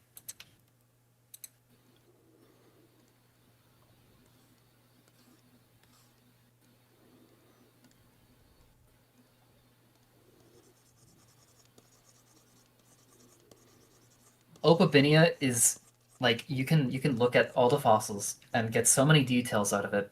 And until I made that guide, almost none of those details ever made it into any of the art. So I'm really I gotta stick up my butt about Opabinia. I want people to get it right. Fair enough. Ooh, also, Yash, remember, the lateral flaps on this guy would have had, like, the Cetal blade gills, sort of, on them. Yeah. I know. Also, at this level of detail that I'm doing here, I don't think I will be able to show that. Fair enough. Honestly, the gills being on like the little like flippers or whatever they're called makes the most sense because that would be Specifically for moving the- and running water through them. Specifically for the tail flaps, the first pair, like the most anterior tail flap, the largest ones, they're like twice as big as the others. Mhm. I think they would have been used for like display. Yeah. I do like the bright color you gave him, though, like the way it contrasts with the rest of the body. Mhm. Yeah. Honestly, I like the bright colors just generally. Yeah. Very Opabinia looks like it has segments like an arthropod, but actually it starts off around the head and the neck where it's just like annulated, smooth tissue, and then as you go further towards the back of the animal, there's ridges. They're not like segments, or they're not even sclerotized. They're just thick ridges of cuticle that bunch up and create these little spines or spikes coming out the back. That's cool. Yeah. So they're not segments, they're just ridges. Your weird pseudo segments. Yeah, and they get much taller at the back of the animal. Yeah, and Opabinia is the only one with these. Like, the other two don't have anything like that. I don't know if you can tell from Utaurora. We got like the one fossil of it, and it's hard to tell some Yeah. things about it. And I guess Myrtodiran kind of gets a bit discombobulated as you go on from, like, the head and neck.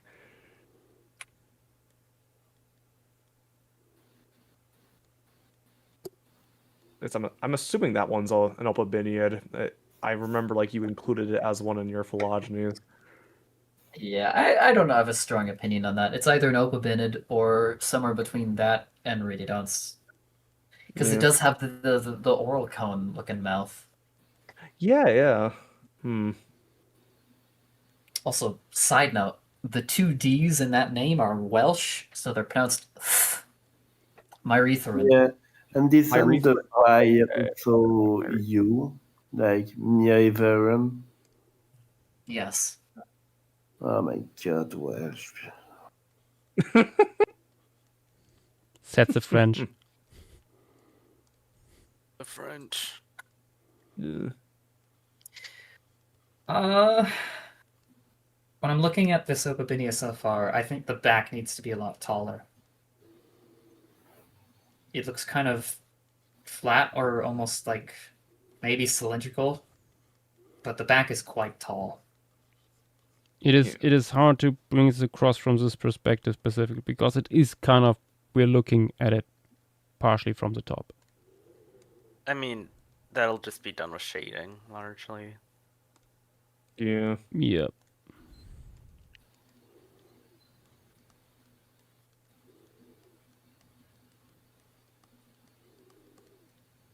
So I find a lot of paleo art of Opabinia makes it look a lot bigger than it is, I guess. I think mostly Like- because people are not aware how small it is. Yeah, probably. Yeah. I have a little cast of one of the Opabinia fossils. It's pretty nice. Cost me like $20. Nice. Honestly, knowing how small some of these Burgess Shale guys are, I kind of want, like, to scale figures of them. I think that'd be fun.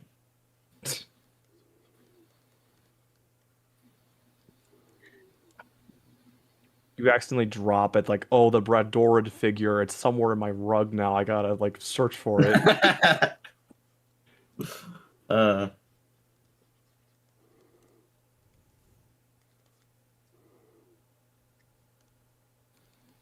That is true. We should probably be seeing, like, a swarm of Bradorids in this piece at some point. Yeah. What's the number I had in here for how common they are? Liang They might be common. almost 12%. Yeah, It's, like, easy- they're it's like- the most common in just about every bed of, Yeah. of the Walcott quarry. So stupidly common. There's just thousands and thousands of them. Actually, let me try and get a better number. Times. I'm thinking of doing like a piece, like an art piece where it was like Anomalocaris, but it's Thrag just sending the Bradorids onto. There's at least 6,000 Liang Chanella fossils in their collection. Damn. I think there's only, like, one piece I've ever done with Anomalocaris or anything similar, and it was for the fishing challenge, the paleo fishing challenge. It's the only piece I think I've ever done with Anomalocaris in it. Honestly, I still like the coloration, though. Trying to dehook that thing would be a pain, I'd imagine. Yeah. I remember I gave it, like, this yellow coloration with, like, brown stripes, and I kind of made the head shields, like, almost look like a smiley face. A genius says, "What did Opabinia use its legs for if it swam like a Radiodont?" And the answer to that is, I don't know. That's kind of a mystery. There's some more study that needs to be done there. We have. I mean, maybe it did not just swim like a Radiodont. Well, Yeah. the thing is, we don't even know if those flaps had muscles in them.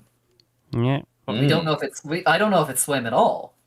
Either Yeah. it was a swimmer or just a walker. It just walking around would be really funny. Yeah, what would he I mean, even yeah, need it's- those flaps for? If it There are was still just gills. walking? There are still gills. That's true. Fair enough. See, that would be really Oh, funny. it's just extra surface area. We have fossils from an animal called Pandalurian. They get about 50 centimeters long in Sirius Pass in Greenland. We've already drawn that one before. Yep. And a lot of those fossils preserve the muscle tissue, like all of it, down to the fiber of the muscle. It's incredible. And in all those fossils of Pandalurian's muscle, we have a ton. The flaps never seem to have any muscle in them.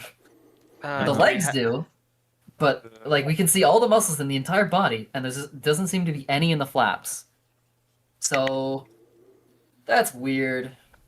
Yeah. On the other hand, we also find some with their guts full of like their stomachs full of isoxes, which is a pelagic animal. Mm. I have no idea what's going on. I don't want to. Yeah. It could be like It was jumping. Maybe they dead glide. ones. It could Dead be remains, yeah. Maybe they glide. What about the relative from Castle Bank? Neorythrin? Yeah, my the- refund. That one yeah, definitely like- has legs. And also flaps. What if Wait, they do- swam like do sea we- anemones? Do we see any muscle on Castle I don't- Bank? I don't think so. Yeah. Okay, so Also, if you still ask any of the people at the ROM if Opabinia had legs, they're gonna say no. Joe Moisiak made a fairly compelling case that what we see as legs in Opabinia might be what do you call them? Lacunae, like hollow chambers in the flaps. However, I have also seen ones that look a lot more like legs than they do like hollow chambers, and both of its relatives seem to have legs. yeah, I was gonna say if its relatives have legs, it's legs. If its relatives have legs, what would these be then? Oh my gosh, Nap, wake up, No. Nath, wake up, wake up. Nap, are you Nath. with us? I think we bored him to death. No, Nath has been lost to the French. Then send them away. Nath has Nath always wasn't been even lost here to the for, like, French. Nath wasn't even here for like 30 minutes and they're already asleep. What? I'm Wait. still Oh, around. you're finally Just heard you- Something to I just say. heard you snore. Yeah. Nothing. You're finally awake. Definitely not. Definitely not Maybe I awake. was too close from my mic. Just relaxing the eyes a little. But yeah, no, that would be hilarious if this thing just wasn't swimming. The flaps were just like extra surface area for the gills. Maybe That might be the case. it would be God. so funny to see it swim like a sea anemone though. I- Thinking about that right now. Has anyone asked that guy about Opabinia's close relatives? Mm. Who, Joe Moisiak? Yeah, like in Mhm. respect to the legs. You could try that. It won't work. Wait, but what What? does he think those are? Yeah, like with Myroethrin, those are like definitely lobopods. Like, there's nothing else those could be. Yeah, those are definitely legs. Like I'm looking at the diagrams. Yeah, it those has- are legs. I assume he thinks those are legs. Wait, did he But I think? don't- Does he think they like convergently evolved legs or something? Then He just doesn't think that Opabinia had legs. He's not gonna get around it. Mm. God. Yeah, like with the Castle Bank specimens, you can see like the annulations on the lobopods. There's nothing else those could have been. Yeah. it feels like it's just sort of cope at that point. It's a wonder how some people can be so confidently wrong. I mean, maybe they were swimming just using the tail fins, like a fluke. I don't know if they could go side to side though. They don't really look like they could. At least not. They don't need to go side to side, just up and down like a whale. Well, that's that's what I was imagining when I said it swims like a sea anemone. Just kind of like moving its body. I think I still think will that'd make be it like hilarious. resting here on one of the sponges. Bro.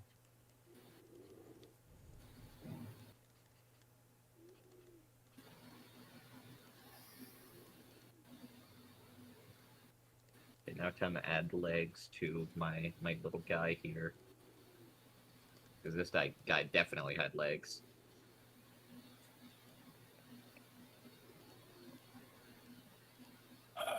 Looking through the comments of this thread and curious, you say that it was probably disgusting, and yet you tell Bio Bob it tasted delicious. Which one is it?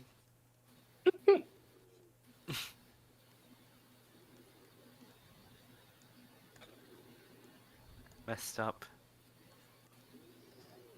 So let me show you what the argument is. Here's Mosada and Opabinia. The lighter structures in Mosada, those are lacunae, which are like I believe like basically hollow chambers in the flaps, body cavity stuff. Yeah. And he would say that it's the same thing going on in Opabinia. Where even though like what we see as legs might not line up with the flap, it could still just be a hollow part of the flap. I do not agree. I think they're legs. I mean, we have a relative that has legs. Yes. We have. I mean, they would need to ancestrally have legs. Also, I'm going to show you something in another fossil that I noticed, and I haven't been able to see the fossil close enough in person to know what I like to make a confident assessment. Like I said, Burgess shale fossils, I don't want to work purely off of pictures, but this is underneath one of its flaps, and that looks a lot to me like a leg. I cannot tell what is going on there. I am sorry. it's so Let me Oh zoom no! out. I think that's pretty clear. It looks quite a I can't bit. even tell what I can't even tell what Here. I'm looking at right now. Here, Yeah, I can- here. I think that here. looks quite a bit like it's an a zoom in velvet on this worm. area in the bottom corner. You got Like, the flaps. Yeah. Oh, yeah, towards the head, okay. and then there's just a random annulated structure. Yeah. No, to you, me- you see, okay. that's just an disarticulated tube that like was ripped out from the inside. Disarticulated tube. It's just a tunicate that was preserved alongside it. Christian, my God. you gotta publish the like on this. if you I don't honestly understand. I could do an Opabinia redescription, but that's basically what my tutorial already was. I mean, and also but- they won't let me touch those Burgess shale fossils. I mean, I can, but like not officially. Any reason? But if you look at this photo, which is just the same fossil in a different lighting condition, it kind of looks like that's a really long, skinny leg.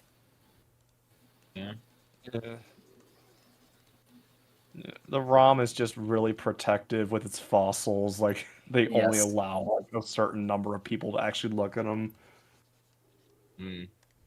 Which, to be honest, I could actually see as to why Masura didn't get described for so long, even though it's known from like dozens of nice specimens.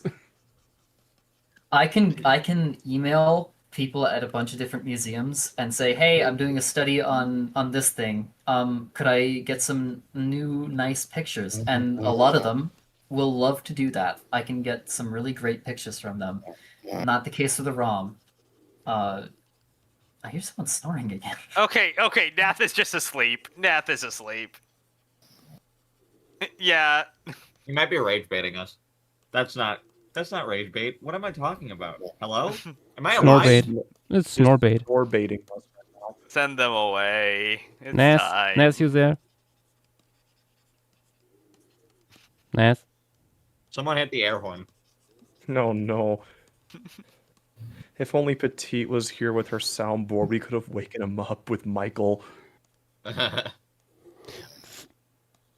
Okay, yeah. Unfortunately, soundboard doesn't work on. Well, if someone has like. Of course, yeah. If you have like an outsourced. Yeah, I was gonna one. say. Yeah, Petite has her own soundboard separate from Discord.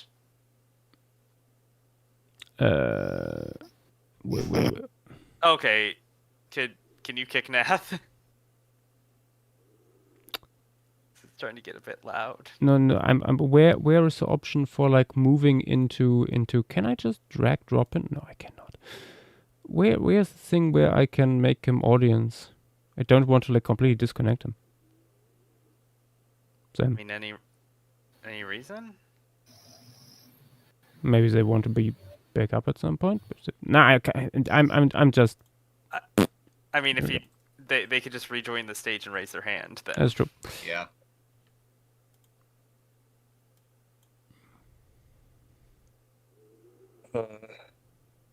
Nath just rejoins a second later. Yeah, it'd be funny. The rage bait was working too effectively.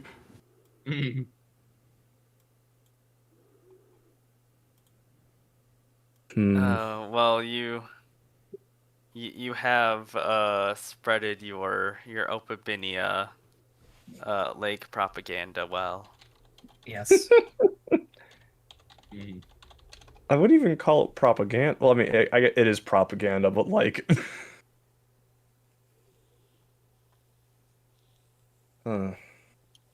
Speaking of legs, my Dynamognathus has legs now. The name Incredible. does not roll off the tongue very well, but it's okay. Nice. Niche.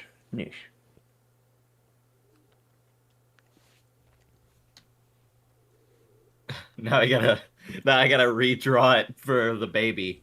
I might actually, for the juvenile, I might just not give it the like all the what do you call it, the folds, just because at that size it doesn't, like, at that size it's like not probably shouldn't be as visible, and it doesn't matter. Yeah.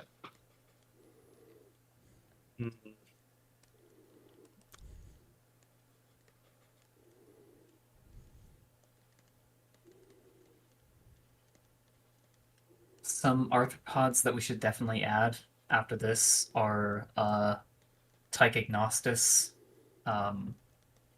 which is super common. What's another one? Eohoia is Morella. pretty common. Waptia, Morella, Chorus. Yeah, Morella. Yeah. Probably Narraoia.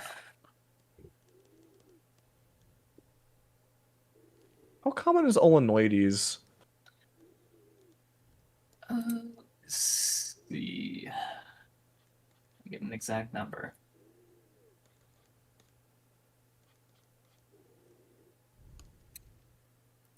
How wide Oh, it's could probably about 100 specimens. I'd maybe put one in there, one or two. Yeah, it's like the most well-known trilobite from Walcott, I'd imagine. It's a pretty big, charismatic one. Yeah, the only which one? one with actual thirsty too. Yeah. It's the one with the legs, the big one, and the antenna and the Circe. Oh, okay. Yeah, the back. The one. the biggest one. Yes, everyone draws every trilobite with those tail streamers, even though it's just Olenoides that had them. I made the mistake myself. Yes. This is the one time where it's actually applicable. Yes, so why not? How wide could Dynamognathus open its mouth? I mean, it It's doesn't matter along with too, Salamander, so I assume maybe a decent margin. Yeah. Because I wanted to kind of draw a figure with a mouth opened just about as wide as it can, with the tongue all the way out, just for detail. Because I wanted to give it that cool projectile tongue. Bergessia is also a super common one that we really should have had.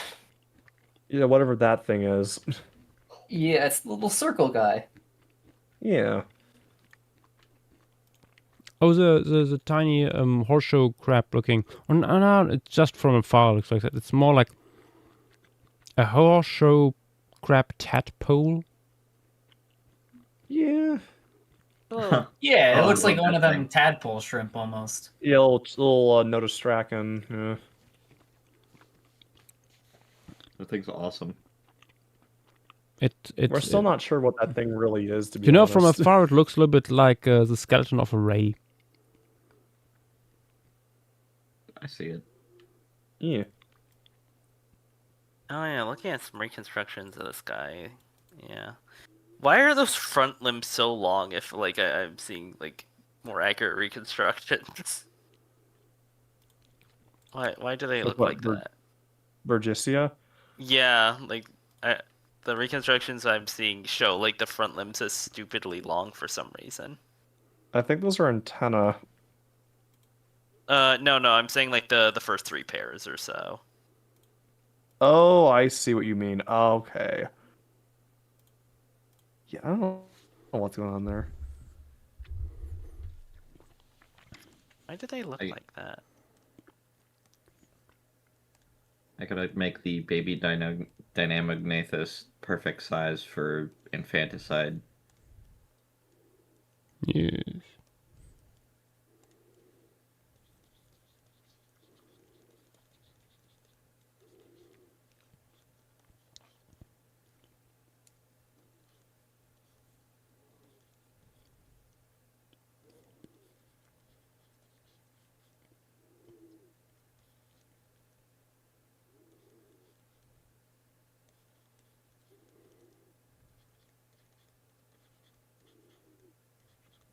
Oh, you know what? Oh man, I forgot about the vents on the neck.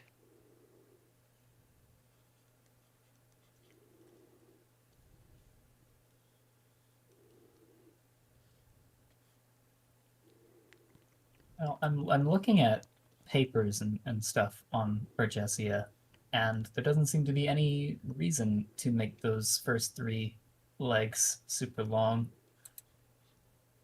They might be making a mistake based off of one figure where the legs are moving. Hmm. Funny.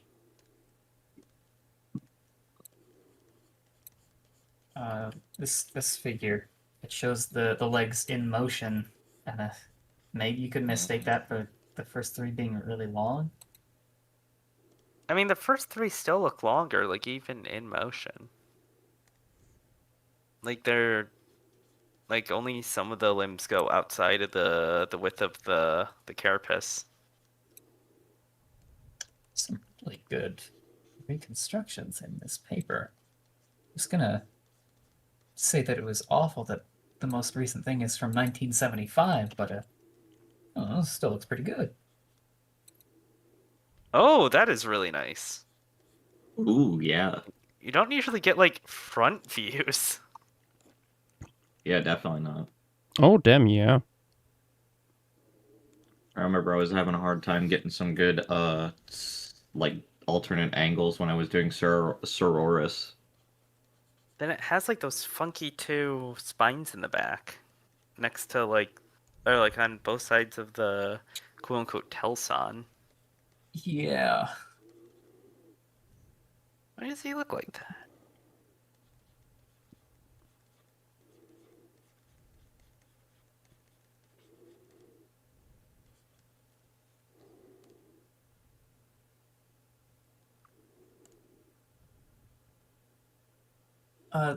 The ROM website says that a pair of short appendages that are segmented and non-branching, so uniramous, is present on the 8th segment of the trunk. I am assuming that's what those little spine-looking things are. It's just weird little flagellum legs.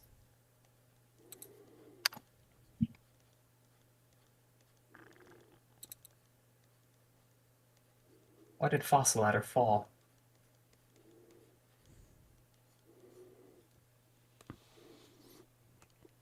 Oh, ha. The brachipod lost its fast hold.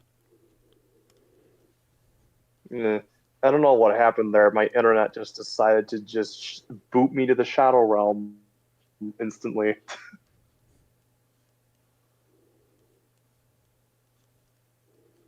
Remember, Olenoids could get pretty tall.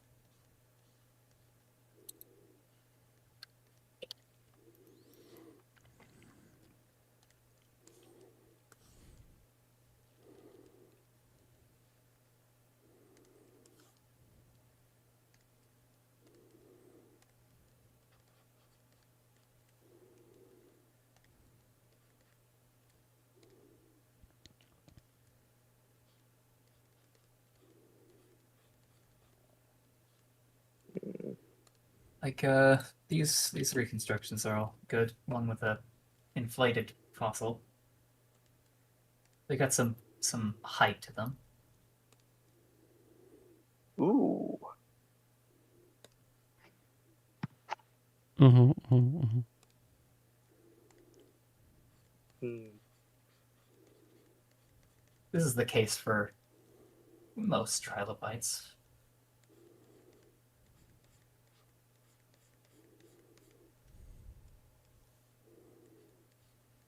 The one time when life on our planet actually has a nice design.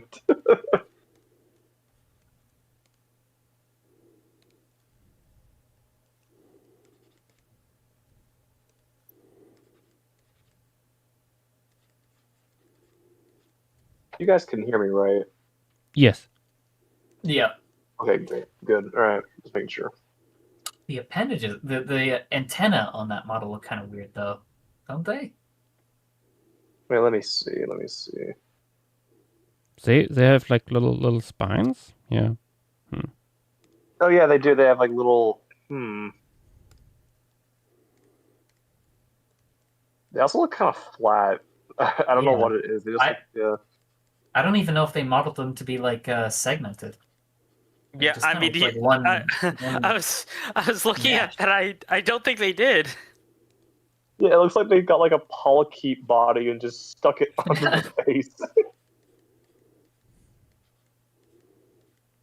I mean, maybe this is one of these things that is not supposed to be watched at up close.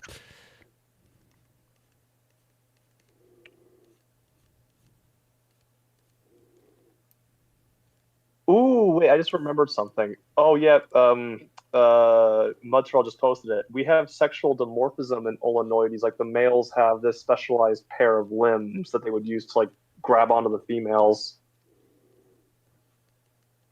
Interesting. Oh.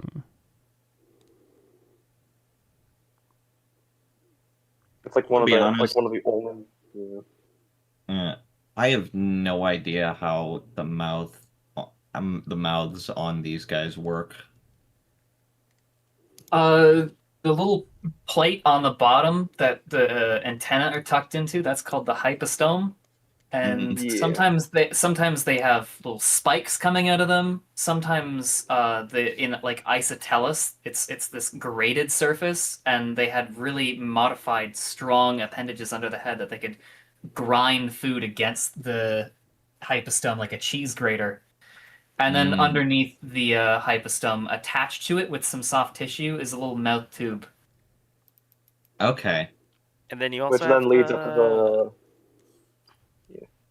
I was gonna say, then you also have the gnathobases Yes.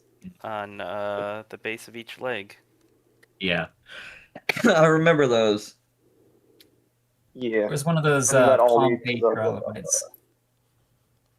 The mouth on those Pompeii trilobites is really nice.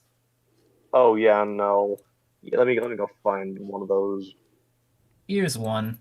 You can kind of see the soft tissue mouth tube poking out under the hypostome. That was the exact image I was gonna get. Yeah. Funky.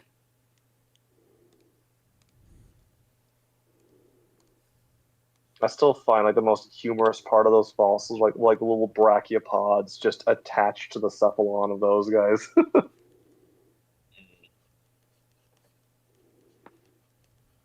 Should be a picture of the hypostome on. Here is Isotellus's hypostome, and you can see that it's got two prongs, and Yeah, it's like- the inner surface of it it's a graded surface, and you could just Right. grind food against that. Yeah, it's like Okay. a fork.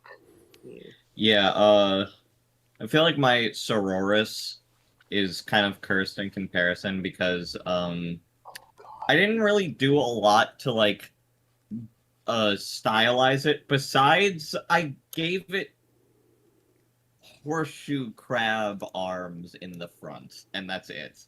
That's basically all I did. And actually that's about all for stylization, I think. I mean, the shape is kind of a little crazy, but I mean, a little little more like, I guess, like rounded than the actual one probably is. But yeah. Also, I'm just like, I don't draw trilobites all that often, and I should probably do more of them because they're cool. They are quite fun. They're relaxing. Yeah. Yeah. They're quite I mean, simple to, at least for like modeling. They're quite simple to do since like you only really need to model one of the thorax segments. Yeah. And they I come in mean- so many shapes, and you can make them all Yeah. kinds of different colors. That's true. I will say I did have some a couple of trilobites are things. more some of them are more painful to draw than others. That is true. Yeah. I mean, when you're doing what I did for Sororis, it's probably a super pain because I did not only like a side view, like that. I did dorsal, ventral without limbs, and then the ventral for the juvenile. So I was doing a bunch of different things. And it was it took a while, but honestly I'm pretty I did end up being pretty proud with the result. I think the colors came out really nice. When I did Fezwada, a lot of the trilobites there were quite fun to model. Yeah. Which one is the really fun one? Is it a Patacephalus? Yes. This one doesn't include the. It's not like the same.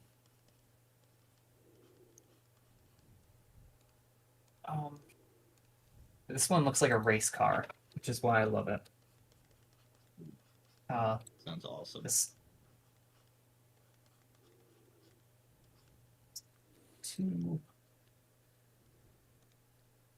is a really fun Fezawada trilobite called a Patacephalus.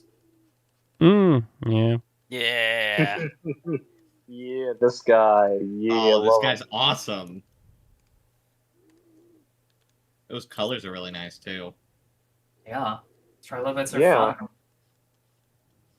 They're so colorful. Yeah. Speaking of trilobites, I'm really happy It's to an see that autoscooter. Surviving Earth is going to have some nectonic trilobites in the Ordovician segment. Yep. Mm. I think that's the first time they've ever actually appeared in one of these documentaries. Yeah. You know, I almost did end up giving Sororis the I forget what they're called, the like, The Circe. yeah, the ones in the back. Yeah, I almost did end up giving it those, but I did realize that they didn't have them. And honestly, it already had it kind of messed up with messed with like the shapes I was trying to go for, because Sororis already has this like almost crescent shape in the like last segment or so. Yeah, Or at that's least Hygidian. yeah, I definitely, I think I stylized it to be a little more crescent shaped, but those doing the like whatever those are called, they're like it kind of messed with the shapes, and it just didn't look good. I kept the ones on the front though. I'm not sure if those are like likely or just there, but Honestly, they all What, you should mean, have like that. Cut the regular antenna? yeah, the regular. Yeah, antenna. the antenna. Yeah, all that's of them. All of them had those. Okay, Yeah, all I'd be of very them have surprised if they didn't. Okay. Okay. Yeah, you could probably tell how not experienced I am with trilobites. Honestly, it's kind of surprising. They're like, I remember as a kid, they were like one of the staple like extinct animals. Almost like what people usually are used to do with Dimetrodon. How that people used to put like Dimetrodon in dinosaur like movies, like Land Before Time and stuff. I remember people doing Trilobite like that as well. Yeah. So yeah, Yeah. I think I remember picking Sororis because I wanted to, like, the first Trilobite I wanted to do was I wanted to do just like a basic one for my first one, and then I was gonna go more crazy as time went on. And honestly, I have some ideas for ones in the future, like I want to do one that rolls up into a ball and rolls around on land. I mean, like there's a few of that. a tire. Yeah, be fun.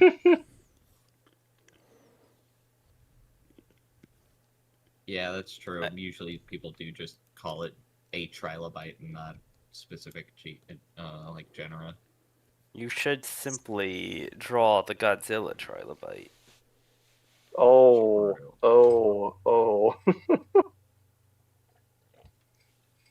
I would love to draw that when that finally is formally published. There was that new specimen of it that got found. Yeah, And yeah. perhaps But I also already Can't wait. know that this would probably take like at least half the stream to do. well, if someone Fair. has a wish, I mean, you did. No, John. you don't need. I want to do that. I want to. You don't need to cash in a wish for that. I've got at least. But I've got at least two if wishes, somebody I'm would sure. want to cash that in as a wish, buy 2 books. Well, worth two. well, Prehistorica said he has 2 wishes, so I've done the size charts for 2 of these formations. That's got to count for something. True. I'm not saying I'm going to does, use it does. on Godzilla. Wait a minute. If you haven't used your wishes, you did.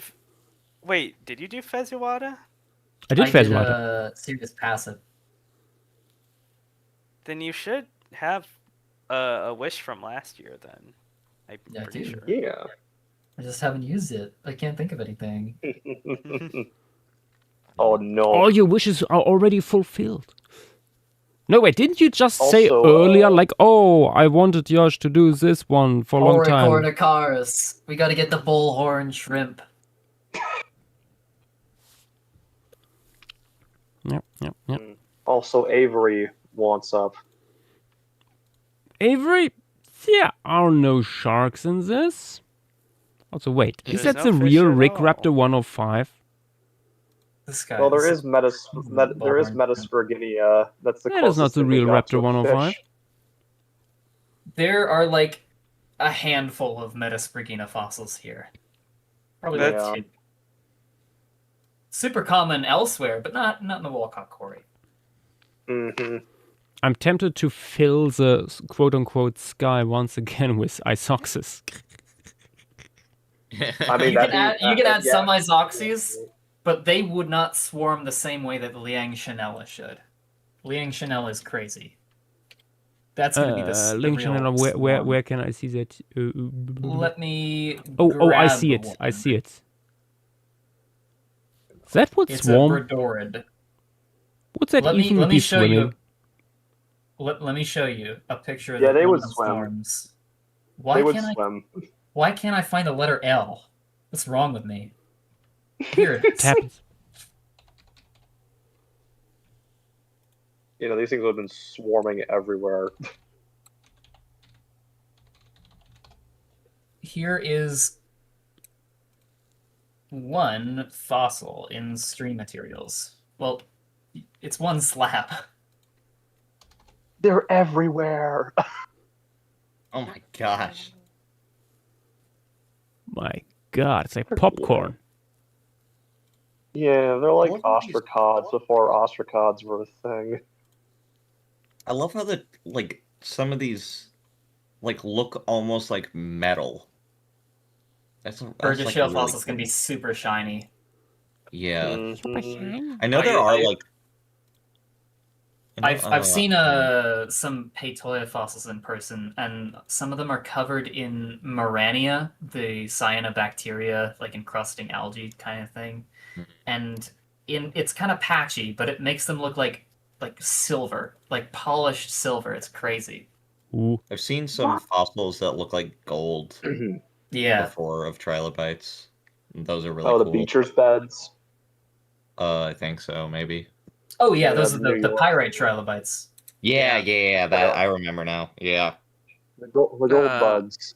Yeah, Yash is no fun because Montana has told me that Yash doesn't want to do Beecher's trilobite bit at the moment. Wow. I mean, honestly, I can't blame him. Not a lot from there has really been described. But Yeah. he could What do you draw mean not a 1,000 lot's been he could draw described? 1,000 Triarthris. Yeah, exactly. Avery, We have trilobite, trilobite, trilobite, trilobite, trilobite. There's like one or two other things. Yeah, There's like some Avery, weird aside from, algae like- shaped things and like one crinoid that's tiny. aside from like Lomancus, Avery, there is so much insane unpublished stuff from there that I don't think I can even talk about. There's like 2 species of radiodonts, hallucinogeniid, Odontogryphus. The Odontogryphus. Oh god. There's a few Morellids, I think, and Mhm. this one is published. There's that big Eurypterid, right? It's just from the muscle tissue. I don't know if that's from like the main Beecher's bed. Wait. Is there Oh. a reason why no one's touching it? Why no one's describing these? Yeah. I think they're gonna describe one of the Morellids soon. But is I mean, there I think all the radiodonts are in private collections. Cough, cough.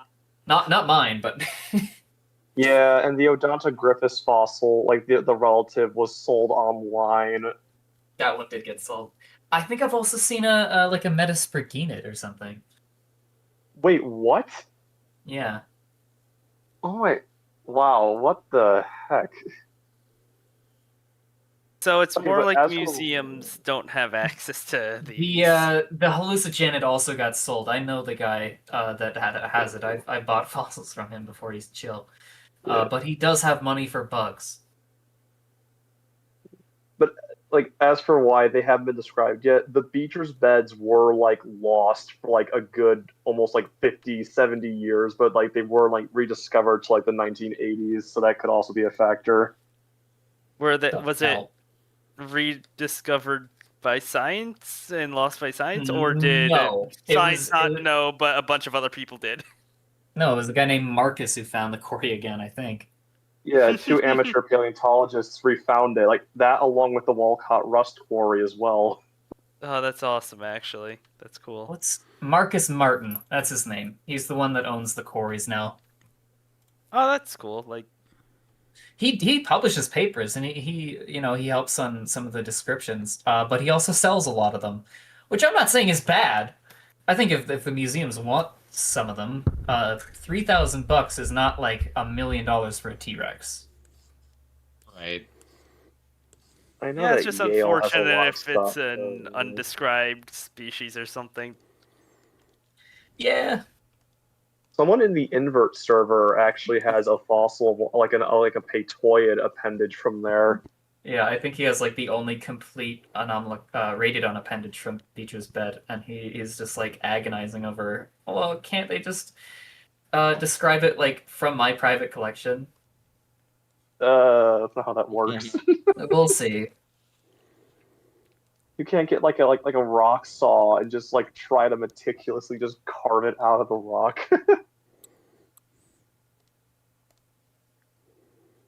But yeah. Dude, just, Also with, like, just donate with the stipulation that you need to have like the species named after you or something. That happens Yeah. a bunch. It happens a lot But indeed. it's mine. Oh, It wait, needs to be mine forever. Yosh, let me give you a reference for I looked at the family Okay. little guys, and from With this Lee and distance Shanoa. you wouldn't see. With Liang Chanel, like one funny idea you could do is that I know that you based like the Herdia off of like World War I Zeppelins. You could have the Liang Chanel be like biplanes just swarming around with them. I think these guys are a little bit too small for that. Yeah, honestly, maybe. There's probably The some Isox- other flying dudes. Yes. Or not flying, swimming The dudes. Isoxes would probably fill that role better. Yeah. Here. It would also, it could be cool to just show the Exoxes walking on the ground. or something rather than that. That'd be cool to see. Now, It could note be so about cool. this Leoncinella, it could open and close that carapace like a butterfly. Awesome. I love when they do that. Butterfly animal real? It's the actual butterfly animal. True. But I don't think there's any evidence that it should have those like long antenna things. Hmm. I think it'd be really funny if like Papillomaris was just a really messed up Bradorid or something. Okay. Oh my god, I'm looking through YouTube chat. I scrolled up a little bit. I found a really funny comment. Ooh. Joshua, what do you think of the new whale kraken thing? Oh my for god. God's sake. Oh, good No.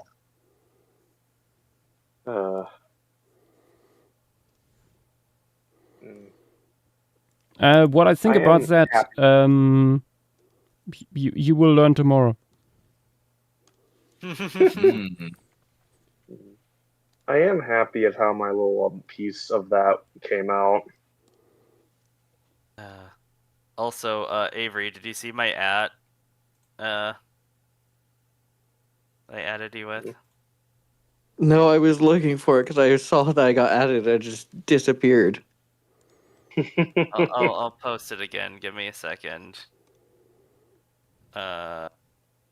Looking other talk text. I got bored. Good. More good Wikipedia pages for random fish and such. It's no longer a Corydoras species as of like 2 years ago. There we go. Mm. Let me show you the power of GIMP when you know how to use it. Oh my god. Did you? No. Oh my god! You did the funny thing. He's summoning the dark arts. True. 500. 500. 500? Oh my goodness. Oh my god. Also, the person who asked said, I don't want to learn tomorrow. I want to know now. I've got school tomorrow. Sucks to suck. No. Sorry. Watch the stream VOD. Yeah, I They'll was be on about to your- say, watch the VOD. You can also It'll be on watch the YouTube. VOD from yesterday. We talked about it already, but so Oh my god, this the is wool, actually the insane. wool paper, in my opinion, can be summed up as cool story, bro.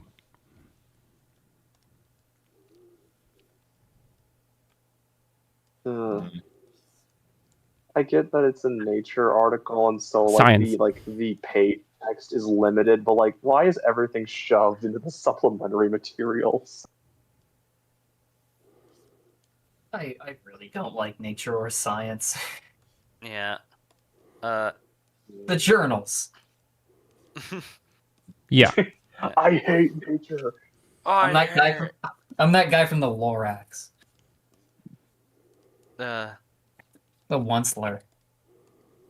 Also, Avery, the current recon for that guy is not good. Yeah, makes sense because, like I said, that is the only one that exists. Hence, why I want Yosh to make one. Pretty much, it would actually look like this guy, but with a Corydoras head. Pretty much. Like the body's pretty long, and the tail's a lot smaller than like you see with Corydoras. Oh, that guy looks kind of awesome, honestly. It's more dorsal ventrally flattened.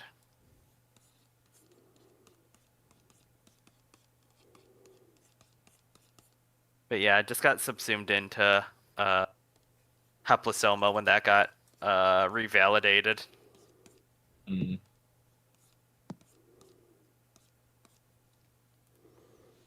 So it's now in the same genus as like the quote unquote panda Cory.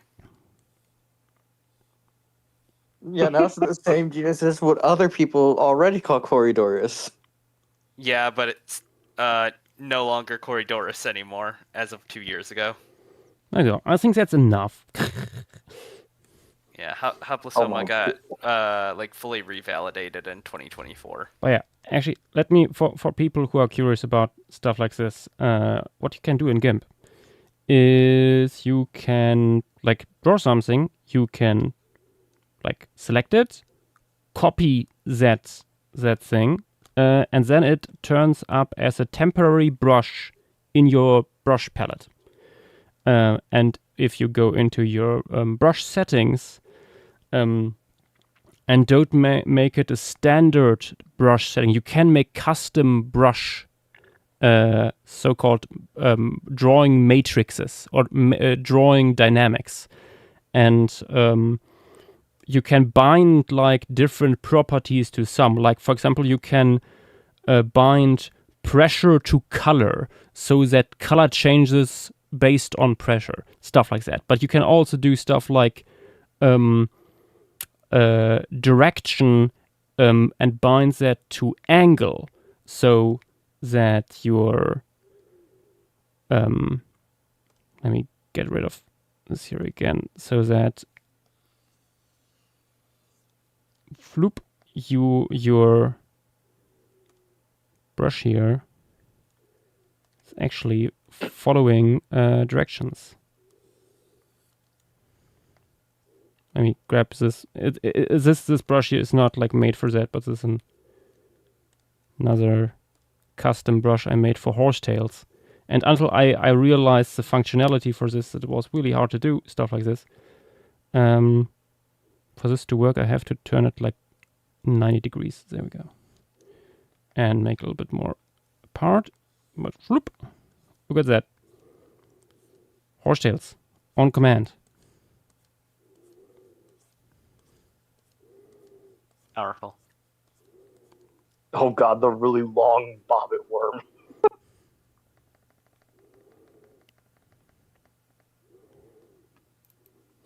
Beautiful.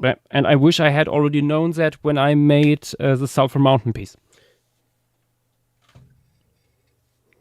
That wool stream could have been cut short by like 1 or 2 hours. So yeah, no, that came in very handy with like C-Ham. Yep. But yeah, now we have lots of floating popcorn. We could, instead of having Tazuya as the popcorn, we could show it consuming it. True. Send reference for another arthropod. This one is Tychignostus. It's the most common artiopod. Lagnosted. It would have lived on the ground, and we can guess that because that last picture. Well, this is one of the indicator. It's a little Tychignostus, hiding inside of a Priapulid tube. Very cute. Oh, that's cool. It also has like things for sifting. Yes. Little goober. That's was definitely this one, not a trilobite. Pagetia? Was it that? Pagetia is Pagetia, or however you say it, is also pretty common. Pagetia. No, I didn't hear like the name of the little guy you just mentioned. This one is Tychignostus. Oh, okay. Just have to find it on here.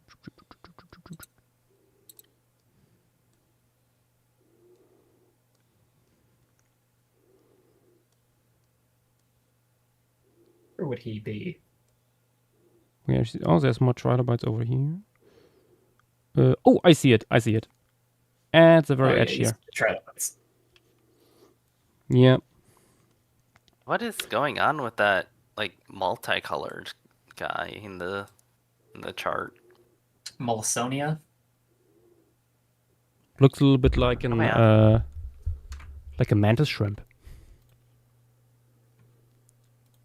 Burgess shale fossils are just pretty. It's just funky like that. He's Hmm. he's beautiful for an amazing reason. He's beautiful for an amazing reason. That's true. You could also add some of the funky brachiopods. That is true. That is true. Also, actually, what is this guy here? Luracystis. Oh yes. Is that a echinoderm? Yes, it's kind of like a. Ah, fuck! One of these guys. Also, I will surprisingly say large. My God. It's really cool though. Why? It's surprisingly. What the?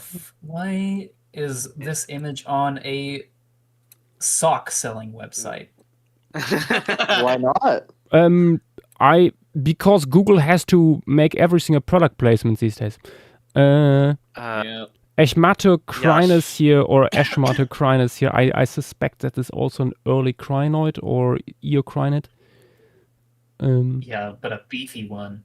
A very that is surprisingly Lyricystis beefy. is very pretty.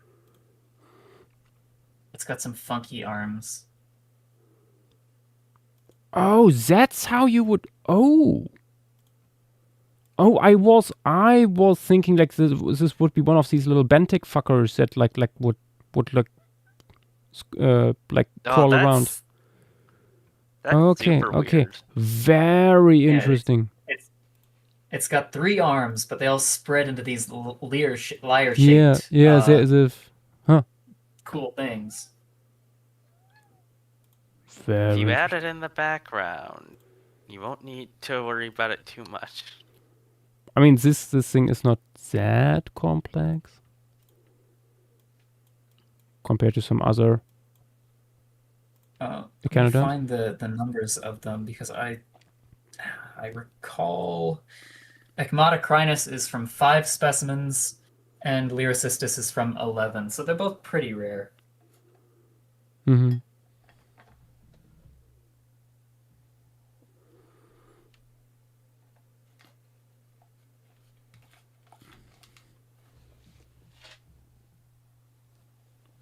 Nah. I'm being bothered by cats. Oh, I found a good diagram of what each of the arms look like without that, like it being in a 3D shape. Found this. Yeah, no, that's how I mean, you can see it like in the one arm in the back. Yeah. Pretty nicely, I think. Yeah. The paper that this is from, it also just has that illustration but uncolored. Mm-hmm. Also, my God, that's big. I just like see it like next to the Hordia and stuff here. When you compare it, Boy. that's It's like among the about 20 larger centimeters sessile tall. creatures here. Yes. Damn.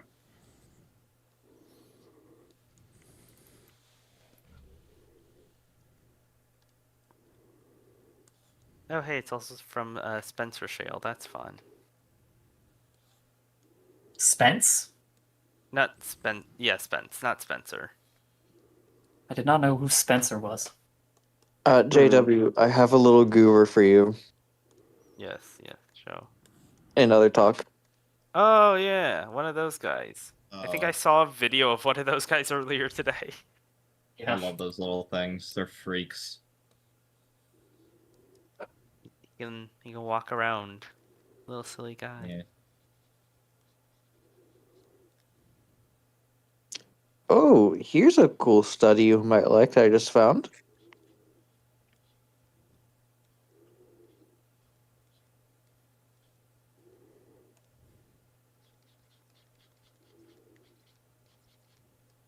You know what would be awesome to see or defined, or for someone to describe if it's already been found?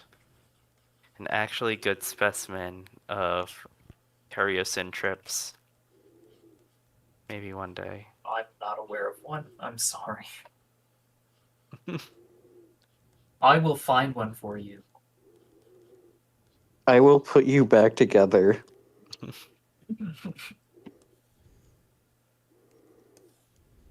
JW, it's a preprint, but here's a cool looking study so far. Let me see. Let me see. Oh. I mean, that's not too surprising.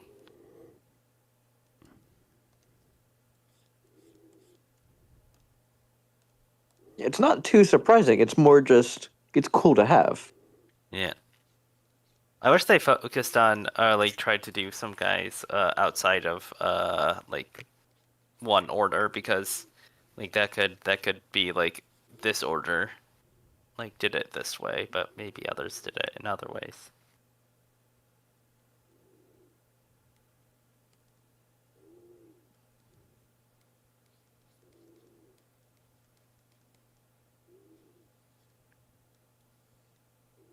I'll have to look at this though.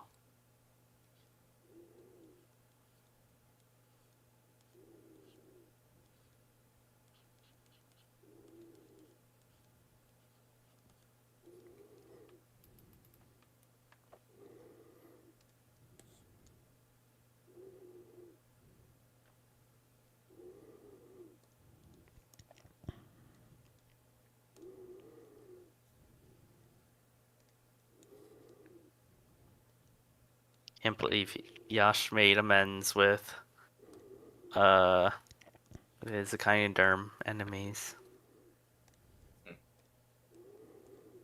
Lyricystis is too pretty to stay mad at.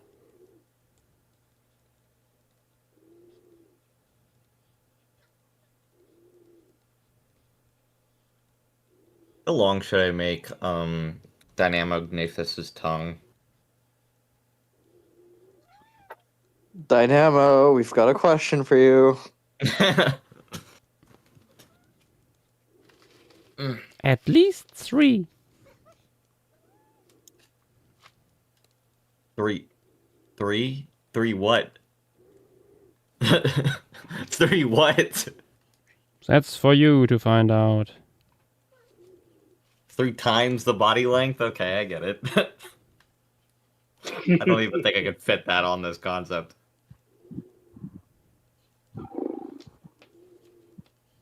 Is Dynamo even here? No, I don't think so. Oh, he is here. Yeah, Dynamo was in the Twitch chat. He was going nuts over the Gothic architecture.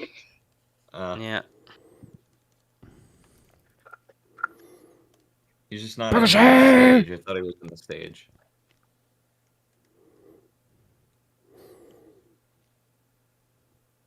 I was thinking maybe it could be interesting to have these little guys here, Ovatiovermis, like standing on top of some sponges here, like holding their arms into the current. Not too many of them. We only have 2. I mean, maybe maybe the current just grabbed them and brought them elsewhere. Don't work like that. I'm sorry. Okay, that's not nearly as long as I thought it would be. Like, look at him. Yes. Here, a little. Why can I not work on this layer? Oh no, I think it's just lag because the layer is so the file is so big. Fuck. Yeah. I wanted to give him little angel wings. Oh god, it's buffering. Uh-oh. I'm just not touching it. Or is it before I do anything else?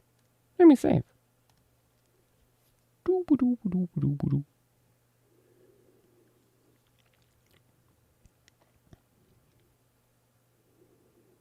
Yash, when was the last time you saved, by the way? I just said, let me save.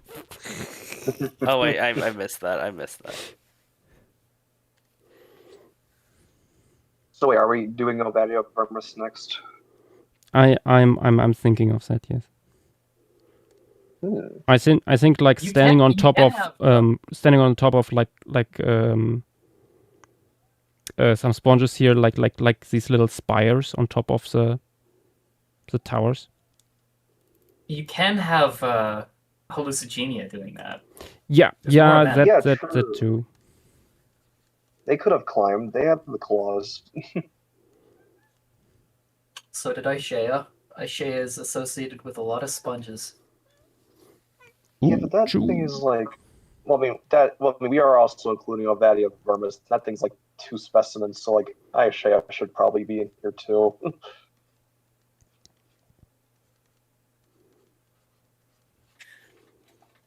We have like 10 times more Aishea fossils than we have Ovadia.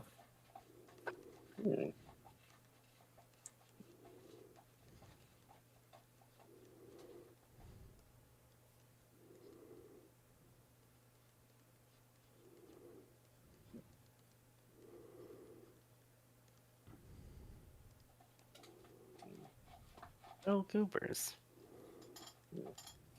One thing to keep in mind with like Lulashanids, like Ovadia vermis, only the like posterior, like more robust limbs were actually used for walking. In this case, barely at all, or for just clinging stuff. Yeah. Would have been a very slow and awkward walker.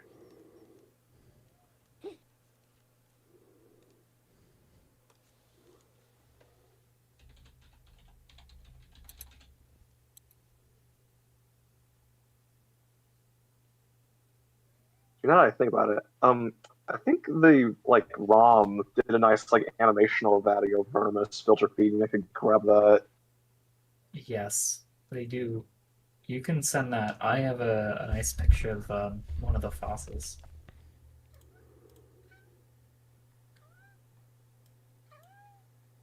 Okay, I think We so. put this one Everybody, under everybody the just- electron microscope. I sent you some lizards in the Cretaceous.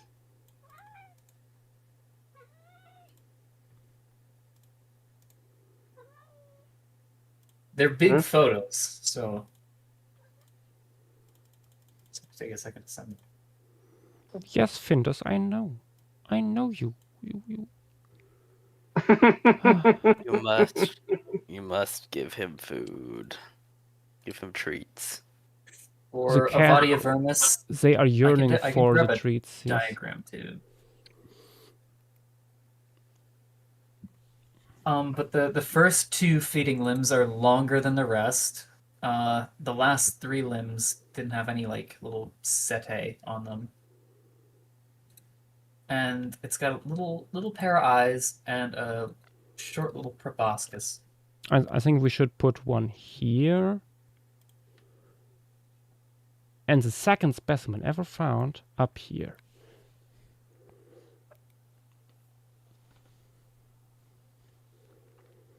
They can wave at each other.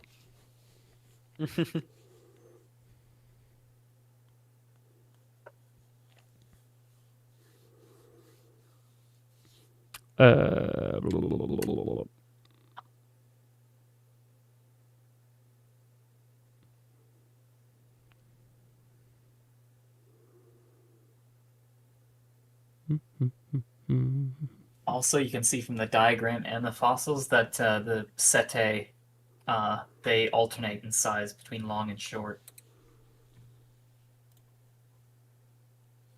God, I love that guy's colors in that reconstruction. The yeah. yellow and gold, the yellow and purple are a really nice color combo. Danielle Defoe cooked with many of her reconstructions for this. I'm still True. so angry that they fired her from the ROM because they were like, oh, we no longer need that position. Oh, that sucks. Yep. Ooh, Like that was slime- one of slime the one. very few museums that actually had like a natural history illustrator like permanently Well, on site. And it's just like, wow. yeah. You That's what I was stupid. going to ask. Have we decided what we're doing about the wheel? We are spinning. That's just gonna be normal. Yeah, It's not- but we yeah. will probably add something working with related to it. Yeah, there's like It's a normal. 3 options. A normal spin, an unusual add. Let's just say that. Well, in all honesty, the things that like follow are most likely to be added are already things that were already very interesting on their own. Yeah, I made a little list in the formation chat. Yeah, and if it's a normal spin, there's actually a legitimate chance of it landing on Chenjong. Yeah, that EP. Yeah, there's We don't want that. like apparently the Diectodon stuff is a Russian assemblage. Not Lystrosaurus. I like the CAZ like I thought it was.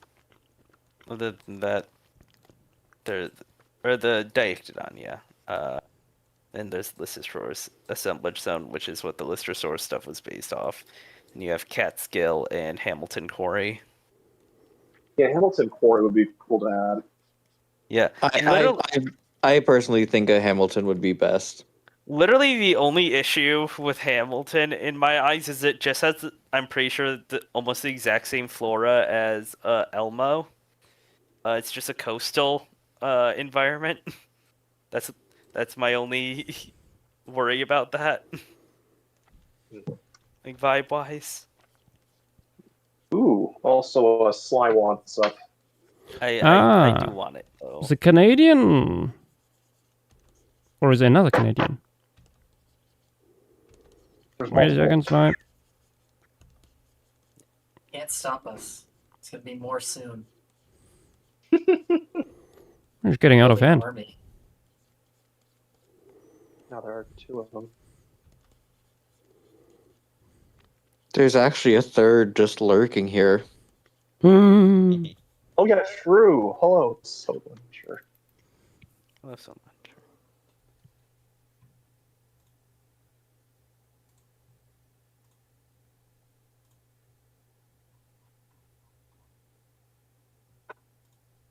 The Canadian Hello, fly. Sly. Let's fucking go. All right. So what are we missing? I And we're mean, missing some burgers.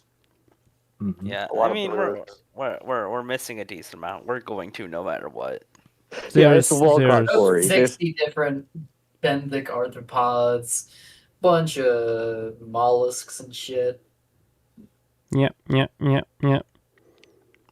The almost zooplankton-like fuckers. Yeah, the Bradorids, Liang Shinoa.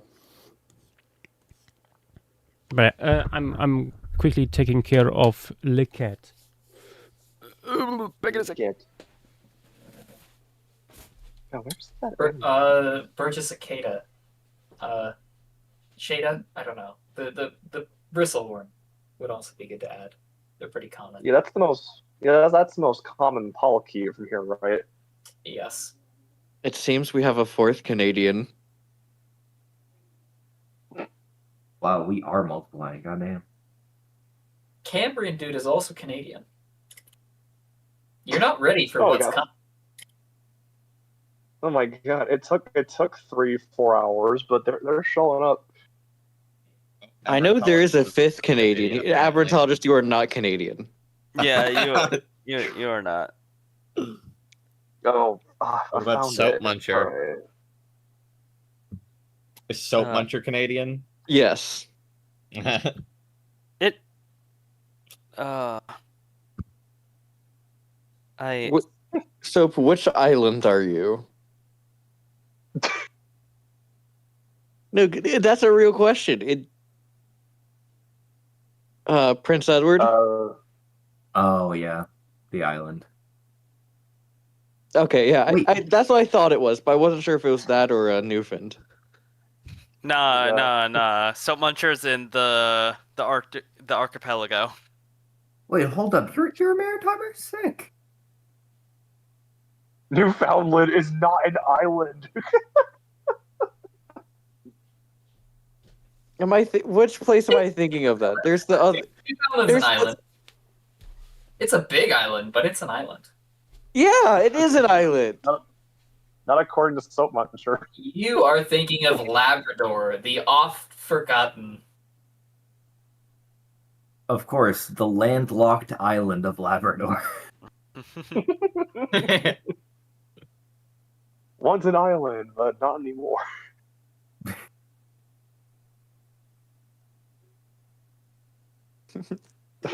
Oh, at this point, the whole What is continent is happening? if you want to be. What is happening? The entirety of the Avery. Americas is technically an island. It And doesn't touch anything else. Well, t- it doesn't unless you count the Bering Strait. Which Pause, Leonard, isn't- to answer your question, I think we found the Canadian version of New Jersey. Oh no! Oh fuck yeah! Oh my god! So it's a Canadian. Avery, you're gonna start a war zone in the comments after saying that shit. Would you accept calling it an isle? Like the British Isles? Because that's as far as I'm gonna go. It's either that or an island.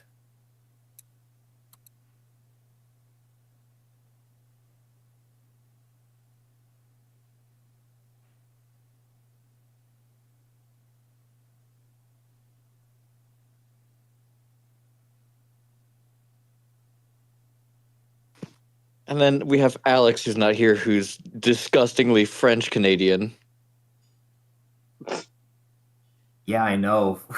Who would want to be with a French Canadian right now? Not even an island. That's a damn sea level issue. That's.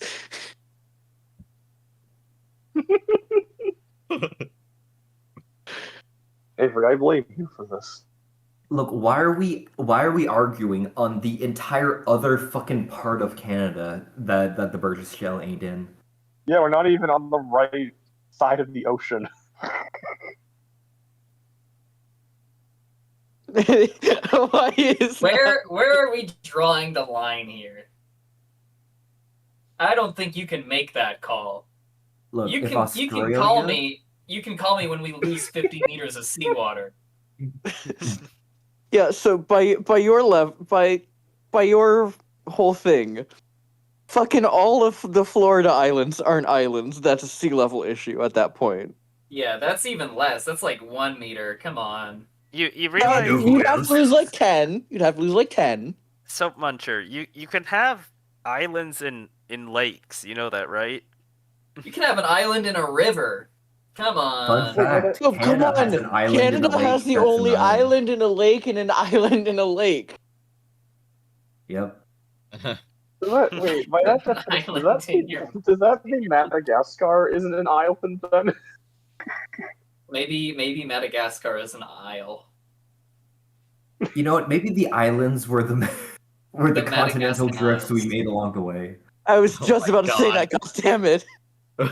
Maybe the islands were the rift valleys we made. I thought Nova Scotia was an island. Okay. It's will got be like a soon. little umbilical cord. It Other will than that, be it's an soon island. though. If there's any flooding, like the Tantramar Marsh is gonna just be like gone. We can get it with global warming, guys. Make it an How island. how many of you have been to New Brunswick? That place is crazy. Their largest city is the size of like one of the small towns next to my village. You know what? Hey, but you're right. But hey, We were driving through what's it called? New Brunswick, and it's like deep in the woods. Everything in that place is rural. And we saw this enormous building. It must have been like 5 stories, tons of windows and stuff, really far away from the road. But it was completely abandoned. And we asked some of the people that we knew nearby, and they said, "Oh, that was originally going to be a cult building. It was like a cult compound, but the cult didn't work out because there wasn't enough people." New Brunswick is too rural and isolated to form a cult. That's Crazy. That's how crazy it is. Oh my god. I think that sounds Also, like a positive side. I have an even funnier realization. Soap, you are closer to the mainland than Newfoundland is. Yeah. Mhm. Also, for the real. funniest part of New Brunswick is that you're right. Whenever you drive on the highway, it's entirely just forest, and we literally have like metallic fences on each side of the forest, like literal like almost barbed wire looking things, to make sure that moose don't cross the highway. So it's just one long ass zoo with sometimes like little deviations. You're living in So African lion safari. I'm gonna say probably the most stereotypical thing I can. We have the same thing, but for crocodiles and alligators. Oh my god. Uh, Where are you in? Florida? Yep. I'm in the only place where you can have both crocodiles and gators to worry about. Yeah. And now pythons. All of Yeah. this. Oh, yes. if it's important to the stream. Oh, sorry. I posted an animation of a Vadiovermis feeding. If you want like a reference for how it would have been moving, most likely. Yeah, no, Horrible that's creature. that's largely how I would imagine it too. Oh, It it's doesn't facing the strip sun. the imagination. What I was gonna say is all this island talk reminds me of something I somehow never brought up after my like classes on the island in the Great Lakes. Basically, I did some courses on a island called Beaver Island. It's What was mostly on known some beavers, but more importantly the Mormons at one point. Oh. So Oh, it no. was populated enough to have a cult. Yeah. But the most interesting thing today. Oh wait, yeah, no, he called himself like the king of Beaver Island. Oh my fucking god. Which was fun. But modern, there's like a extremely hyper specific addition there called boodling. Oh my god. Called It's- what? Boodling, Boodle. Fascinating. It is literally just walking around with cold beers and offering to them to people. Like you just wander around. That's awesome. What? And it's Yo, just a pastime there. Why don't we I- have that? The fuck? That's dope. My inner was That's not a fucking pastime. That's got just really every day in the South. Behold this shirt.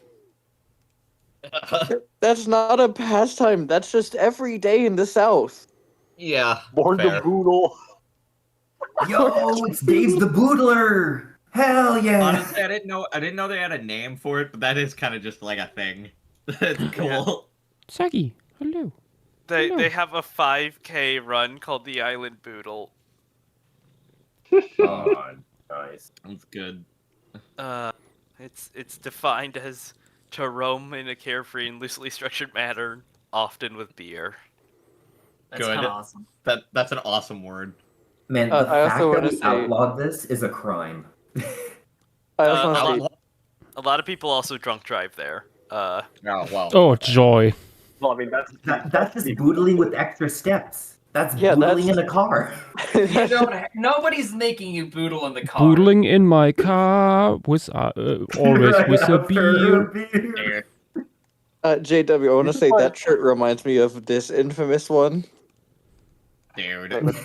Yo, do you wear that like when the boodler comes around? Yeah, imagine wearing that when the boodler arrives. Yo, is the Yeah, it's boodler like it's that island's version of the ice cream truck? It's like calling for like a taxi, except you wear that shirt, and then some guy drives in like a Toyota, and just like chucks a can of beer at you from the road. Question Just for the fucking chat. full force, like fucking fastball style, going 60. Question Oh, for yeah, the you chat. just What get, is like, a your gla- favorite spot to boodle? Oh wait. Also, the guy who I mentioned who called himself the King of Beaver Island got assassinated. What? Oh no. So are you telling me Jesus. this one island had regicide? Yeah. Okay. Oh no. He probably got Lo- boodled. The boodle did it. JW, loaded question. Why? Because people didn't like him there. I'm pretty I sure. mean, yeah, I'd imagine. Go Oh, away! no. You suck! Basically, everyone who wasn't a Mormon just after his death evicted every single Mormon who was there and Oh, forced them shit. off the island. They deported fucking Mormons? What the fuck? Go back to Utah. I mean, he tried to take over their island. He must recontain Yeah, but like, what's it called? Like, mass punishment should be the answer. Not very Christian of them. Christian and Mormons. No, if anything, that's very Christian of them. I know, right? Yeah. Yeah, no, the population of Beaver Island is very Irish. Yeah, Oh. that makes perfect sense. It's Irish Christians. Yeah, Irish I'm- Catholics know a Yeah, lot yeah, about getting. yeah. rid of I'm so religious tempted groups. to make a joke, but no, I will. I will not. I will Yeah, not. yeah. Yeah. Damn. So Anyway, so it's versus illegal. fail. It's illegal to drink Anyways. in public in Canada, but I have boodled on Frog Street in Matsumoto. It was a great time. I did the unsinkable. I added another worm. Nice. There's now 3 worms. There's more worms in this than there are in the fossil record so far. Oh no. All right, but where's the Wawaxia? True. We have no Vivaxia yet. I just think it'd be really funny if like you didn't know what boodling was. You're just walking on the side of the road and then someone just chucks like a Jack Daniels bottle at you from out of nowhere. Oh my god. Boodle Here this is- so fucking casual. here's the guy if you want to read up on him. Death of a Kingdom being a header is awesome. Also, I have to say, Fazla, you remind me of a great question. What do you guys think would be Master Chief's liquor of choice? Jack Daniels. That is a weirdly specific question. I mean, it's got to be whiskey of some kind. Is that Russian? Is that like a Russian? Is that a Russian badger question, Avery? Yep. Yep. Oh my god. And Master the Chief, can you resounding tell me what answer you're was drinking here? 100% malt liquor. Yeah, I can see malt liquor. I could also see Four Loko.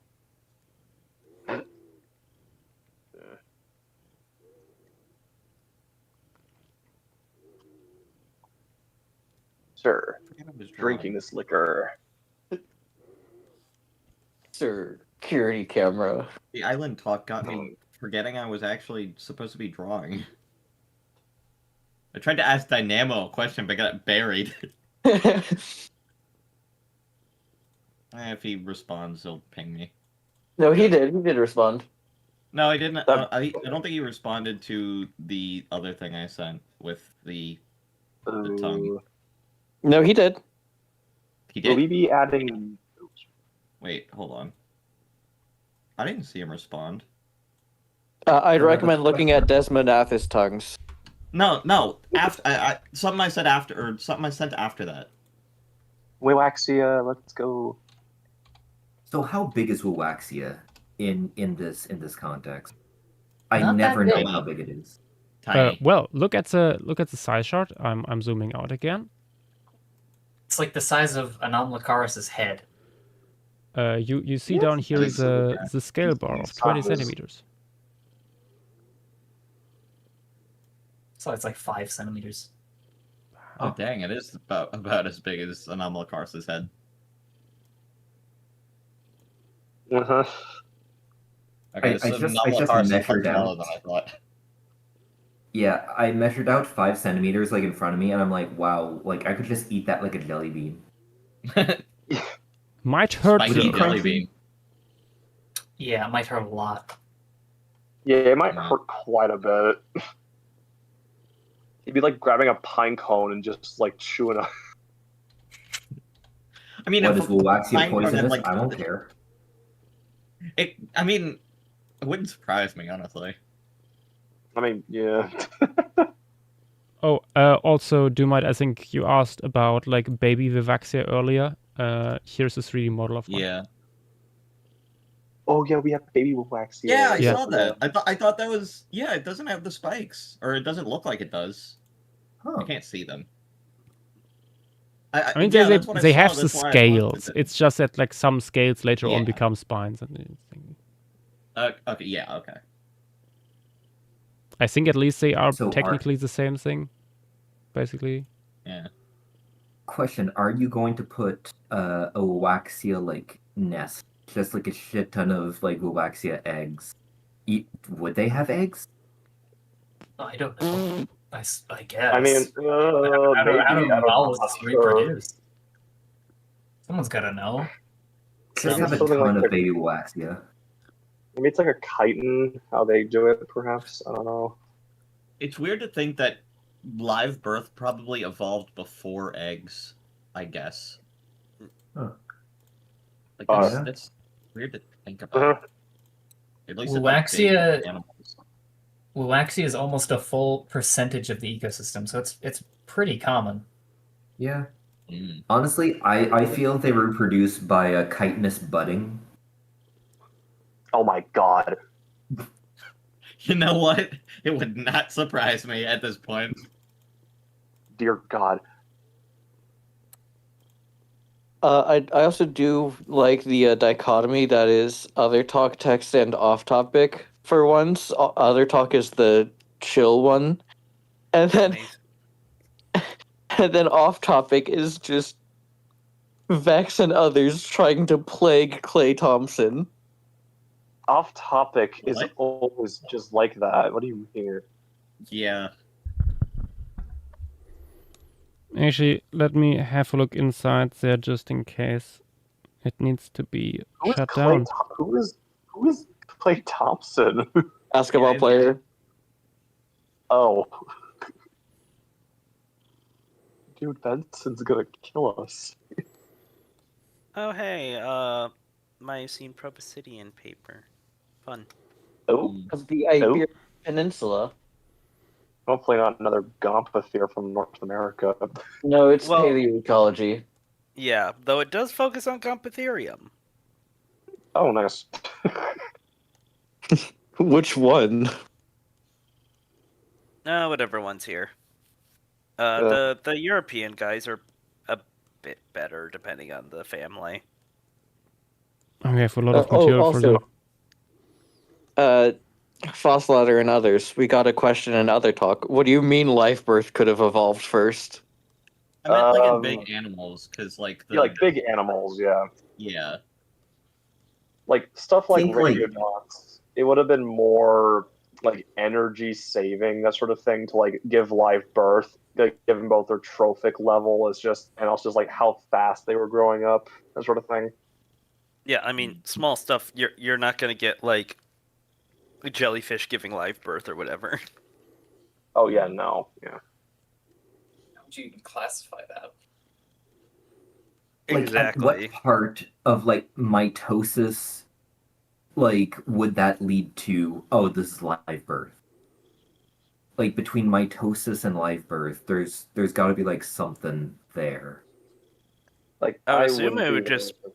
I would assume it would just be different genetic code, like it not being a clone. like, I Because wouldn't be budding, surprised. budding is like asexual reproduction. Yeah. We probably have like some living examples that could be models. Fascinating.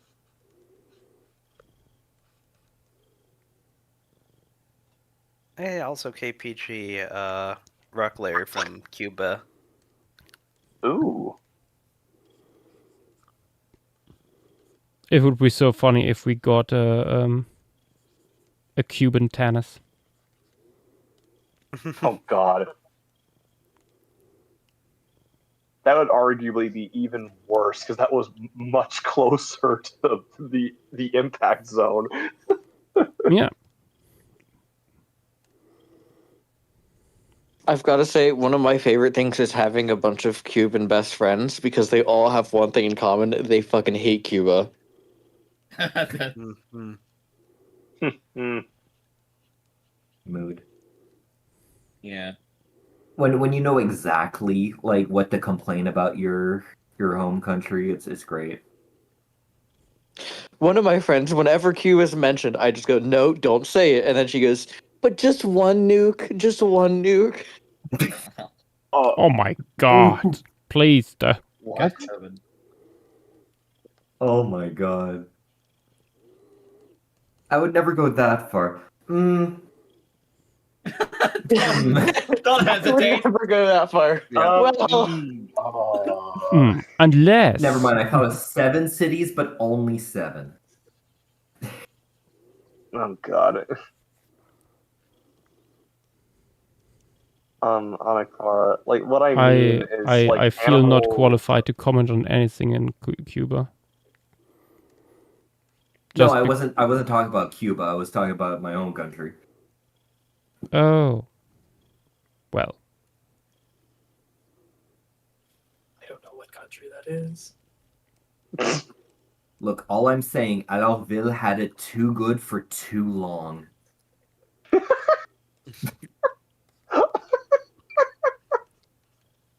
Oh no. Oh, what to God. do with The Vivaxia? funniest thing is, Alorville is literally just like you were talking about before. It's in the middle of bumfuck nowhere, and it's just 2 streets in an X. Yash, you could make them iridescent. That was brought up earlier. Oh yeah. Oh yeah, that No. too. Yeah, you could make them iridescent. But like as a base color, it's like what to do here? I always imagine them purple. Like Yeah, like we- a dark purple. Honestly, yeah, purple could work. Hold on, I have an example of a purple iridescent animal. Does it eat cyanobacteria? Yes. Quickly, DS ZVS. exactly. The Discord server link is if you scroll down, it's the middle button. It's actually the the server exact link color is I down was- there. Yeah. It's the exact color I was imagining, yeah. What a You funny can join the picture. Discord, but behave. Yeah.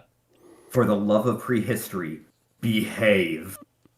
Yeah, there's already. Yeah, or else But who are we talking to? Let's Yeah, who are we talking to right now? Oh, just somebody into a chat. No, Oh, but okay. like have you seen what people do here on the server? yeah. Well, like, have you seen what happens in off topic? Mm. Just mute that. Just mute that channel. Just Well, if just you're in right the click paleo it. media, if you're in the paleo I- media, I'm very sorry. Yeah. The only thing I really do I don't like actually talk in that channel. The only reason I don't keep it muted is because occasionally like I'll find out some new like Beasts of the Mesozoic stuff will get posted there, like updates on that, and Paleodoc stuff and stuff like that will get posted there occasionally, and I kind of like to. That's since I don't use a lot of social media, that's the like way I keep track of that stuff for the most part. Fair enough. Yeah.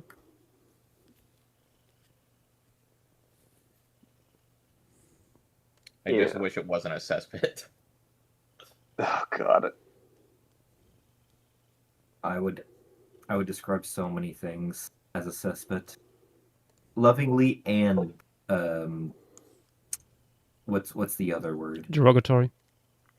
Yes. Thank you. It's like whenever you enter that channel, you'll get like fed a bunch of just shit, and then eventually you'll find this one glimmer, this gem, and you'll become that image of the angry bird with the ear listening. Great example of that. I'm looking right now, and from I Eat Short People, we have. I'm stealing the mammoth statues they have out front when they are closed. I'm stealing them. No one will be there. No one can stop me. What? Oh, does he mean like the La Brea statues? Oh yeah, yeah. It's I assume it's because the remodeling going on. Yeah, the remodeling and stuff. Yeah. Maybe we'll get a better representation of La Brea at the front of that building after the remodeling. It's just Ecos La Brea, guys. Real. Real and true. Yeah, I still remember when that happened and just like the flood of people that entered the server from that.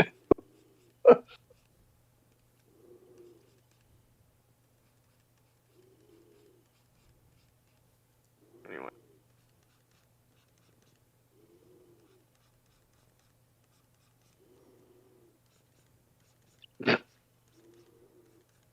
Oh, wait a minute. So the growth stages of Awaxia, like the middle ones, like grew first, and then like the other ones grew after? Like the middle spikes, I mean. Huh.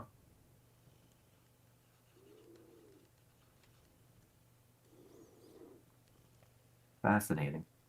Yeah, like the sclerites in the body kept like building up more and more as time went on. here's a gem from. I think I already know what's. Yep, it's gonna be that. Oh my god. Autism. Yeah. Huh. Oh my god. Wait, I just saw something. I'm not gonna say what it is in off topic. I'm just gonna post it so that way you all can see this. I'm scared. Do we want so? Do we want so? Well, it's not very bad. No. Yeah, I was just looking Only, at that. only I was bad, thinking the not exact very same thing. bad. It's just- Seriously, the fact that people have already designated that date. Why the government tried to do it first? We're just leaning into it. Wait, what? I mean, people already had a name for that, like jokingly. It's so close. It's so close. Back in Like- my day, the joke was that it was 9/11 Eve. Exactly. That's what Exactly. it was. It's so People true. people already had a name for it. Oh my god. It's like comical. It's so close. I've talked about this before, but that happened like I think 2 days after I joined. So that was like the first experience I had of Paleo Stream was that going down. Yeah, that's probably unfortunate.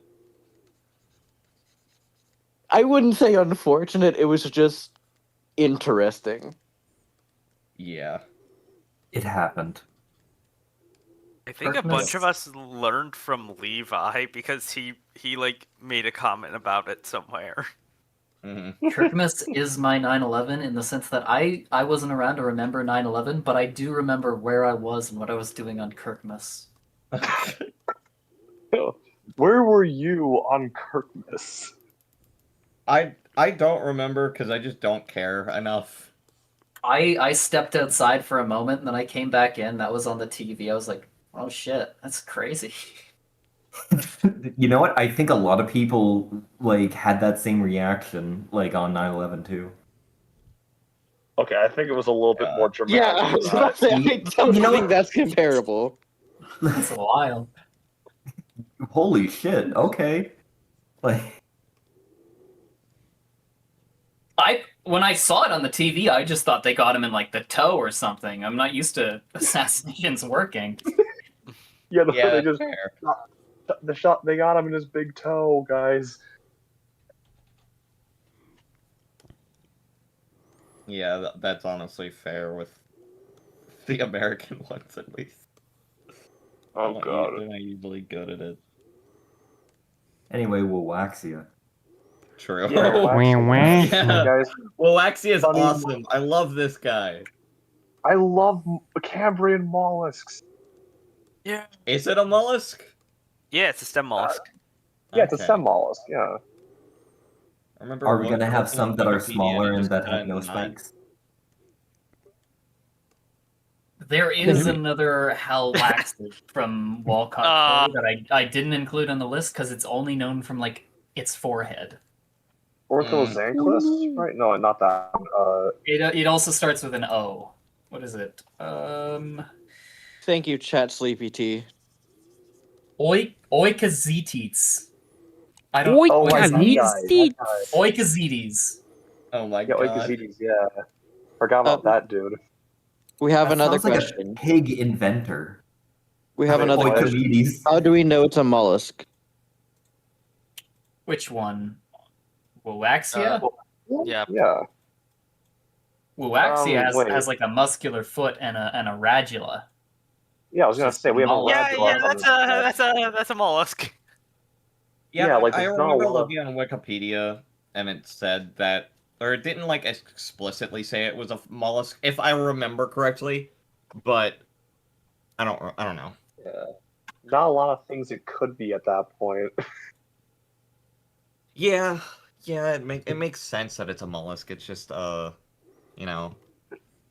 It's a fucking clump of cells that like turned into something. Like what else? Like who knows what the fuck this is? Speaking of, You know what someone should do if Wawaxia is 100% a stem mollusk? Someone should go into the taxa box and use like the rarely used stem designation rather than like mollusca question mark. Yeah, I was about to say that's what it's under right now. speaking of mollusks, probably will we be including the pancake? Odontogryphus? Yeah, Odontogryphus. Yep. Oh. It can also be fairly common. Oh my There's gosh, a gripper. babies. Oh my god, the pebbles, the rock collection. Yes. Yeah. Odontogryphus is about half as common. Imagine accidentally stepping on a dead Wawaxia that like got onto like washed up to shore. Bye, Cambrian dude. Oh, Oh god. oh, see ya. I would think it would be brittle. If it's brittle, when it goes through your foot, that'd suck even more. Yeah, the it's like spines would probably fiberglass, break like off and like be fiberglass stuck in there. Oh, I mean, Ooh, I've stepped on crab shells in my day. It's not that bad. It's That's not that very bad, bro. different It's from not what that this bad. is. That's I very mean- different from what this thing is. Yeah, I was gonna say crab shells don't have like giant spines on Did you ever like get a piece of a clam splinter stuck in your foot? Never mind. Yeah, those Oh, fuckers split my God. foot open once. The bastard. Yeah, same. And that sucked so bad. Yep. I went to the beach Yep. one time, and like, where was that? I don't remember. It wasn't in my home state, and it wasn't like Florida. It was like somewhere in the middle, I think. We went there for like a day. Secret because third the option. drive to and back was like a couple hours. But we went to the beach one time, and like it was a sandy beach, but you go out like 10 feet into the water, and it's just like piles and piles of these giant like clam shells, and it's just like I almost immediately cut my foot on one of them, but I kept swimming anyway because one, I didn't want to ruin our day at the beach, and two, my parents told me the salt water would help, but I don't know if that was true. No. Yeah. Honestly, I don't know why I would expect it to. I don't know. They yeah, I'm gonna be honest. They The tend salt to tell water me will they help know. you. All the They tend to zooplankton me- will help you. They tend to tell me a lot of things that are just flat out untrue with the fullest confidence. But that's neither here nor there. But yeah, I don't know. I still had fun. There was they're like hermit crabs and stuff as well in the water. Even though it was like, I remember the water not being blue. It was like brown, but that's most of the beaches here, unfortunately. Oh yeah, like Yeah.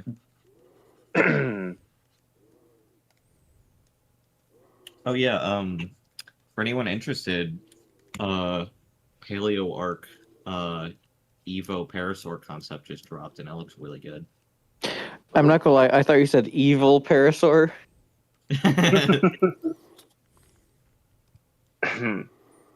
Rillalu, Cambarella is also kind of mollusk, but even more stem than Wiwaxia. Yeah, Yep. Kimberella is like the furthest thing you could get Yep, while still yep, being yep. a mollusk. Does it this have ain't like a stem. This is a branch. Does It have does a seem- radula? It does seem to have a radula, and it scrapes the mat, and it's even got those little aragonite little bits of armor embedded in its surface. It's like a proto shell. Yeah.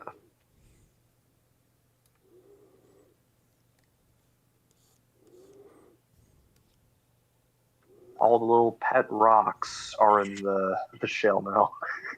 In the invert server, didn't I share a picture with a really nice Cambarella mouth? I think I did. Let me look for it.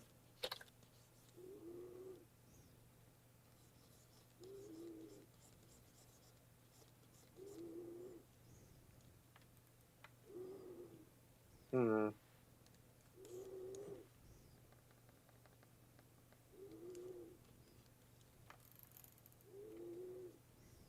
Yes, I did.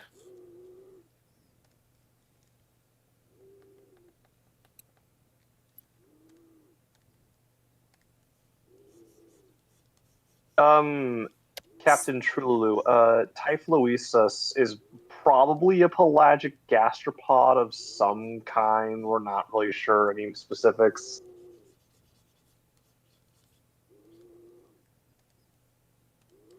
I sent a picture with Yep. the Cambarella's radula.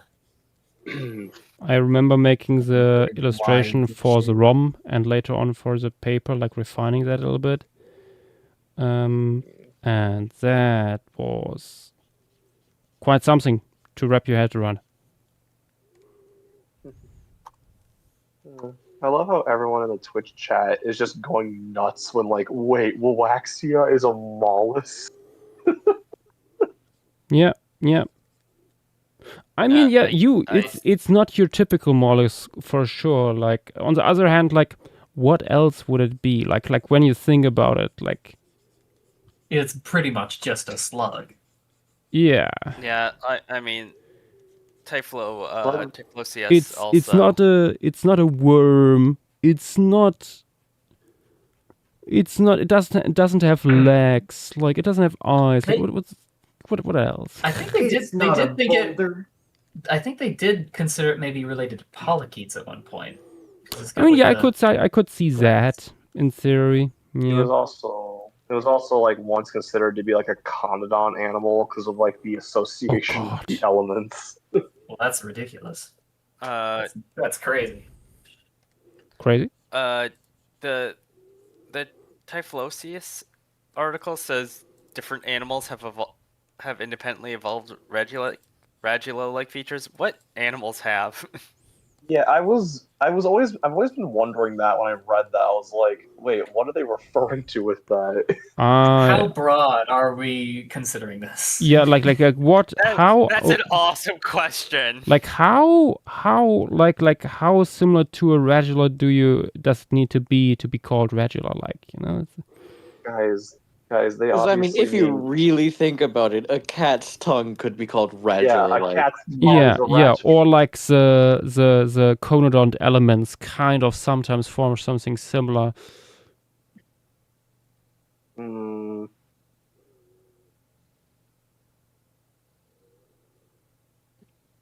Wait, Annika Farah, what do you mean by why do you guys know this and we don't? Like, what are you referring to here? Probably being surprised that these things are mollusks. Oh, well, that's readily available information with the, well, not, I don't know, readily available, but like, that's information about the radula, that's available. Yeah, you can learn. Can someone put a link to the Discord on YouTube? Someone is asking. Oh, yes. Oh, yeah. Also, above that image I posted, if you're wondering, that is from a newspaper article from 1912. Good. Also, Risa is asking there, do you think a bait ball composition, I guess, could work for a Paleozoic piece? And yeah, absolutely. We have like records in the fossil, records. There are examples of animals, like the place swarming, with the Destus, that are certainly from the Paleozoic. So Yeah. What, Mecha Quarry? Yep, Mecha. Mecha. I was gonna say acanthodians are pretty good. At least depending on the genus. Acanthodes itself, especially. Yeah, I was gonna say that's a long freshwater small fish. That's filter feeding. Yeah. Wait, Or gosh. that's filter feeding in groups specifically. Like that's schooling. So what's the earliest possible bait ball? Maybe even isoxys. Yeah, maybe I was gonna say it depends on what you mean by bait ball. Gotta say, like, if you have a bunch of, like, a huge congregation of inverts, like, just sort of filter feeding on stuff, like, that's a bait ball.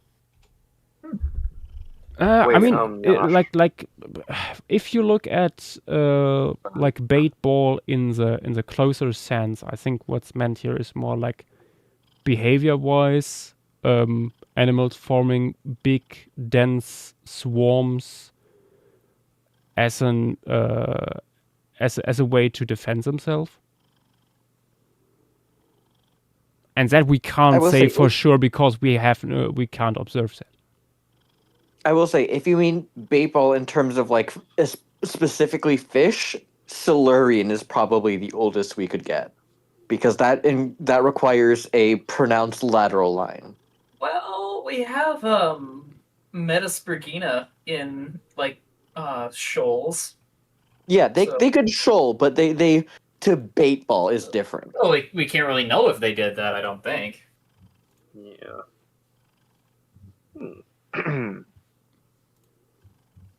Although it's true, yeah, like having a lateral line certainly helps a lot with that, because you can easily sense the movement of your fellow swarm members around you. Yeah. With that. With current research, at least, the lateral line is basically why they don't bump into each other. It's why they act as basically one superorganism for a short period of time. Yeah, I mean, as long as I assume that maybe some of these weirdos could have gotten something similar where they're just sensing the stuff around them. Yeah, that's why I say, like, yeah, they can probably shoal, they can school, but to bait ball is very specific. I'm gonna quickly ask, is Voxia among the sponges currently in the piece? I don't know.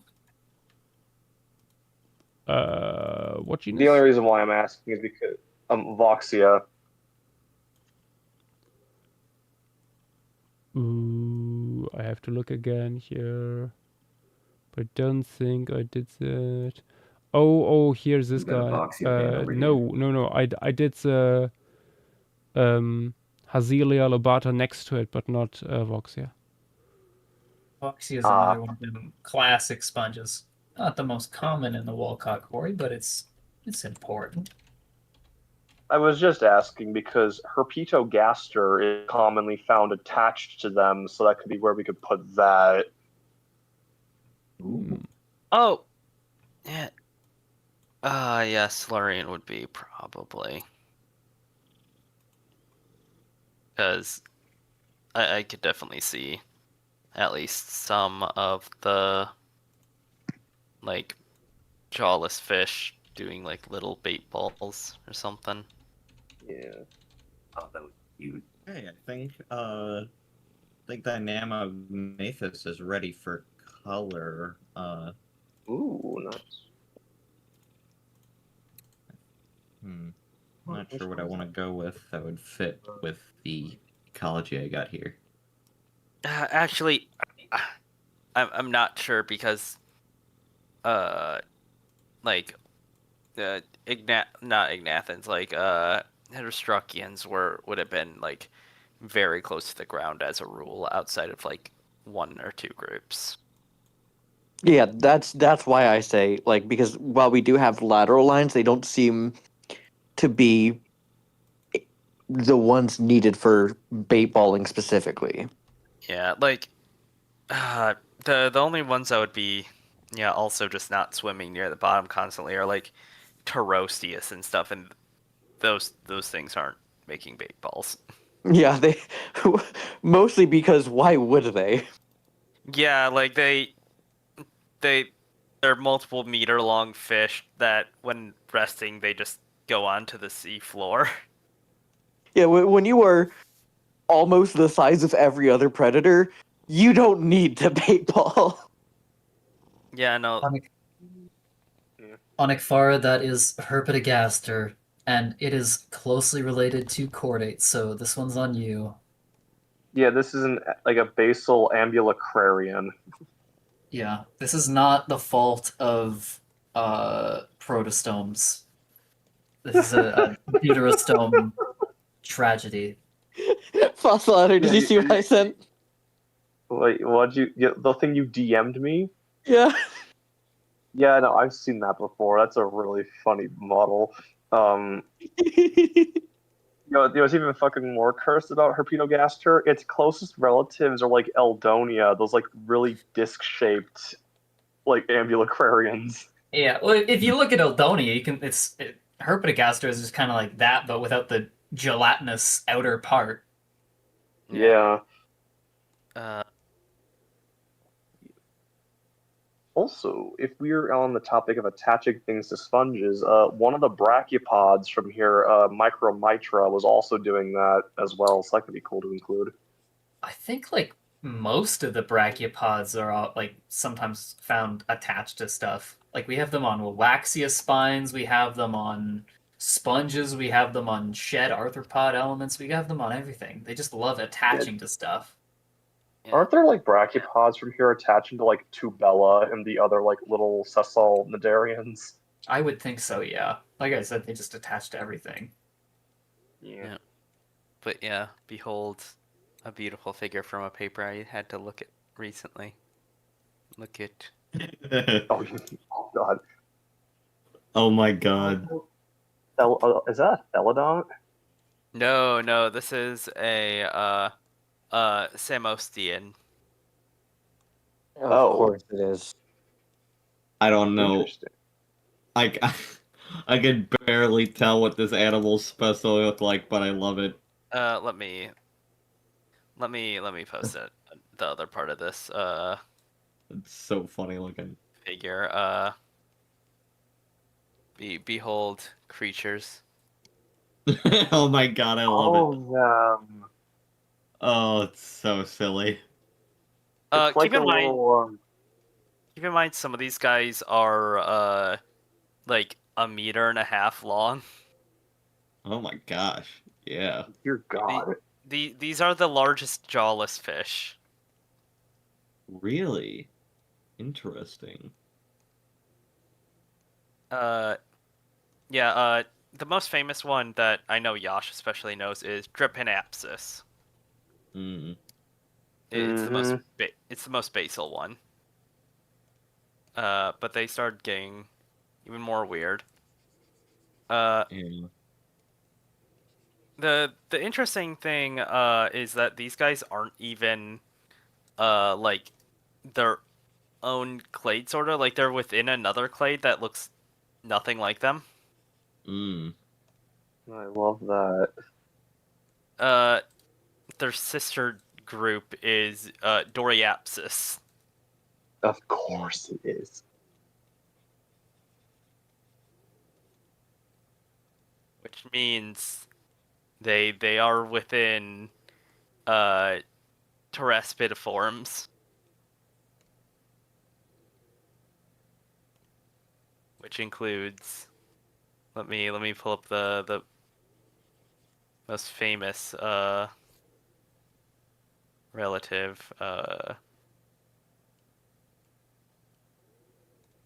Pteraspis. Erasmus? Yeah, it's a decent, like, they're in the same order. Yeah, Pteraspidiforms. Wait, I just checked back here. Fossil what is that image? What, you mean the one with the guy getting attacked by the seagull? Oh yeah, I saw that, yeah. God. Category Pest.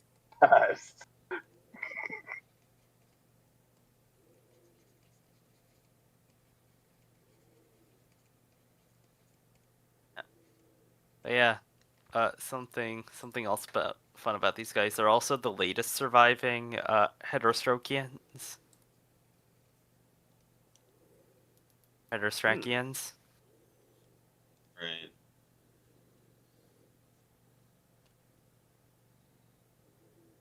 I think I might do this guy red and purple. Yeah. Seems like a color combo. Yeah. These guys lived until the Frasnian. Oh no! So Mhm. they were around right before the extinction. Yeah. Probably the advent of plants. Like took them out. Like it probably messed with them a little bit. Like that's the current idea. At least larger plants. Right. Oh no!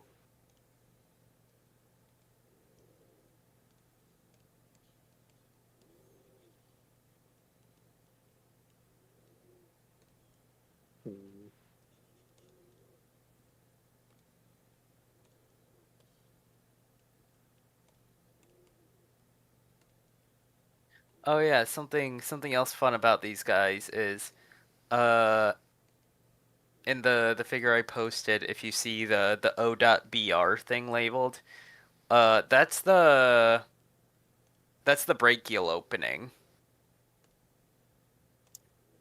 Like the gill slit technically is behind, like towards the back of the body. I mean, it's not the most bizarre gill slit in like one of these ignathans. I mean, it's Right. at the halfway point of the body. Yeah, like with Galeaspids, they just have it right in the front of their face. Oh yeah. Galaspids probably did the weirdest things with their gills. What if I had 34 gill 34 gill arches? Yeah, no, there is one. There is like one Galaspid that's known for like really well preserved remains. Let me find it. Oh, here we go. Like the inside of its like skull and brain was preserved. It's like actually nuts. Oh, there's a bunch of those. That's Oh not- yeah, I know, but just this is the one I thought of currently. Yeah.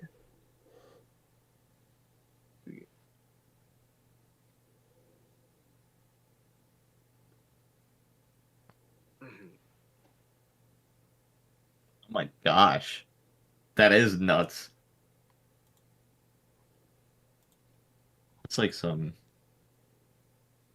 HR Oh, that Geiger specimen, stuff. yeah. It's awesome. Fresh out It's of crazy, like, some- H.R. Geiger wet dream. Yeah, exactly. It's like It's crazy, like that something that old could fossilize like with that much detail, and we still don't have the brain of a T-Rex or something. Oh, I mean, these guys had like really nice preservation. I mean, we also have like the heart preserved and everything. Dang. You'll get 1,000 Radiant brains before you get a T-Rex organ. Yep. I don't doubt it. Glory to the Cambrian. True. And the T-Rex organ is going to be like a left kidney or something, like a boring ass one. Oh my. I think having a speaking- kidney would be incredibly cool. Also because I think kidneys are even from the Camry extremely rare. I mean, technically speaking, skin is an organ. Oh, ha ha. Is that what we're talking about? I'm just saying, you said before we get a T-Rex organ. Okay, you know Avery, damn well what I meant. You know damn well what two might meant. I know what he meant, but I'm still pointing out skin is an organ. I took Yeah, I sixth too can be grade pedantic. science. I'm well aware. Or whatever grade they teach that in. I don't remember. I didn't pay attention. You are an organ. Thanks, aberrantologist. You're doing a shit now. Bone is a rigid organ. Herder.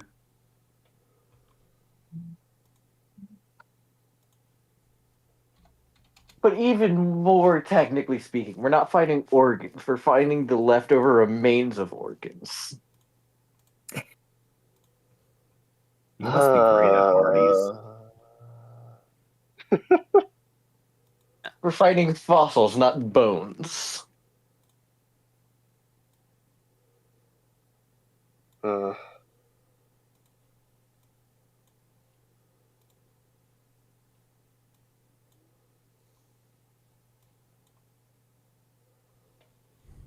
But yeah, let me find there's another example of like these sort of stupid guys with like the underside.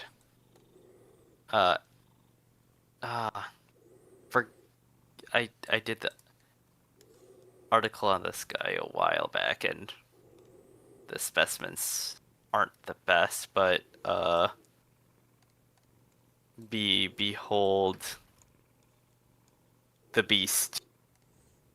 That's a good beast. Each of those, like with these guys, each of those little divots represents a branchial arch. This guy has 43 pairs. That sounds like a lot. This is the most out of any chordate. Oh. Or there might be Yeah. a Galaspid that has, I think, 45. Do you Would think not these guys are surprise doing me. like powerful math in their head when they're swimming and just sucking things up? No, it's because they're flat and they can't really increase surface area, so they just need to make more gill arches. That's it. Fair enough. I would have some comments about this Aishea diagram. Probably half of them I can say. Huh? Oh no! Oh no! What's it out of 10? The main problem is there are no papillae, little bumps on the legs. Oh, you mean critiques. Okay. Real quick, Yash, we have a Fang asking for up. A Fang? Dang, why aren't you asleep? Hey. Maybe he was. I was talking to Jean Bernard, the lead researcher for the Burgess Shale, about Aishea, and he was trying to explain the legs to me, and he said they don't have any like tubercles on them. They're like what's his name, Bedendum, and I did not know what a bibendum was. But apparently that's what French people call the Michelin Man, like the guy that sells tires. I'm sorry. We are flying too close to actually an ironic glove shadow. This is the Michelin Man. He's the guy You don't know that grows you don't tires. know the Michelin Man? You don't know Babendum? Yeah, Michelin Man. Yeah. He's like a classic guy. Yeah. I've known him for my. This is the guy my ever. I've seen him around from almost my entire life. Ironically. Yeah. Babendum. I've seen the Also, that's crazy name for him, but I've seen commercials with him before. They're good. They were I remember them being entertaining at least. Oh my gosh, you can barely see the the little silhouette of the head through the mouth. also, JW, to answer your question, I am awake because it's like 6:59 in the morning here, and I went to bed early yesterday. Oh, well, good morning. Good morning. Good morning. Welcome to the Burgess Shale. No, it's the burger sale. Burger Yeah, burger this- shop. This is an awesome thing to wake up to, honestly. Yeah. I woke up Honestly, to indeed, burger like- breakfast. What? No, I was just agreeing with you that it is a great Yeah. thing to wake up to. Yeah.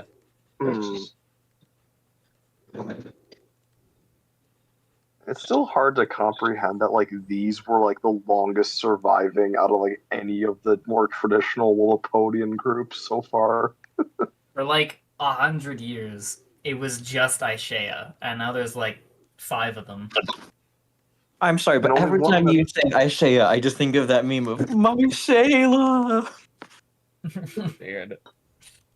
Red versus blue, I guess now.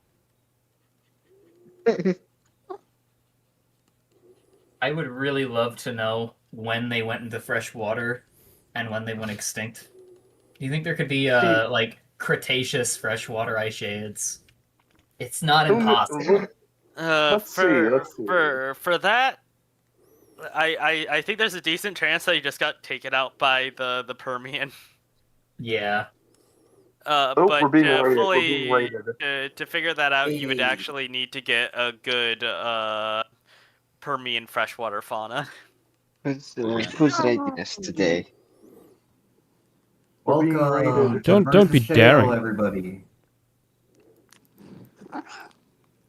Creature. Good animal. Honestly, yeah, I would kill to have like a lower Paleozoic freshwater biota. That would help answer a lot of questions around that. I mean, we have some Devonian ones. It's just we don't have any Carboniferous or Permian. We would need an earlier one than that. No, we have the mines in France for Carboniferous. Actually, we have like a single one. Also, Yeah, Yash, mo- introduce most of them- yourself. You've been raided. Oh, What? 29. You've been raided, You're Yash. raiding.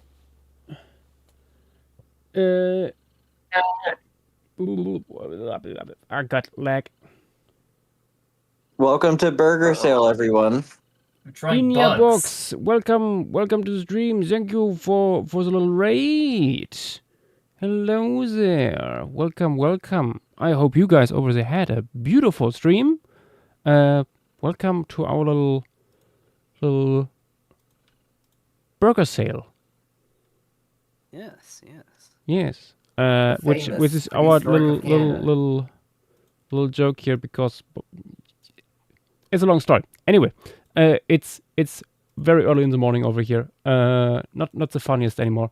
But what we're doing here on this stream today is have a look at a site called Walcott Quarry, which is part of the famous Burgess Shale in Canada. And it has a metric shit ton of really cool critters from the Cambrian more than 500 million years ago. And every Saturday here on Paleostream, we are doing one of these formation pieces where we try to attempt to depict an wolf fauna or parts of a wolf fauna, at least giving like a rough idea for it, vibe checking it basically, and our very own Prehistorica over here has put together this size chart, for example. You might, if you're not too much into paleo, you might have still have heard of like one or two of these guys. We have Anomalocaris over here. There is already in the piece Opabinia and stuff. Picaria, very, very early vertebrate. We are about to add Hallucigenia, which is a little spiny walking worm. And yeah. You might have seen it in Attack on Titan. Yeah. Or sadly, Fantastic Four. Or Evangelion. There's a lot of hallucigenia love to go around. If we get or the Picaria or the Hallucigenia anime. If we get Hallucigenia and Picaria, we can get both of the upside down dudes. That's true. That is actually really true, yeah. I would love Hallucinogenia. Sorry, I was talking to someone. It's already hallucinating itself into the piece. It's sort of like, imagine if you just drew one that fell over onto its back off, like after falling off a sponge or something. Oh no. Trululu, what is the evidence that supports velvet worms being closer to arthropods than to water bears? Velvet worms, they have more physical characters in similar, or in relative to arthropods, and there's been a ton of genetic studies, and every single one of them puts velvet worms closer to arthropods than to tardigrades. Yeah, I was gonna say, can the answer just be genetics in this case? We love genetics. Yep. Until we hate genetics.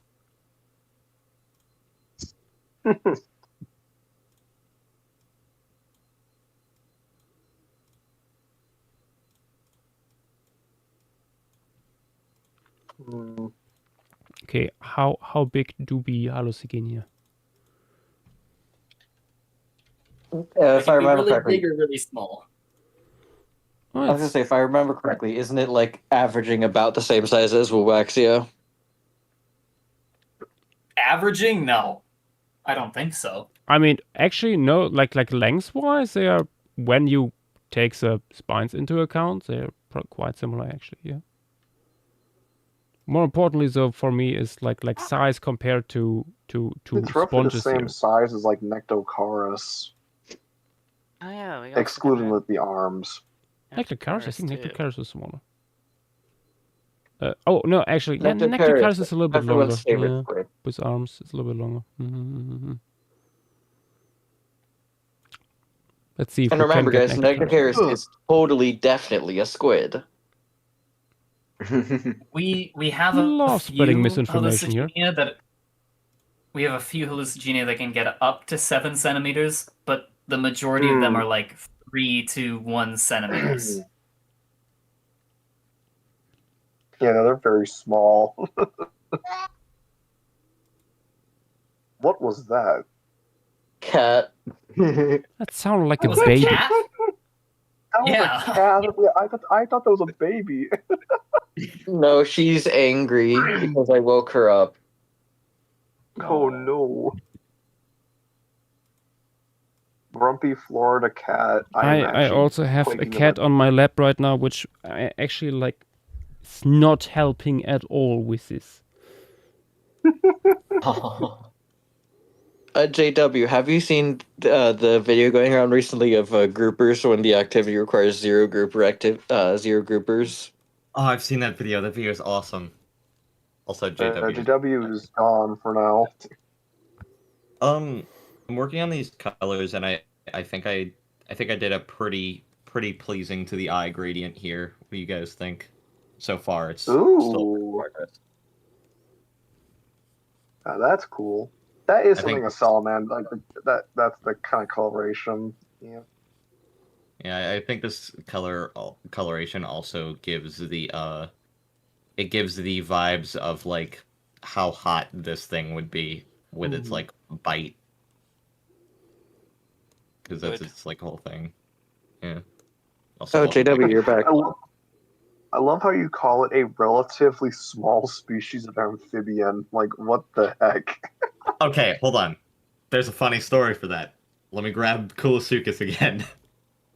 Oh no, how big is Well, Kulosuchus? comparing anything to Kulosuchus, yeah. Okay, no, I'm talking about the fossil frontier Kulosuchus. Specifically. Oh, no. Fossil frontier Kulosuchus isn't even the biggest one that I have in mind. Because Oh, there's no. other bigger ones. This is how big fossil frontier Kulosuchus is. Oh my god. Yeah, that one would be in the medium-sized class. All I will say is, looking at that is not how Temnospondyl ontogeny works. I know. I made it a what do you call it? I made it a tadpole because I thought it fit the shape the shape of it pretty well, and I also wanted to do the gills like light blue like that. Yeah. I mean, we do have gills from larval temnospondyls. Oh yeah. I was about to say we see those in like larval salamanders too. Like gills, like the external gills aren't an issue. Yeah, It's the fact that it's got no legs. Yeah, I know Temnospondyls is like the main thing with their juveniles is that they're not just tadpoles, but yeah, frogs are just weird. I like the tadpoles. They're silly. Also, I wanted to excuse the big tadpoles because Beelzebufo, my plan for it isn't necessarily gigantic like these guys would be compared to their real life counterparts. And the only other frog that I had that could be bigger is like I don't really know if it's actually got like a described species. Oh, you're talking about the undescribed Eocene one, aren't you? Yeah, from South America. Right. Okay, that's what I thought. I knew it was still undescribed, and that's one of my rules about Fossil Frontier designs is that I've been trying to either avoid or completely not do undescribed species, and specifically not do problematic ones, like stuff from Myanmar and stuff, right? Like that. Those are my two rules for Fossil Frontier. Yep. The spines start on that first or the third tentacle. Oh yeah, I see it.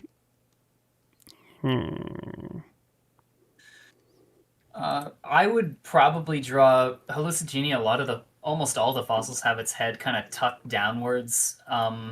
It could either be clinging to sponges or crawling on the sediment. I've seen Hallucigenia crawling on like molted radiodont remains too. And there's that preprint that says it found like 20 or something of them crawling on a dead ctenophore. So they're like scavengers. Interesting. I mean, here's my little reconstruction that might help you. Would they be bioluminescent? What a Bioluminescent? goober. Probably not. No. Was that a preprint? I thought that got published at some point. Not that one. I love simple eyes. I love True. them so much. The dot eyes Like are the just little black beads. He They're can so see good. light. He can detect light and nothing else. Mhm.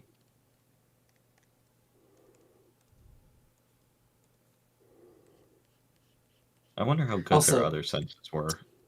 Something that's kind of interesting that you can see not in Yon's diagram, but you can see in that fossil picture from the scale chart is that the last segment that didn't have any spines, but it did have the last 2 pairs of legs.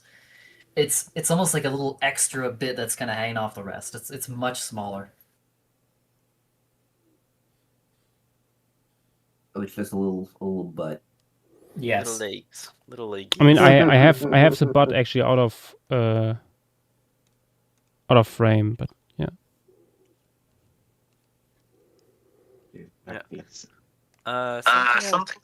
Something I was wanting to ask. How much longer are you gonna be going tonight? Not that much longer, honestly. It's almost 6 in the morning for Joshua. Yeah. Yep. And tomorrow he has to answer the question we all have on our minds. I mean, Yep. didn't he already answer it? I thought that was Yeah. established. He kind of did, yeah. What question? Don't worry about it, Josh. Yeah. I can't believe you're gonna be dead to Sassy tomorrow. Uh-oh. Oh no. Or hear Yeah, me out. That's true. Hear me out. We can just not talk about it. I'll have to be there for that one. What Either needs way to you happen draw again? it.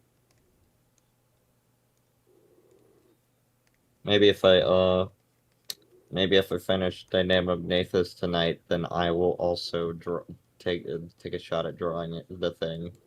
Yeah. The beast. Just accept knowing that there are no proper references. Yeah. That's never stopped me before. Yeah.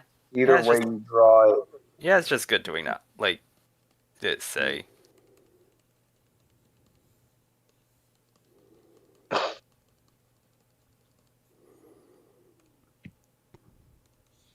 Like I do think that the objectively funniest option is to just pretend like it doesn't exist. It never happened. Nothing ever happens, guys. Nothing ever happened. Draw a single upper beak resting on the sea floor. Yeah, just Megalodon that guy. Mm-hmm.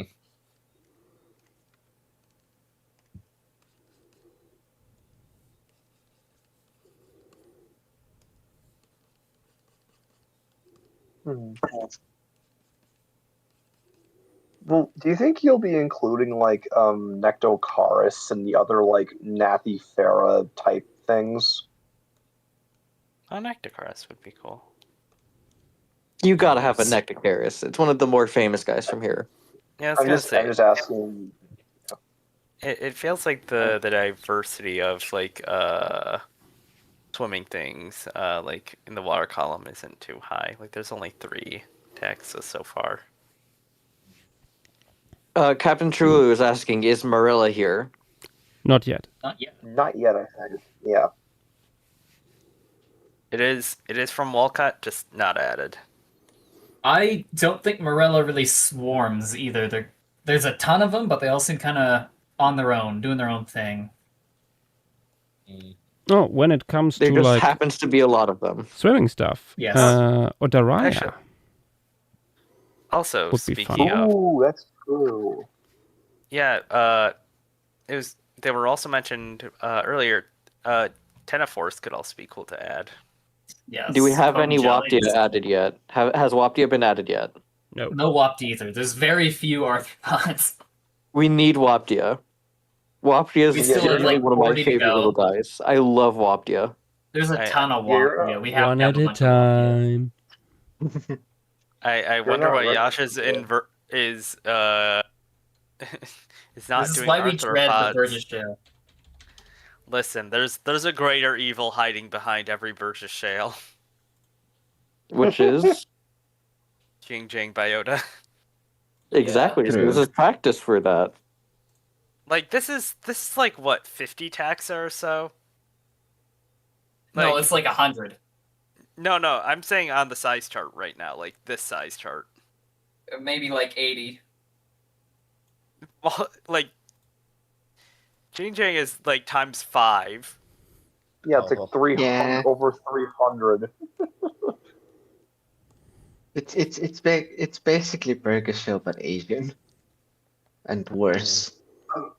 Because there's so much There- more.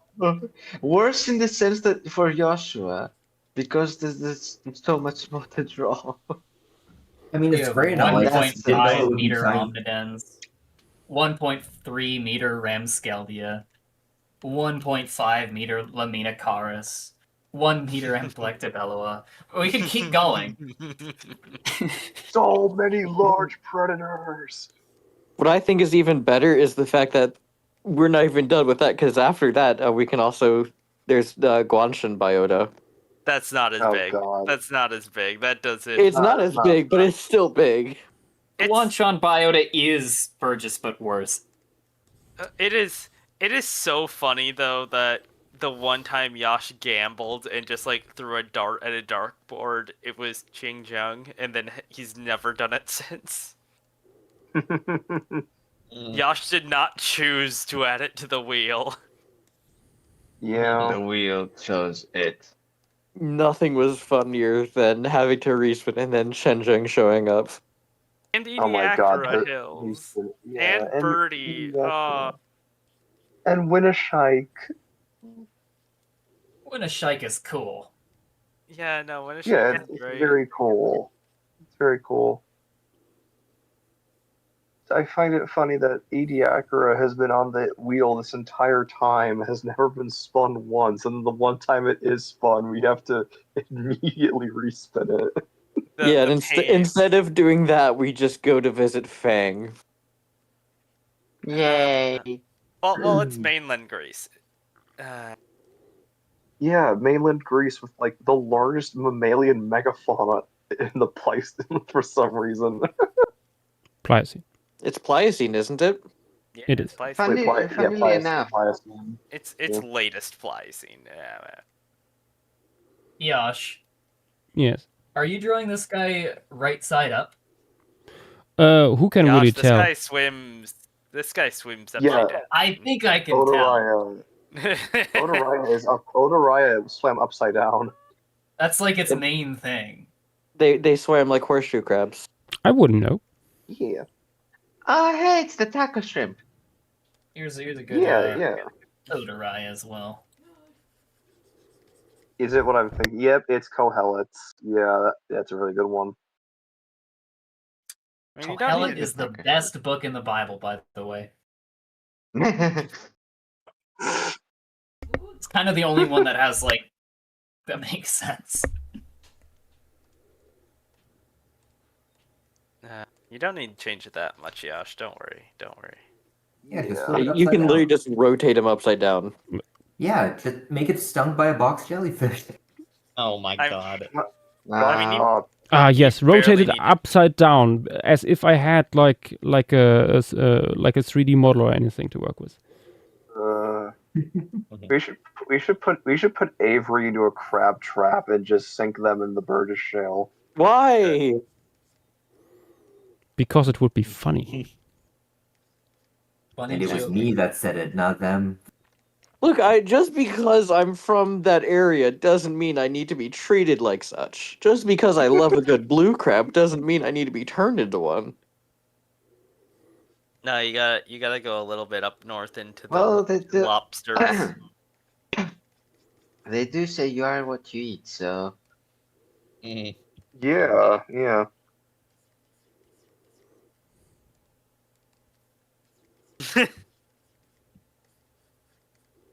Boy. Hussein, The fact that every single Saturday formation stream lasts this long. yeah, this is normal. Although has we been going are on we approaching the for end. 2. This has been The fact going that on we for are 2 years. I am what I eat. Good thing I don't eat then. Look at references in other talk. No creature. Good. Oh. Good animal. The fact that we are now just adding our first Hymena Karine, even though there's like a whole swarm of other ones. Like Waptia being like one of the most common things from here. It's also the best thing from here. Yes. It's kind of cool. I love Wapti. It's such a goofy little guy. Why are you Yes. body pressing me, Aberntologist? Wait, what? Look, another talk. Avery versus hydraulic press. Who will win? I wonder. Battle of the century. I was saying I'm a professional when it comes to selling burgers. Don't you worry. You're a burger shell. Is this it for tonight? Is this the last animal? I'm thinking. The last one. The last. The last? animal. The last Okay, Radiodont. Maybe we could add like Spartabranchus as like a single last easier thing to add. Or maybe a Toya. Oh yeah, too. Odatoya would be nice. Yeah. I think Dynamognathus is now the base color. At least is now done. I'm pretty happy Otoya? with this How color, about these Otoya? colorations.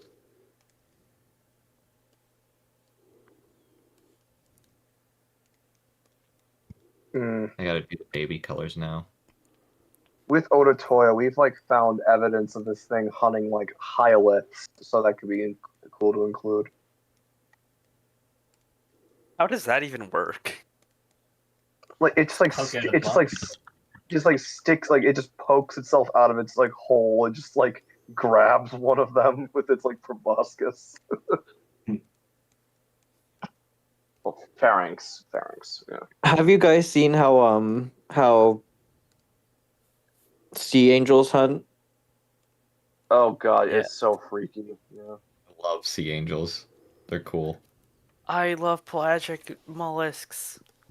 True. I love pelagic gastropods. I do like how Yeah, the main prey item of sea angels are sea butterflies. Like that just makes sense. Yeah, The butterfly animal, it's real. it's real. I just love how Okay. pelagic gastropods have like independently evolved like 5 times at this point. Mhm. You also have sea elephants, the sillies. They yearn for Yeah. the swimming. And then sea pig.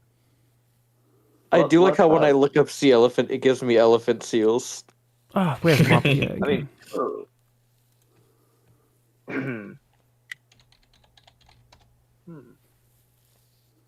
maybe you could show like some of the egg, like the brooding behavior with this guy. Okay. Is there a usual color for baby salamanders that I should know about? Brown. Brown. Yeah, I don't know why. They're gonna brown. Don't be brown. Don't be green. Oh, there's Wapti. The closest thing I have to brown on this guy is like oranges, so I'm just gonna go with that. Wait, you were actually looking for Waptia? It was right above the thing that you previously drew. Yeah, I'm blind. It's 6 a.m. What do you expect? Fair enough. Why are you doing another thing then? Don't question it. Just let us enjoy this. Let it happen. Let us enjoy the Waptia.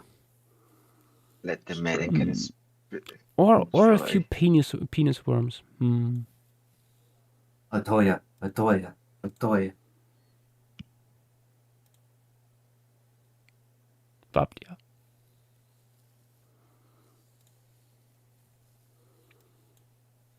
I don't think I'm gonna go super in depth with the baby's colors. I'm just gonna do a simple little gradient and then call it a day. Yash, how does it feel to finally do Burgess Shale? You ask me this now? I mean, yeah, Asking this you've been 7 hours in. you've been going. Yeah.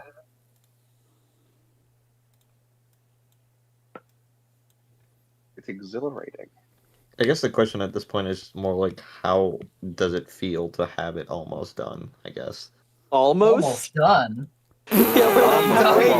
Almost. Yeah, you say almost. Like we haven't even gotten the majority of the arthropods in here yet.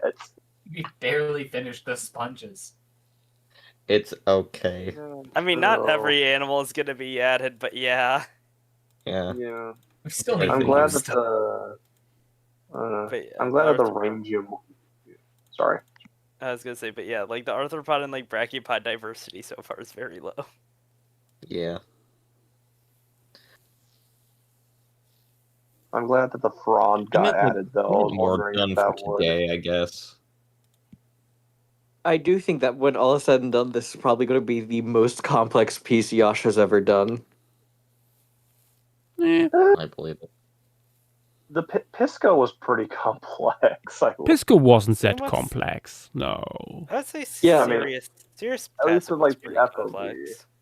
I think right now, like, the current most would probably be Bolka. Yeah, true. Yeah, no, I think in terms of complexity, Bolka is up there. Fun fact, on these Hymenocarians like Waptia, they've got two little nubs between their eyes and they got like a little head shield thing going on in the middle. There's two little nubs in between the eyes. I believe those are olfactory. They're used for smelling stuff underwater. Those are three little nubs. Those are Here's three. The middle nub is just like a sclerite thing. Ah. Okay. Okay.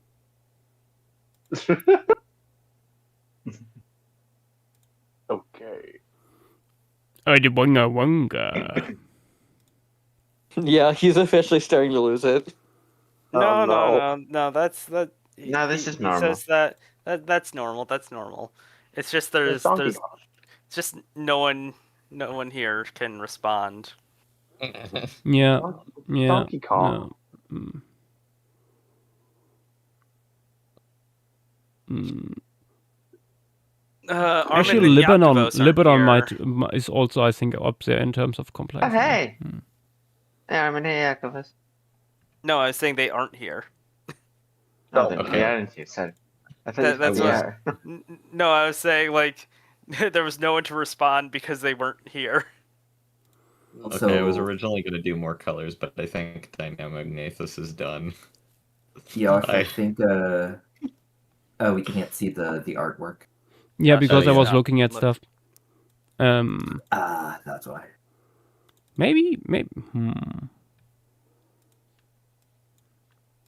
Just thinking to myself. Gosh, quick. What draw, a horrible piece. Draw a Cambro raster while Prehistorica isn't looking. Don't do that. Don't do that to me. Yeah, no, Don't do that. I Don't give me hope. already did stuff like that in the other Burger Shale piece I did a few years back. So.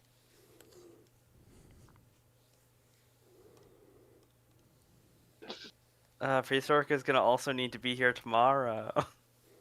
Yeah. Yeah, I'll be at work. I'll try and tune in when I can.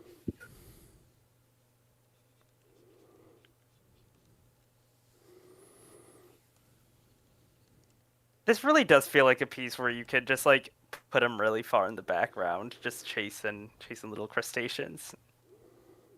They're just little guys. Guys Yeah. being eaten. Even though Montana will be very happy that Waptia is in here. Yes. If anyone doesn't like Waptia, I don't like them. Waptia can do no harm. You don't know that. We're gonna They killed cancel their Waptia. grandma. Just wait and see. Yeah, Josh, Waptia. before you end the stream, you need to add a burger to the piece. That's True. true. We do need a burger. Now imagine a burger. Like Also, Krabby Waptia's Patty. over party.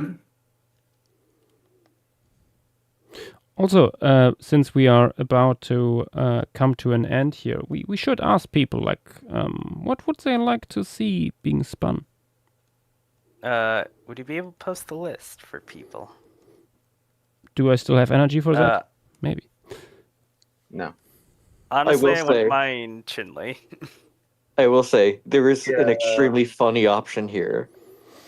I mean, yeah. There is an extraordinarily honestly, funny option. no, honestly, if Shenzhen would be spun, I'm not sure if I would let it pass. 2 weeks in a row? Yes. Regardless of if it gets done or not, there is an extremely funny option.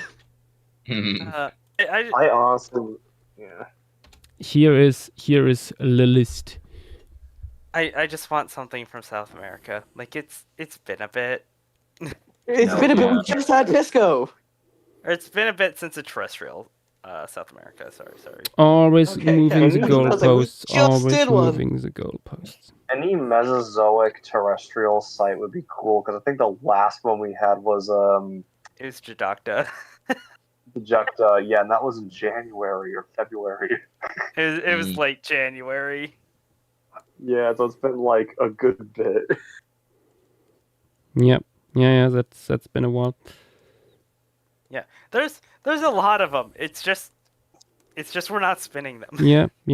No, I was just looking at the wheel and like currently at the tippy top because like it's like randomized right now is Villar del Arcebispo in Spain, which I think would be very fun. For Yeah, example. that's a small nice fauna. It's not super. Yeah, it's not super large. to, It has very charismatic fauna. There's Tyrannosaurus from there. Yeah.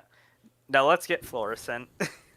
I will say, out of the ones that like besides the funny option, Chinley and Messel would be nice.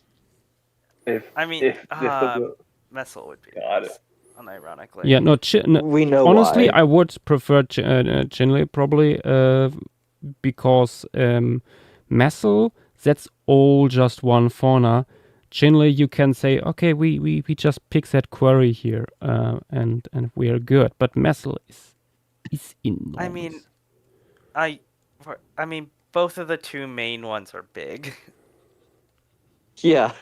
Like we're still doing like 30 tax or something like that with 30? I think it might be more. Than 30 that. would be more like 50 for either like petrified forest or Blue Mesa.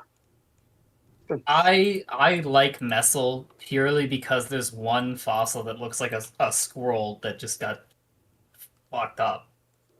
This is such a funny. This is such a funny fossil. I mean, there's Let me guess, also Leptactydium? there's also like turtles that have been basically fossilized in flagranti. Yeah, I was gonna say there's multiple pairs. Yeah, several fucking turtles, literally. There's also a cool specimen. I think multiple specimens of gars eating bats that fell into the water. True. Yeah, I mean those guys hang out at the surface, and if a bat falls into the water,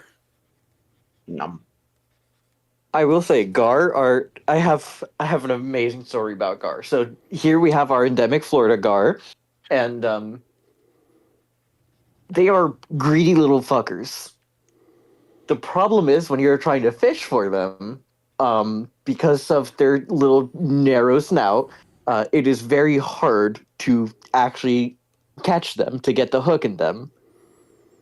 So if, for example, you were trying to catch some bass and all you were getting was a bunch of gar coming up and ruining your bait, you would not be having a good day. I hope it's Now, not let's a say- souvenir Christmas tree or like 100 gar. That'd be bad. I hope it's not 100 gar. Yeah. No. I hope it's Now, not. let's I say- hope it's not 100 car. Now let's say you're doing that, you're fishing in about 100-degree Fahrenheit weather all day, and you can't get anything because the gar are fucking with you all day. Yeah, eat gar. I love that gars just suck to eat. They're whimsical creatures. It makes that video even funnier. It's like, oh, I hope Yeah. it's not 100 gar. I would be. It's just something that's like old Christmas tree or a 100 gar. 100 gar would also be bad. Imagine how mean like Obaichthiids would be if they Oh, were still God. around. In the town where I went to school, we had a squirrel named Truck. I love that squirrel. It's the ugliest squirrel I've ever seen. I will say something funny about Gar. What is do you that mean Gar you are, had like like some of a the like most- like squirrels that had a name? Yeah, it was a very recognizable squirrel. It was named Truck because he got hit by a truck and he survived. Oh my god. I will say though, JW, Gar are some of the most chill fish possible. Like they just kind of hang out. I've never heard of a mean Gar. They're always just kind of hanging out there. You can go swimming with them; they'll just swim alongside you. I feel like That's awesome. Obaichthiids are so different in like, I mean, even how they Gentili feed and Pisos stuff Toys. that like they would have a The goodest completely boy. different attitude. Like those guys are like pivot feeders or whatever. Have there you a seen alligator Gar? You know, the thing that eats anything big enough to fit in its mouth. True. And even those guys just kind of hang out. Okay. I just imagine that marine gars in general Huh? might be a little bit meaner. I think Yash is done for the day. We We are indeed done for tonight. Let's go. Time So for far, the so far I'm quite happy wheel. with this. Someone's Tenda Guru, Giraffe Titan sweep. No. They should spin a Waukesha because I already have a size chart for that one. Yeah, that's true. Waukesha would be a cool one to spin. Let's finally get Birdie, guys. Let's finally, after so long. I wouldn't be. I wouldn't Waukesha is be. barely marine. It's like a tide pool. Yeah. I was gonna say, A Yash has a nasty, plan. disgusting tide pool. I would Yash be. already plans to literally set it in a tide pool. Let's fucking go. I Yeah. would not be That was opposed it. to getting Formidolo Stone again. Abrantologist is vouching for Forney. He really wants Forney. Forney good, Forney nice. Forney would finally also allow us to do Zorzano, which is the cooler, Okay. bigger brother. Here we go. All The right. wheel is waiting for us. It's slowly spinning in front. Let us randomize once again a little bit. Shenjong. And Like, one, Shenjong. two, tropical three, corpses and mud. go. Wheel. Wheel. Wheel. Wheel. Wheel. Wheel. Wheel. Wheel. Wheel. Wheel. Wheel. Wheel. Oh my god. Oh my god, Hey, are that's you right. shitting me? I guess Florissant. Plants, yippee! That's gonna be a relaxing stream, like legitimately. Ah, nice. Which Florissant. one's Florissant? Florissant this doesn't is have something much. that's been on the wheel since the start, I'm pretty sure, or at least if Yeah. not, it was super early edition. Nice. Yeah, yeah. it's We the just plant. recently did. No, not this one, but something else. Another a bumblebee from here in suspiciously invincible colors. This is good Mark. news. This is Mark. indeed very good news. We will be finally able to see bees. Oh. Yeah. Also, Fluorescent. We Behold, also did like Florissantia, the very very common and famous flower fossil from here.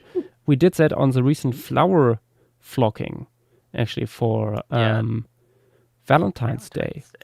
there are absolutely massive tree trunks from here. Yep. As you can see, I think there was photo of people standing next to some on here. I shall tell Montana because I have a feeling with it being plant heavy. She would if she at has least the want to time- have like some part in that. I would think so. Look at that, a weevil. Very nice Do we weevil. have Yeah. campers? Yeah. Do we Also attempt to summon Jules for lagoons. this one?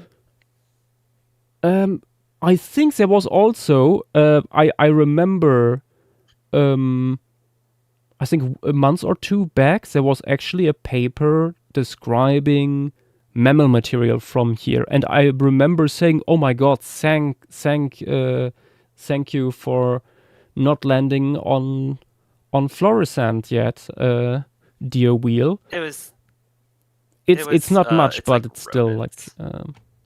nice to have some other stuff in here. Yeah. This is honestly like this image guild. Nice overview.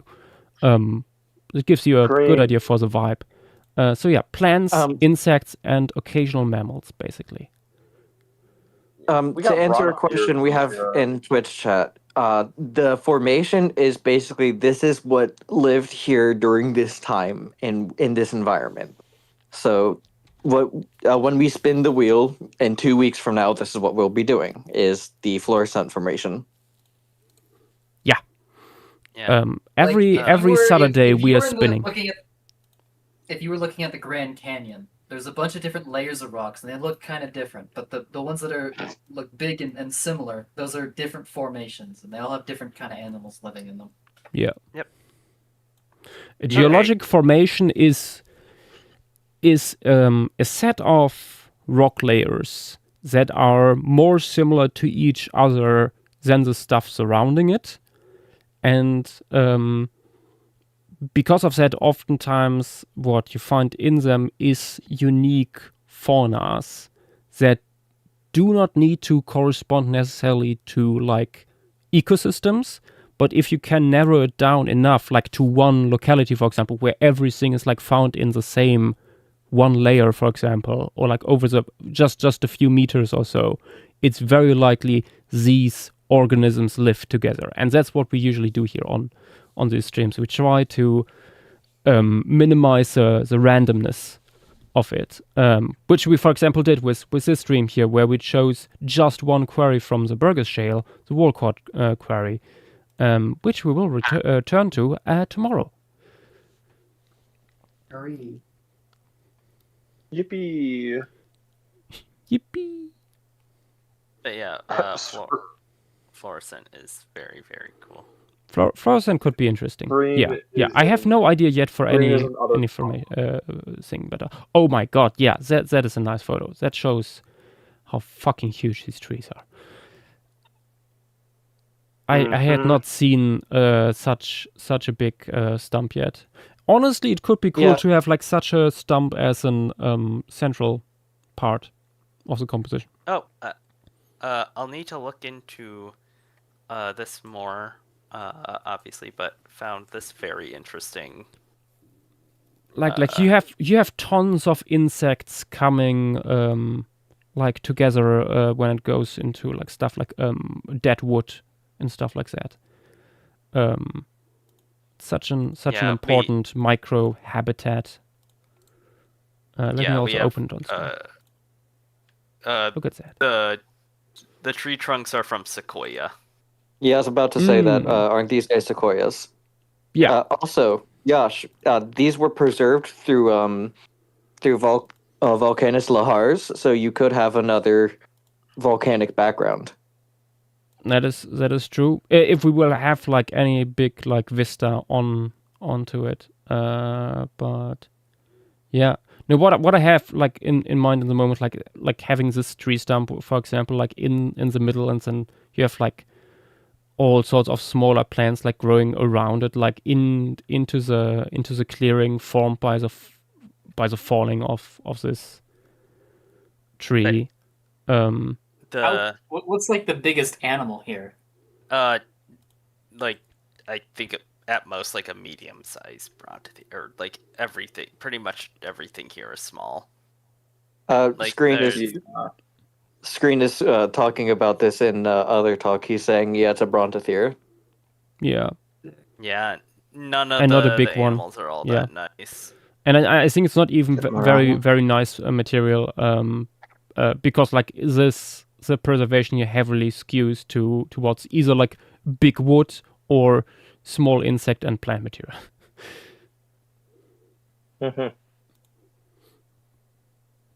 Yeah, there's. Yeah.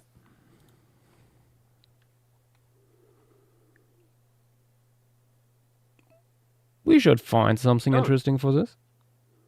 Ooh, temperate shrubland to forest. Ooh. Repair suggests that beyond a repairing forest, sclerophyllous scrubland or woodland existed. Riza is asking, can you share the Pisco Formation style chart with higher resolution? I can't really I mean I could send like around like transfer links and stuff like that, but they only like last so long. These size charts usually in full resolution are too big for social media or Discord most of the time. Especially if they have like a bunch of smaller things in there as well. This one of Walcott Query is like over 11,000 pixels wide. It's only like 30 megabytes though. Yeah. I was honestly 100. surprised you were able to send it in the reference server. Yeah. But yeah, the sun is slowly creeping into my room, which is my cue to go. Before we do go, Screen is saying the middle of the formation had a shallow lake. Yeah, I was gonna say it's. I mean, yeah, that stuff has to be preserved somewhere. Yeah.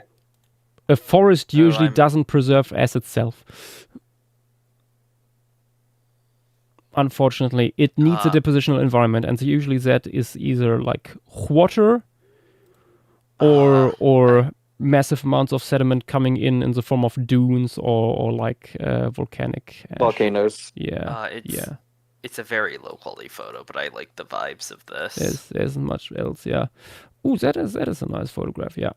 But yeah, I think once we have a better grasp on like what the size distribution here is, can make some more plans. Yeah, I mean, that direction. It's an elephant-sized animal, an oreodont, some rodents, and then insects. Yeah. Along with like some birds and fish. If the Brontosphere is like sufficiently fragmentary and it's going to be and maybe like even known from a few other sites, I could also imagine like blurring it out big in the background. I mean, that's what I was thinking as well, since you want to focus on the small guys. Have just everything happening on the dung of one big Brontosphere. I honestly think that there's the chance that we just don't need the Brontosphere in general. Or we could have like the scratch marks of it rubbing its horns on the trees. I think you this could guy have like is. You could have a bunch of plants growing in the tree stump. Yeah, that was the first thing I was that was coming to my mind, like showing like all the stuff filling the niche of a big forest giant that has fallen some time ago. Like shrubs. I have a decent picture that might be cool for that. I mean, I'll put it in the thread. Yeah. But yeah, this would be the Burger Shale stream for now. I hope you liked the burger sale we had here tonight. We shall continue with this tomorrow, and we'll add many more arthropods and other critters to it. Most of them quite small, but we will find a room for them. Okay, yeah. This will be everything for tonight, guys. Thank you all for being here, and see you potentially tomorrow. Bye-bye. Bye-bye. Good night. Bye. See you guys.